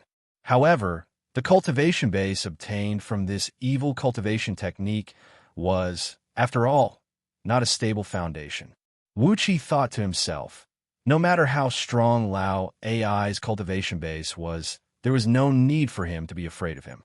All the cultivators who cultivated to Jindan realm and nascent soul realm by plucking cultivation techniques were just like castles on a beach. Their foundation was too weak, and they were not worth paying too much attention to. Princess Yingchuan's face turned extremely unsightly. The title of Duke Yin Lu has become vacant once again. No matter who was the one who assassinated Yin Buji, and no matter who was the one behind all these, there will always be some clues. He has set up an inescapable net in advance, and once the mastermind makes a move, he will be able to capture the mastermind in one fell swoop. He has made a great contribution, but Ying Chuan was assassinated by him, and Yin Shengfeng was unlucky enough to be removed from the title of Duke Yin Lu of Wuxia. Forcing a few tears out of her eyes, Princess Ying Chuan said with a sweet voice, "Old Immortal, I, Ying Chuan, have emptied all the supreme-grade energy stones in the Lu Kingdom's national treasury, activated the minor universal teleportation formation that great Yin dynasty had constructed in the Lu Kingdom, and came to Ji City in a hurry." Princess Ying Chuan knelt on the ground, holding Lao Ai's thigh with both hands and gently rubbing her chin against the sensitive part of Lao Ai's thigh. She looked at Lao Ai with a pitiful expression and said with a sweet voice, "Old Immortal, it's not that Ying Chuan doesn't want to listen to you, but if I didn't come here to ask for help, I'm afraid I would be homeless in the future." Not allowing Princess Ying Chuan to say anything, Lao Ai said with a cold voice, "If you report this to Chief Yuxian, you will be dead for sure." Lao Ai looked at Princess Ying Chuan lazily and said in an indifferent tone, "What am I doing? I need to protect myself." Yin Dan scolded him during the palace banquet and gave him 3 months to investigate the case of Yin Buji's assassination. How is he going to investigate this case? He has no clue at all, so how is he going to investigate this case? He used you to oust Yin Shengfeng from the position of Duke Yin Lu. Doesn't that mean the position of Duke Yin Lu is vacant? Lao Ai let out a strange laugh, shook his head, and said, "If you report this to Yin Shengfeng, Yuxian will only ask someone to drive you out of the imperial family palace with a big stick, and he will never listen to your nonsense. However, once you step out from the imperial family palace, Qin Xin Shui will definitely send someone to kill you, and the news that Duke Yin Lu, Yin Shengfeng, hired a killer to kill you will spread across Ji City in less than the time it takes to finish a meal. Zhuo Guizheng of Great Yin Dynasty is plotting to seize the throne of a vassal state, and he has sent someone to assassinate Princess Ying Chuan, who is the one who reported this case. This is more than enough to send him to eternal damnation." At last, Princess Ying Chuan's body suddenly tensed up, and all her muscles began to tremble violently. Strange, gurgling noises kept coming out from her throat. She leaned her body backward forcefully, and her eyes slowly rolled up. Her body was twitching like a frog that was skinned and electrocuted. It was a very bizarre sight. Princess Ying Chuan listened attentively to Lao Ai's instruction, while Wu Qi's eyes were flickering as he memorized every single word Lao Ai said in his mind. Lao Ai shook his head, breathed out a long sigh, and said, "I've always looked down on Qin Wuyang. Not only is he unable to achieve anything, the descendants he raises are getting worse and worse. Although Qin Xingshui's scheme is extremely vicious, but after all, he is still too young. How could the mastermind show himself so easily?" Lao Ai panted lightly, then slowly placed Princess Ying Chuan on the ground. He straightened his back and asked in an indifferent tone, "Ying Chuan, why didn't you stay in the Lu Kingdom? Why did you come to Ji City? I remember I told you that you will only come back to Ji City once every 10 years and offer me what you have harvested. Why did you come back so early this time?" Lao Ai stared at Princess Ying Chuan with surprise. Frowning, he casually pressed his hand to the side, and a jade bed appeared out of nowhere.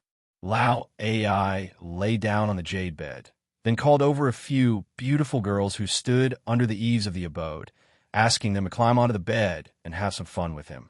At the same time, he turned to Princess Ying Chuan and said, "Tell me everything in detail." Princess Ying Chuan dared not to be negligent. Without hesitation, she quickly told her that Lu Chengfeng was the illegitimate son of Yin Buji, who had now inherited the throne of Zhujiang and Duke Yanlu. She also told her that his mother's clan, Lady Ruyang, was from the Tai clan, Marquis Yuanyang of the Lu Kingdom. She also told her that the Tai clan, Marquis Yuanyang of the Lu Kingdom, where his mother's clan, Lady Ruyang, came from. She also told her that the Tai clan, Marquis Yuanyang of the Lu Kingdom, was now preparing for a rebellion to seize the foundation of the Lu Kingdom. Then, she told him the reason why she went to her old lover, Qin Xianxia, and asked for advice after arriving at Ji City. Stealthily, he opened his eyelids and peeked at Lao Ai and Princess Ing Chuan from the corner of his eyes. Suddenly, Wuxia swallowed a mouthful of saliva. He had to admit that the current posture of both of them was very captivating. Lao Ai's sturdy body and Princess Ing Chuan's gentle and charming body were like the two extremes of yin and yang. Although they were emanating an extremely evil aura, they were giving off a boundless temptation. If not for the divine flame of order protecting Wu Qi's soul and stabilizing his mind in his spiritual ocean, and if he were any other cultivator, the fiend would have long grown inside his body, and the yin flame would have invaded his body, burning his Tao foundation into ashes. When Lao Ai entered Princess Ing Chuan's body, Wu Qi had his scalp go numb when he saw the ridiculously sturdy body of Princess Ing Chuan and the petite body of Princess Ing Chuan. Wu Qi had no idea how Princess Ing Chuan was able to endure such a frightening and huge creature, but judging from her moans, he could tell that she was experiencing a great thrill and a boundless pleasure. Lao Ai had only moved his body slightly, but Princess Ing Chuan immediately began to struggle and jumped crazily like a fish that was scooped up from the shore. Apart from Princess Ing Chuan, there were nearly 100 enchanting beauties in the courtyard. The aura emanated from their bodies was exactly the same as Princess Ing Chuan's. If these beauties were the same as Princess Ing Chuan, the bees that Lao Ai released to pluck his energy, how amazing would Lao Ai's cultivation base be with this method? Hey. Lao Ai exhaled a long and rough breath. A strange pinkish flame burst out from the vicinity of his dantian, within which a wisp of red sun could be vaguely seen. The flame was calcining and purifying the impure energies that came gushing out from Princess Ing Chuan's body bit by bit, eventually turning them into extremely pure energies and being absorbed by the wisp of red sun. The impure and impure parts of the energies were quickly turned into white mist and sprayed out from Lao Ai's hair. Princess Ing Chuan's body trembled, and she cried out with a shrill voice, "Qin Xianxia is a son of a bitch. Why'd he do this to Ing Chuan?"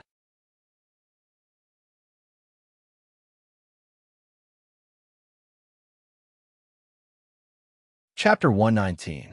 Wu Qi shrunk his body, and the dense earth elemental energies in the surrounding began to gather towards him, gradually wrapping him up. Inch by inch, his body sank into the ground, and he was about to leave Prince Ren's mansion.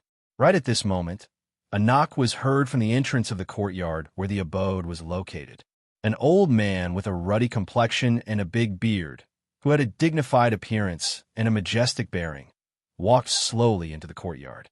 The old man was clad in a dark green long robe, embroidered with a few green swallows spreading their wings.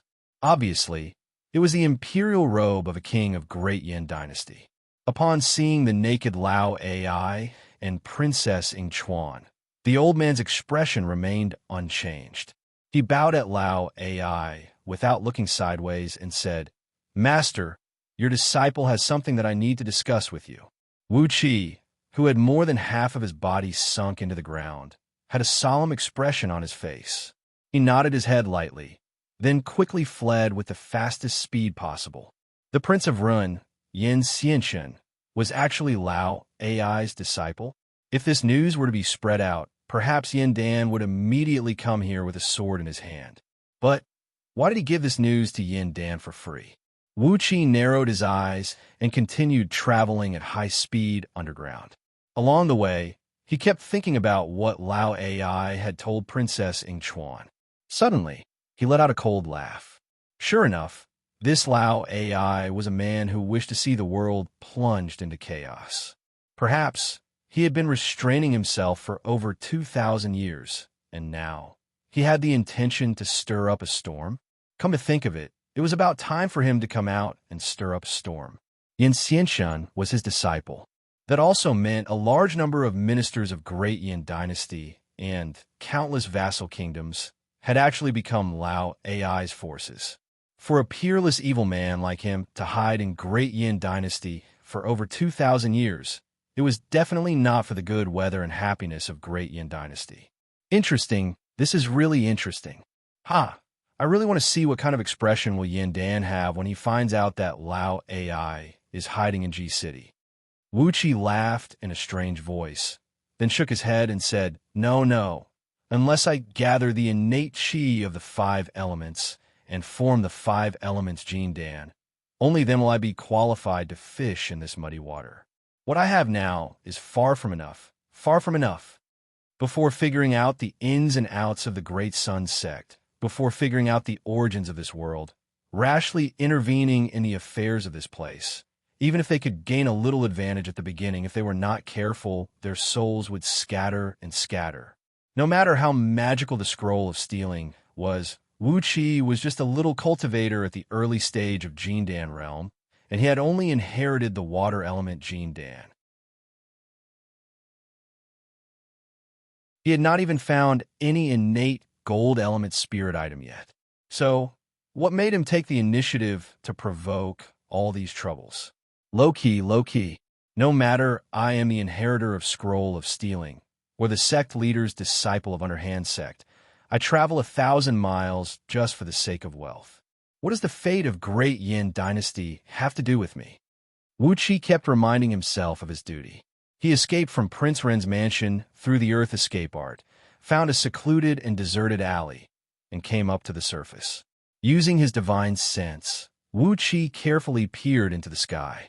The sky patrolling Eagle Guards of Scouting Office were wheeling in the sky not far away, and he didn't see any sky patrolling Eagle Guards in this area. Hastily, he changed into the official uniform of Kingdom Supervisor from Zhuo Guozhing's mansion, strode towards the Duke of Zhuo Guozhing's mansion, which was situated on the west side of the Imperial Palace. Although Zhuo Guozhing's mansion could not meddle in the affairs of Great Yin Dynasty, for the 37 vassal kingdoms in the west, it was a government office that stood above their heads. Therefore, in G City, when Wuxia, who was clad in the official uniform of Kingdom Supervisor, walked on the street, he attracted a lot of attention. Along the way, Wuxia came to Zhuo Guozhing's mansion as if nothing had happened. After showing his identity medallion to the soldier on duty at the entrance, he went straight into the mansion. In just a short while, Wuxia was followed by a few secret agents from Scouting Office. As a number 1 confidant of Duke Yanlu, Wuxia didn't follow Lu Changfeng to Zhuo Guozhing's mansion to work. Instead, he vanished into thin air for a period of time. For some people with an ulterior motive, this was enough to make a great article, especially when none of the guards at the few city gates of the inner city found out how Wuxia entered the city. The mystery behind this incident was even more worthy to be studied by those with an ulterior motive. Standing at the entrance of Zhuo Guozhing's mansion, Wuxia turned his head and gave a few glances at those secret agents who had been following him for a while. He let out a few strange laughs. The faces of those secret agents fell instantly, and they spun and left hastily. Wuxia didn't want to go too far. He just wanted to scare them away, and only then did he swagger into Zhuo Guozhing's mansion. Immediately, he heard a sonorous roar coming from the entrance. This gold mine was first discovered by the Gaoling Kingdom. The Tsanglang River is also the water system of the Gaoling Kingdom. What right does the Lishan Kingdom have to share the profits from it? The voice sounded like the clashing of metals, sharp and jarring to the ears. It shook the entire hall of Zhuo Guozhing's mansion and made the dust kept falling from the roof beams. Zhuo Guozhing's mansion was the most traditional yamen of Great Yin Dynasty. There was a big door right in front of it, and behind the screen wall was a spacious square. On both sides of the square were 2 rows of offices, where all the officials under Wuxia's command handled their official duties. At the far end of the square was a hall where the chief officials handled their official duties, and a sonorous voice just now was heard coming from this hall. Striding across the 300 feet wide and 1,000 feet long square, Wuxia saw the officials under Zhuang sneakily poking their heads out from the offices on both sides, peeking into the direction of the hall. Wuxia snorted coldly, and his voice brought with it a bone-piercing coldness that pierced right into the ears of these officials. Only then did these officials discover Wuxia's presence, and shrunk their heads back to their offices shyly, continuing with their own tasks. With a faint smile on his face, Wuxia walked into the hall and saw Lu Chengfeng sitting behind a long table at the far end of the hall like a wooden statue. Both of his palms were locked into a lotus incantation gesture placed before his dantian, and his eyes were drooping.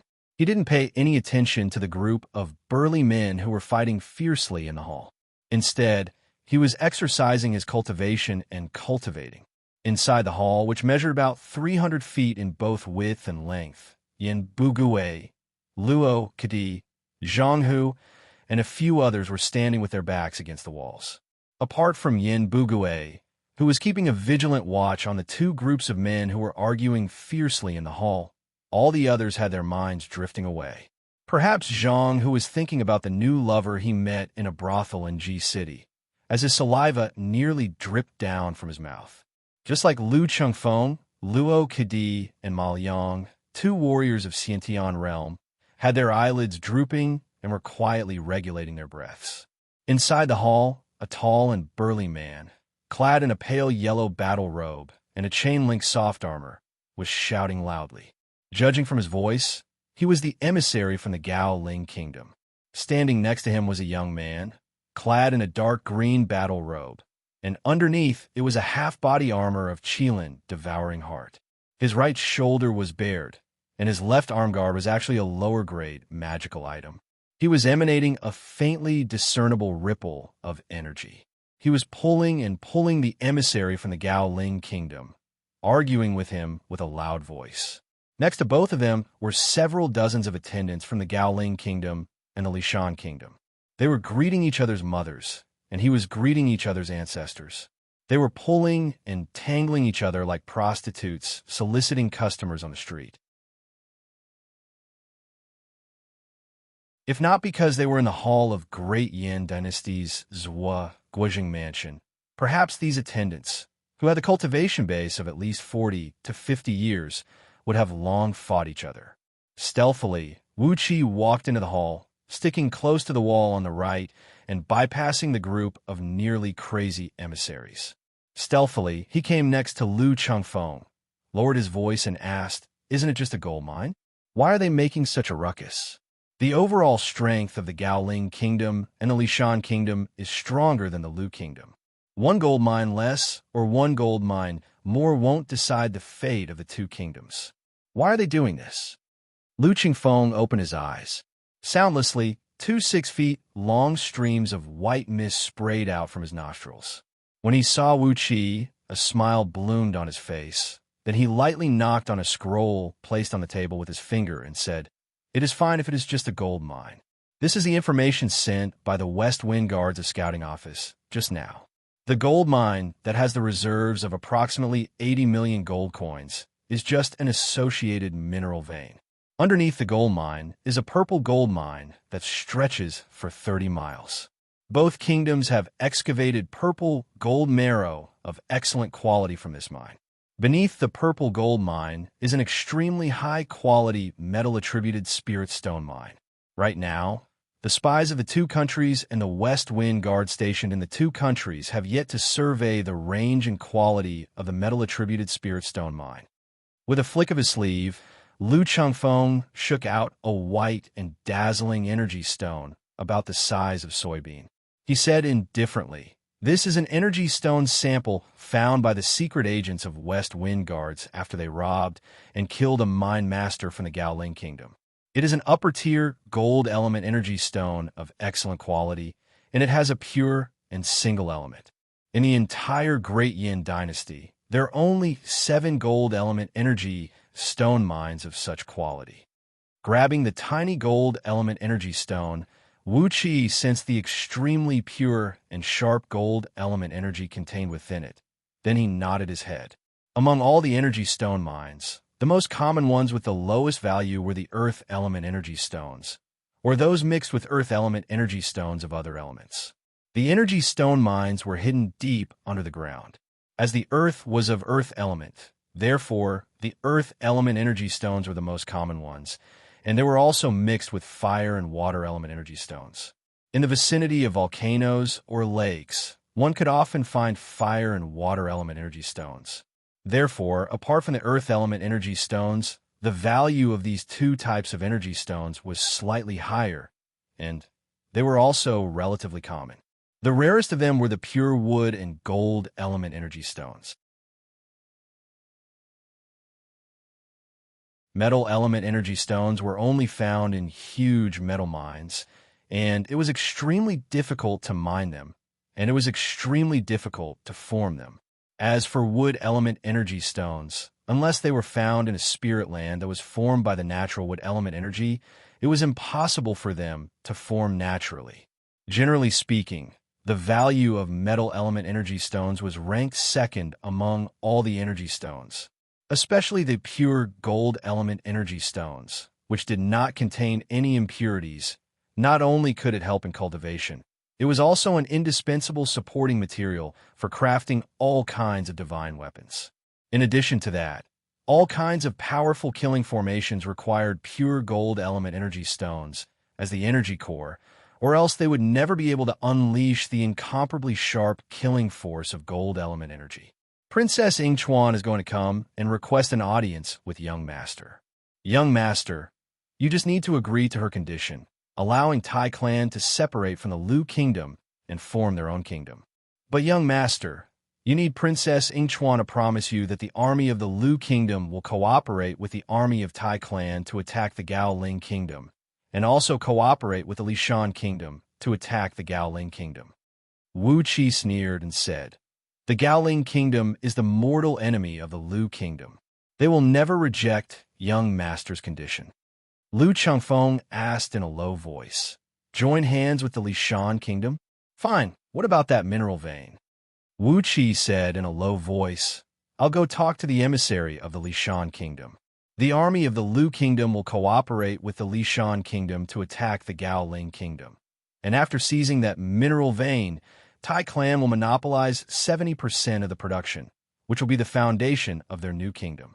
If they don't agree, we'll join hands with the Gao Ling kingdom immediately. In short, we'll take over 70% of the mineral vein. Also, all the energy stones mined by the Lishan kingdom will be purchased by us at the market price. After a brief moment of silence, Wu Qi continued, when discussing with Princess Yingchuan, Young Master, try to take as much advantage of her as you can. Little Meng's city of the Three Mountains province must be in our hands. We don't care how much land the Lu kingdom gives to Tai clan, but Little Meng's city of the Three Mountains province will be our private property. Without any hesitation, Lu Changfeng agreed to Wu Qi's suggestion.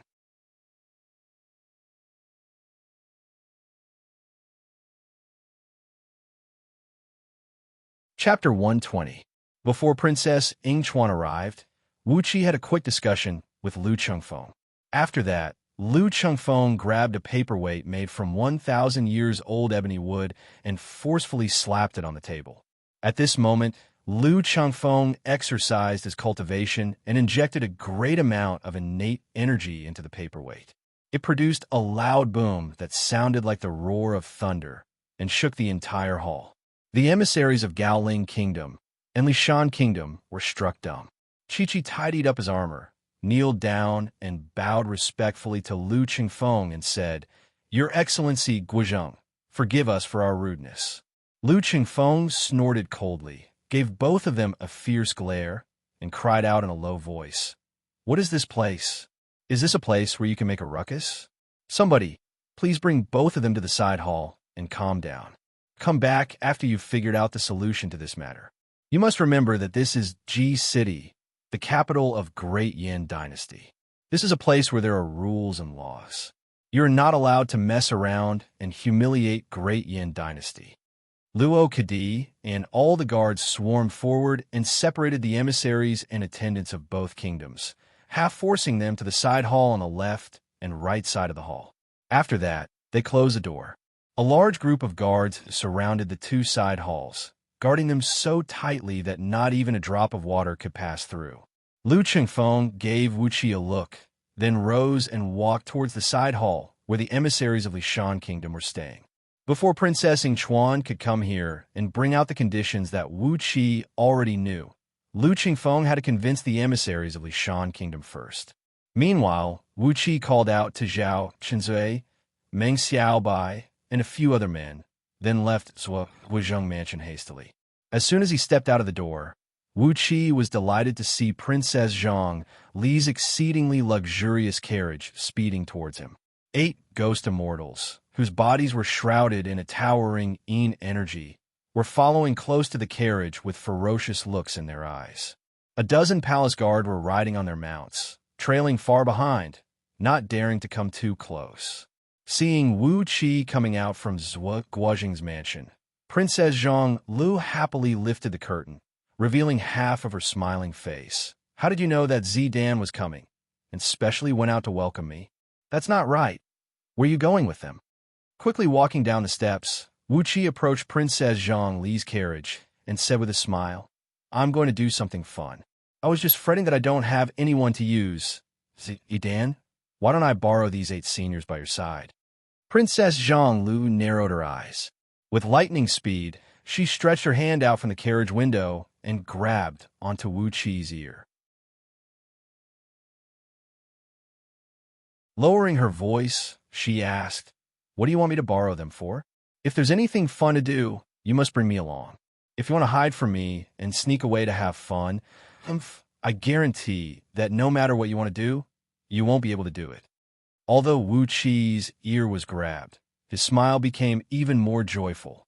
All right, I've been waiting for you, Princess Zhang Lu, to say this. If you didn't take the initiative to bring it up, Wu Qi was prepared to go to the imperial palace to look for her and invite her to oversee it. With Princess Zhang Lu following him, no matter what outrageous things Wu Qi did, the others would think that it was logical, right? Using the disguise of this unruly princess to do something, it was indeed an evil pleasure.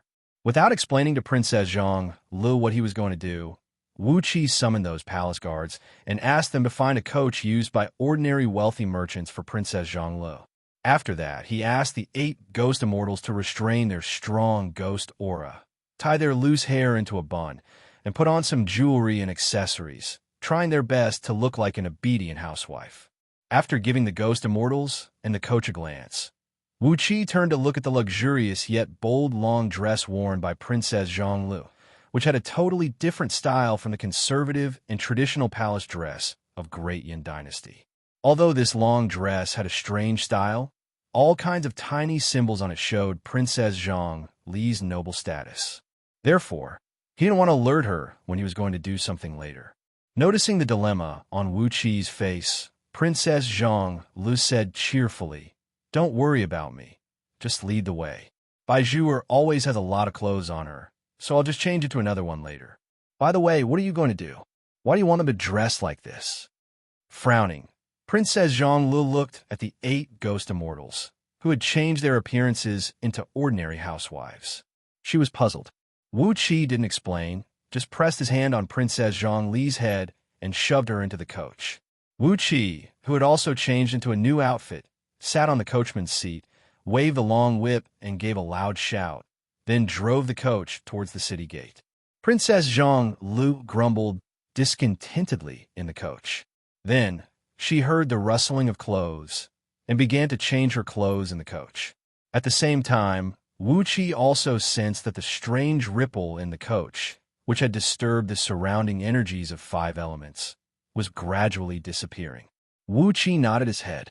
Princess Zhang Lu was indeed a clever girl, as she had retracted the 5 color divine rays behind her back in advance. With the cultivation base of Princess Zhonglu and the 8 ghost immortals, if they exercised their cultivation with all their might, they could probably suppress the Jindan strange sign on the surface of their bodies for about 6 hours. After that, they would no longer have the energy to suppress the ripple in their bodies. 6 hours was more than enough. They drove the coaches, bringing with them a large group of palace guards, secret agents of scouting office, and guard from Duke Yin Li's mansion, who had their faces completely changed. They left the inner city and middle city in a mighty manner. Approximately 2 hours later, they arrived at the east side of the outer city, on the street that was very famous in Ji City, the mighty Martial Street. Great Yin Dynasty's martial arts was very popular. Even in a remote corner like Little Meng City of the Lu Kingdom, there were still over 100 to 200,000 warriors begging for food there.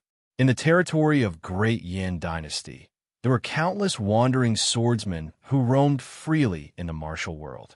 As the heart of Great Yin Dynasty, Ji City was naturally a blessed land with the highest concentration of elite warriors.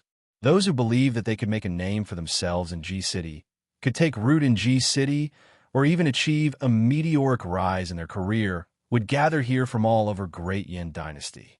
And the mighty Martial Street was the place with the highest concentration of warriors in Ji City. This mighty Martial Street, which was 50 feet wide and 25 miles long, together with the 24 side streets and alleys on both sides, was home to all kinds of warrior clubs, martial clubs, dojos, swordsmen, archers, and many other warrior guilds. There were at least tens of thousands of them.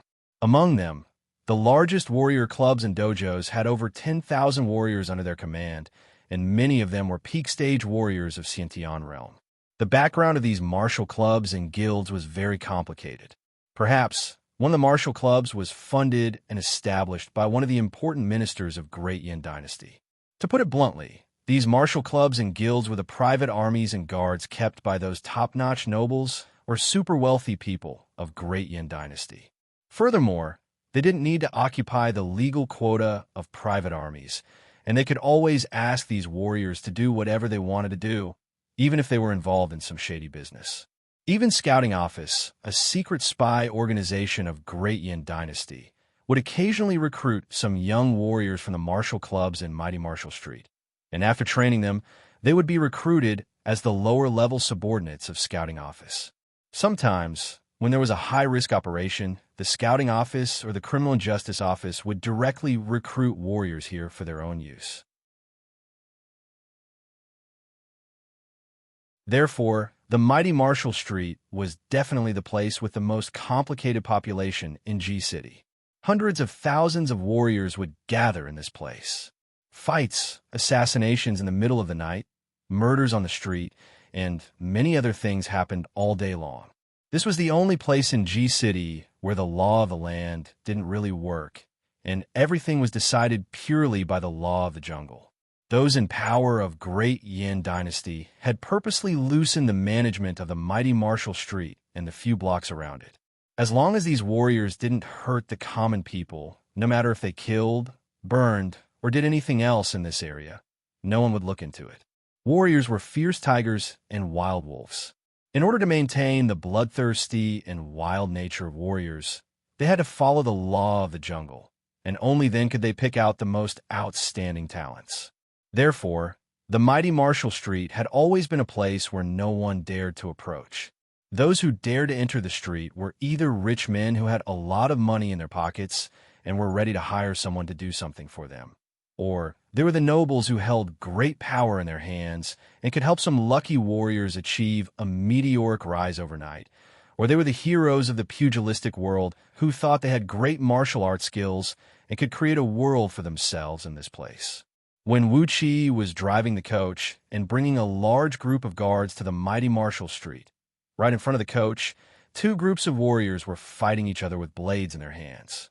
No one knew why they were fighting, but a few young and beautiful girls were screaming hoarsely at the side of the fighting ring. It could be assumed that these girls were the cause of the fight. In just the time it took to finish a pot of tea, 3 warriors had fallen to the ground, bathed in blood. Very quickly, they were dragged into an alley by a group of men clad in black clothes using iron hooks. Covered with blood stains, The victorious warriors were greeting those tall and burly warriors around them complacently. Laughing out loud, they hugged a few beautiful girls and walked into an inn on the side of the street. Wuxia looked at these men and shook his head disapprovingly. Meanwhile, Princess Xianxia stuck her head out curiously. Looking at the bloodstains and a few missing bloodstains on the ground, she said with a smile on her face, "Is there such a wonderful place in G City? Abijur, go back and give those few damn slaves a good beating. Why didn't they inform me about such a wonderful place? Did someone really get killed here just now? How many were killed? This blood is so red that it looks beautiful." Princess Xianxia had changed into a conservative black long dress, yet she still looked very beautiful. A few burly men who were passing by the street saw Princess Xianxia poking her head out from the window.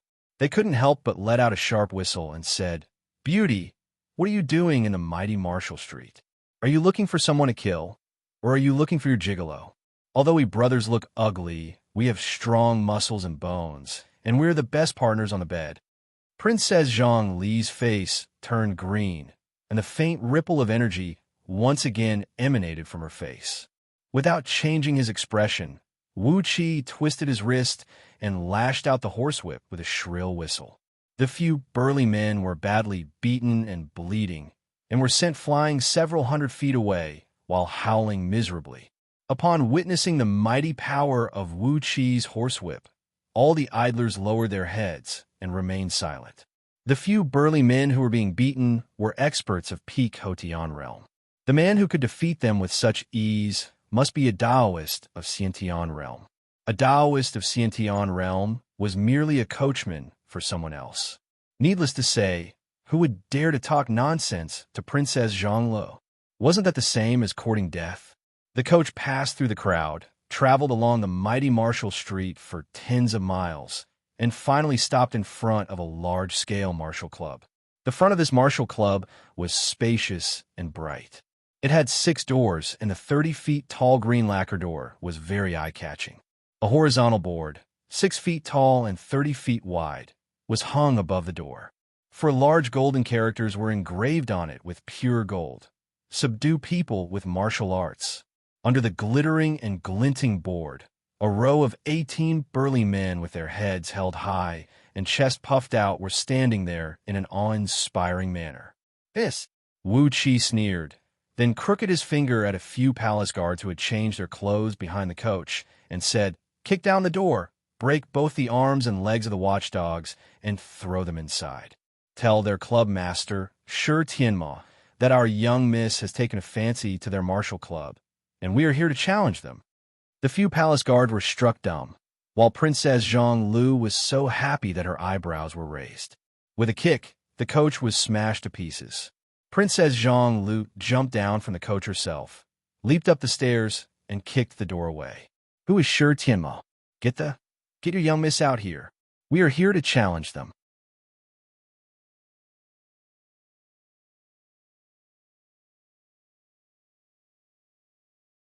Chapter 121. Challenge the Martial Club? The group of burly men standing at the entrance of the Martial Club were struck dumb. Every year, a few new martial clubs would be opened in mighty Marshall Street, and there would be more martial clubs being pushed aside by their peers or being destroyed by some powerful martial artists. But how could such a thing happen to them? Xianxia, the martial club master of Shi Martial Club, had come to G City 90 years ago to open up a martial club and teach disciples. After 30 years of hard work, Shi Martial Club now had over 30,000 disciples. Among them, there were over 70 Xiantian warriors and nearly 1,000 peak stage Hotian warriors. There is also a rumor that although Xianxia did not have the innate talent of cultivating spirit root, he had entered the Tao of martial arts and had cultivated to the peak stage of embryonic breath realm of Xiantian realm. As long as he could tear apart the barrier of martial arts with his martial strength, he would be able to transform his chi and body with great perseverance and strength, stepping into the realm of human immortal from an ordinary warrior in Jindan. For the past 90 years, Xianxia had become a legend in the underworld of G City, an absolute grandmaster. Apart from the 30,000 apprentices who were still practicing martial arts in the martial club, countless apprentices had graduated from Martial Club over the years.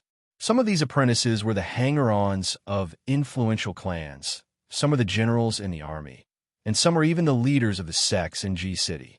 In such a huge city like G City, as long as it was a business that could earn money, apart from those that were exclusively managed by the imperial family, Martial Club could be found in all the other businesses. To be more specific, the power of Martial Club alone was stronger than the combined strength of dozens of top-notch clans of the Liu Kingdom. No matter it was the absolute force or the influence in Great Yin Dynasty, even if all the forces of the Liu Kingdom were to be used, there would still be no match for Tianma. Therefore, on the board hanging in front of Martial Club, there was no sign of Martial Club.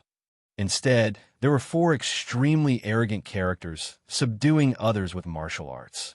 If explained in a positive way, it meant that Tianma had a profound attainment in the Tao of martial arts and was highly respected in martial arts. Therefore, he was able to subdue others with martial arts. If someone was not convinced, Martial Club would use their fists to beat them until they were convinced. This was the so-called subduing others with martial arts. With such an overall strength and power, who would dare to challenge Martial Club in front of their door? Princess Xianxia kicked the door of the martial arts school into the courtyard.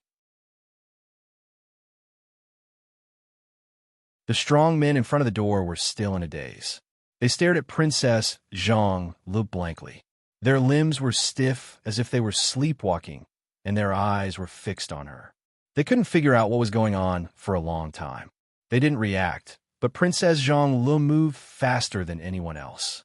She laughed and rushed to the front of the 2 men, took out a handkerchief to pat her palm, and then gave each of them a heavy slap.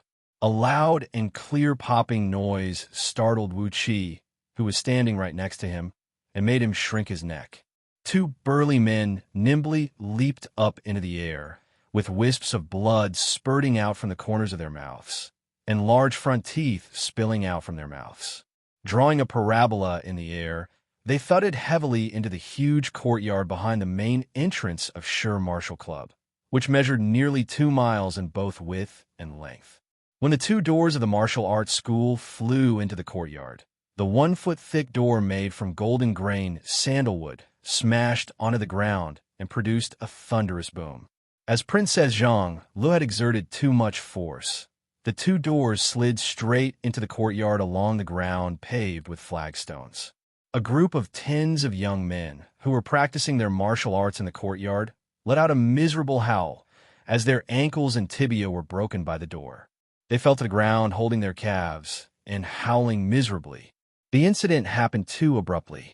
On the spacious square, over 3,000 young men who were lifting stone weights, playing with barbells, hitting wooden stakes, and practicing their martial arts, all stared blankly at the entrance. Although it was a spacious square, and there were several thousand people, none of them uttered a single word. It was not until 2 burly men who were guarding the entrance were sent flying into the courtyard by Princess Xianxia that the several dozens of young men who stood closest to the entrance roared out furiously, "Which blind fool dares to come to our Martial Club and court death?" Before their words could fade away, miserable howls came from the entrance, one after another. Princess Xianxia's personal serving ladies by Zhuer and by Zuer rushed down from the coach with a beaming smile on their faces. Imitating their mistress, they kicked all the burly men who were guarding the entrance into the courtyard one after another. Although these 2 little serving ladies did not have any combat experience, they were, after all, female officials who enjoyed a very high status in the imperial palace. They had taken a lot of spirit pills, and their cultivation base was at the peak of the Hotian realm. How could these burly men who were guarding the entrance withstand their kicks and kicks? Relying on the power of Princess Xianxia, these 2 girls were used to being lawless and out of control.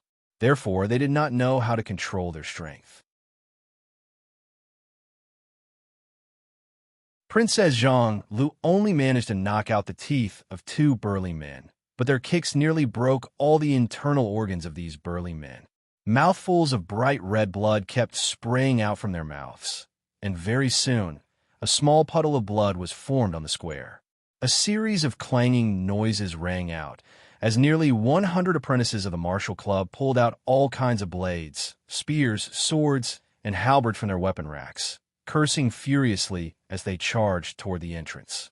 Some reckless young men even roared out, "Let's see where these few girls came from. Chop the men behind them and feed them to the dogs. Then we can use these few girls to warm our beds. Brothers, let's go." Whoever succeeds will be the first one to have his way with these 3 girls. These apprentices, who were sweating profusely in the square of Sure Martial Club and practicing some low-grade outer martial arts, were born in the marketplace and had been infected with countless bad habits. Relying on the fact that they had the advantage in numbers, these young men kept spewing obscenities like a rainstorm towards Princess Zhonglu by Zhuer and by Zhuer. Upon hearing their words, Princess Zhonglu, who was beaming with joy a moment ago, as if she was just playing a game, had her face turned livid with anger. Abruptly, there was a faint 5-colored gleam flashing in her eyes. Waving her hand casually, Princess Zhonglu cried out in a stern voice, "Break all the limbs of these people, then throw them into the myriad red river to feed the fishes. Beat them, break their dog heads, and rob this martial club. Let's rob this dojo. Today, this dojo is the only one I'm interested in." Ignoring that she was wearing a cumbersome long dress, Princess Zhonglu raised her jade-like legs and kicked away a dozen apprentices who came near her. Then, she turned her head and said to Wuxia with a sweet smile, "Since you've taken a fancy to this martial club, are you going to rob it and open your own martial club? Just consider it as a gift from me. Later on, ask the officials of G City Mansion to get you the title deed of this place." In a fit of rage, Princess Zhonglu did not control her strength. Every single apprentice who was kicked away by her had their bones broken and tendons torn, with blood gushing out from their 7 apertures. Before those apprentices, who had charged forward with the courage and vigor, could see the actions of Princess Zhonglu clearly, they had been knocked away by their fellow apprentices. Nearly 100 of them were lying on the ground, struggling and wailing. It was a very embarrassing situation. Meanwhile, a large number of men brought by Wuxia had rushed forward. They picked up specially made sticks made of white wax, each half the length of an adult's arm, and began smashing and beating these apprentices on the ground. Their limbs and joints were broken, and many of their ribs were broken. It was especially true for those few experts from the palace guards. These apprentices had insulted Princess Zhonglu right in front of their faces, and it had scared them out of their wits. At this moment, with the order given by Princess Zhonglu, they struck a deadly blow on these apprentices, aiming their long sticks at the vital spots of those young and strong men. In just a blink of an eye, several dozens of apprentices had been killed, and nearly 100 were severely wounded. They were dragged out of the entrance of the martial club by Meng Xiaobai and his men and thrown onto the street. For a moment, the mighty martial street was filled with crowds of people. Countless wandering knights and warriors were rushing towards Sure Martial Club, impatiently waiting to see who was so bold as to challenge Sure Martial Club. Upon witnessing the ferocious and imposing manner displayed by Wuxia and his men, numerous apprentices on the square gathered together, looking at them with both anger and fear in their eyes. When an expert made his move, he would be able to know the actual situation of his opponent. As there were so many warriors of Xianxia realm and peak stage Houtian realm in Sure Martial Club, these apprentices had a very broad vision. Naturally, they could tell that these several hundred guards brought by Wuxia were all top-notch warriors of the Houtian realm, and were not people they could afford to provoke. A loud, muffled shout that sounded like a thunderclap rang out as a burly man, who only had a piece of cloth wrapped around his crotch area, revealing his snow-white muscles, and had 9 exquisite tattoos of fierce tigers embroidered on his body, each with different expressions, dashed out from the crowd of apprentices. The 9-feet-tall burly man stared at Princess Zhonglu and shouted, "May I ask, what is the purpose of visiting Sure Martial Club, miss?" Princess Zhonglu tilted her little chin up proudly, her eyes rolling up to the top of her head. She snorted coldly and said, "Are you deaf? I'm here to challenge your martial club. The geomancy of your martial club is pretty good, and the land is big enough. I've taken a liking to it." Wuxia had fully performed the image of a henchman. He fished out a gold ingot from his sleeve and threw it on the ground, smiled at the burly man, and said, "Anything our miss has taken a liking to, we've never failed to get it. Either you ask Sir Tiamat to come out here and discuss with us, or you can buy the land of your Sure Martial Club with 3 taels of gold." 3 taels of gold. You've made a big fortune. The tiger-striped man was so angry that his face turned blue. The piece of land occupied by Sure Martial Club on Mighty Marshall Street was very large, and it was Sure Tianma who had spent 3 years of painstaking effort in challenging all the martial clubs, convincing all the leaders of those martial clubs to sell their land to Sure Tianma at a very low price. 90 years had passed, and along with the reputation of Sure Martial Club, the value of this mansion could no longer be measured with money. Yet, he wanted to buy such a large piece of land and so many houses and buildings on it with just 3 taels of gold? This was daylight robbery. The burly man sneered. He gave Princess Zhang Lu a look, shook his head, pointed his finger at Wu Qi, and snapped, "If you want to seize the foundation of Sure Martial Club, you'll need to have the ability to do so. If you want to meet our old master, you'll have to defeat us, the instructors of the front yard." With a loud roar, the muscles on the burly man's body bulged. With a forceful stomp, he shattered 2 stone bricks on the ground. His eyes went wide as he let out a tiger roar, thrusting his fist towards Wu Qi's chest. This burly man had a much better moral standing than those apprentices of the martial club. When he saw that Princess Zhang Lu was a girl, he was too lazy to fight with her. Instead, he chose Wu Qi as his opponent. Before Wu Qi could make his move, Meng Xiaobai, who had just dragged a few apprentices of the martial club and thrown them out of the entrance, had already rushed towards Wu Qi with a loud shout. "Defeat Xiaobai first, then you can fight my elder brother." A stream of white gas sprayed out from Meng Xiaobai's mouth, and he let out a long roar that sounded like a bull. The muscles on his body bulged up at a high speed. With a shake of his body, a deep, muffled, thunderous boom rang out as he raised both of his fists and thrust towards the burly man. A loud boom rang out as Meng Xiaobai and the burly man had exchanged a solid punch. Meng Xiaobai was knocked 7 to 8 steps back while coughing blood, while the burly man's chest was left with an inch-deep mark of a fist. He stared blankly at Meng Xiaobai as his body slowly went limp. After that, blood began to ooze out from all 7 apertures of his body. Both men exchanged a punch. Meng Xiaobai was severely wounded, while the burly man's heart meridian was crushed and killed on the spot. A hideous smile appeared on Wu Qi's face. He grabbed Meng Xiaobai with one hand and slowly injected a thread of innate water energy into his body, helping him dredge his meridians and digest the clotted blood. While doing that, he cried out with a stern voice, "Who else? If no one dares to come forward, then ask Sure Tianma to come out and talk to me."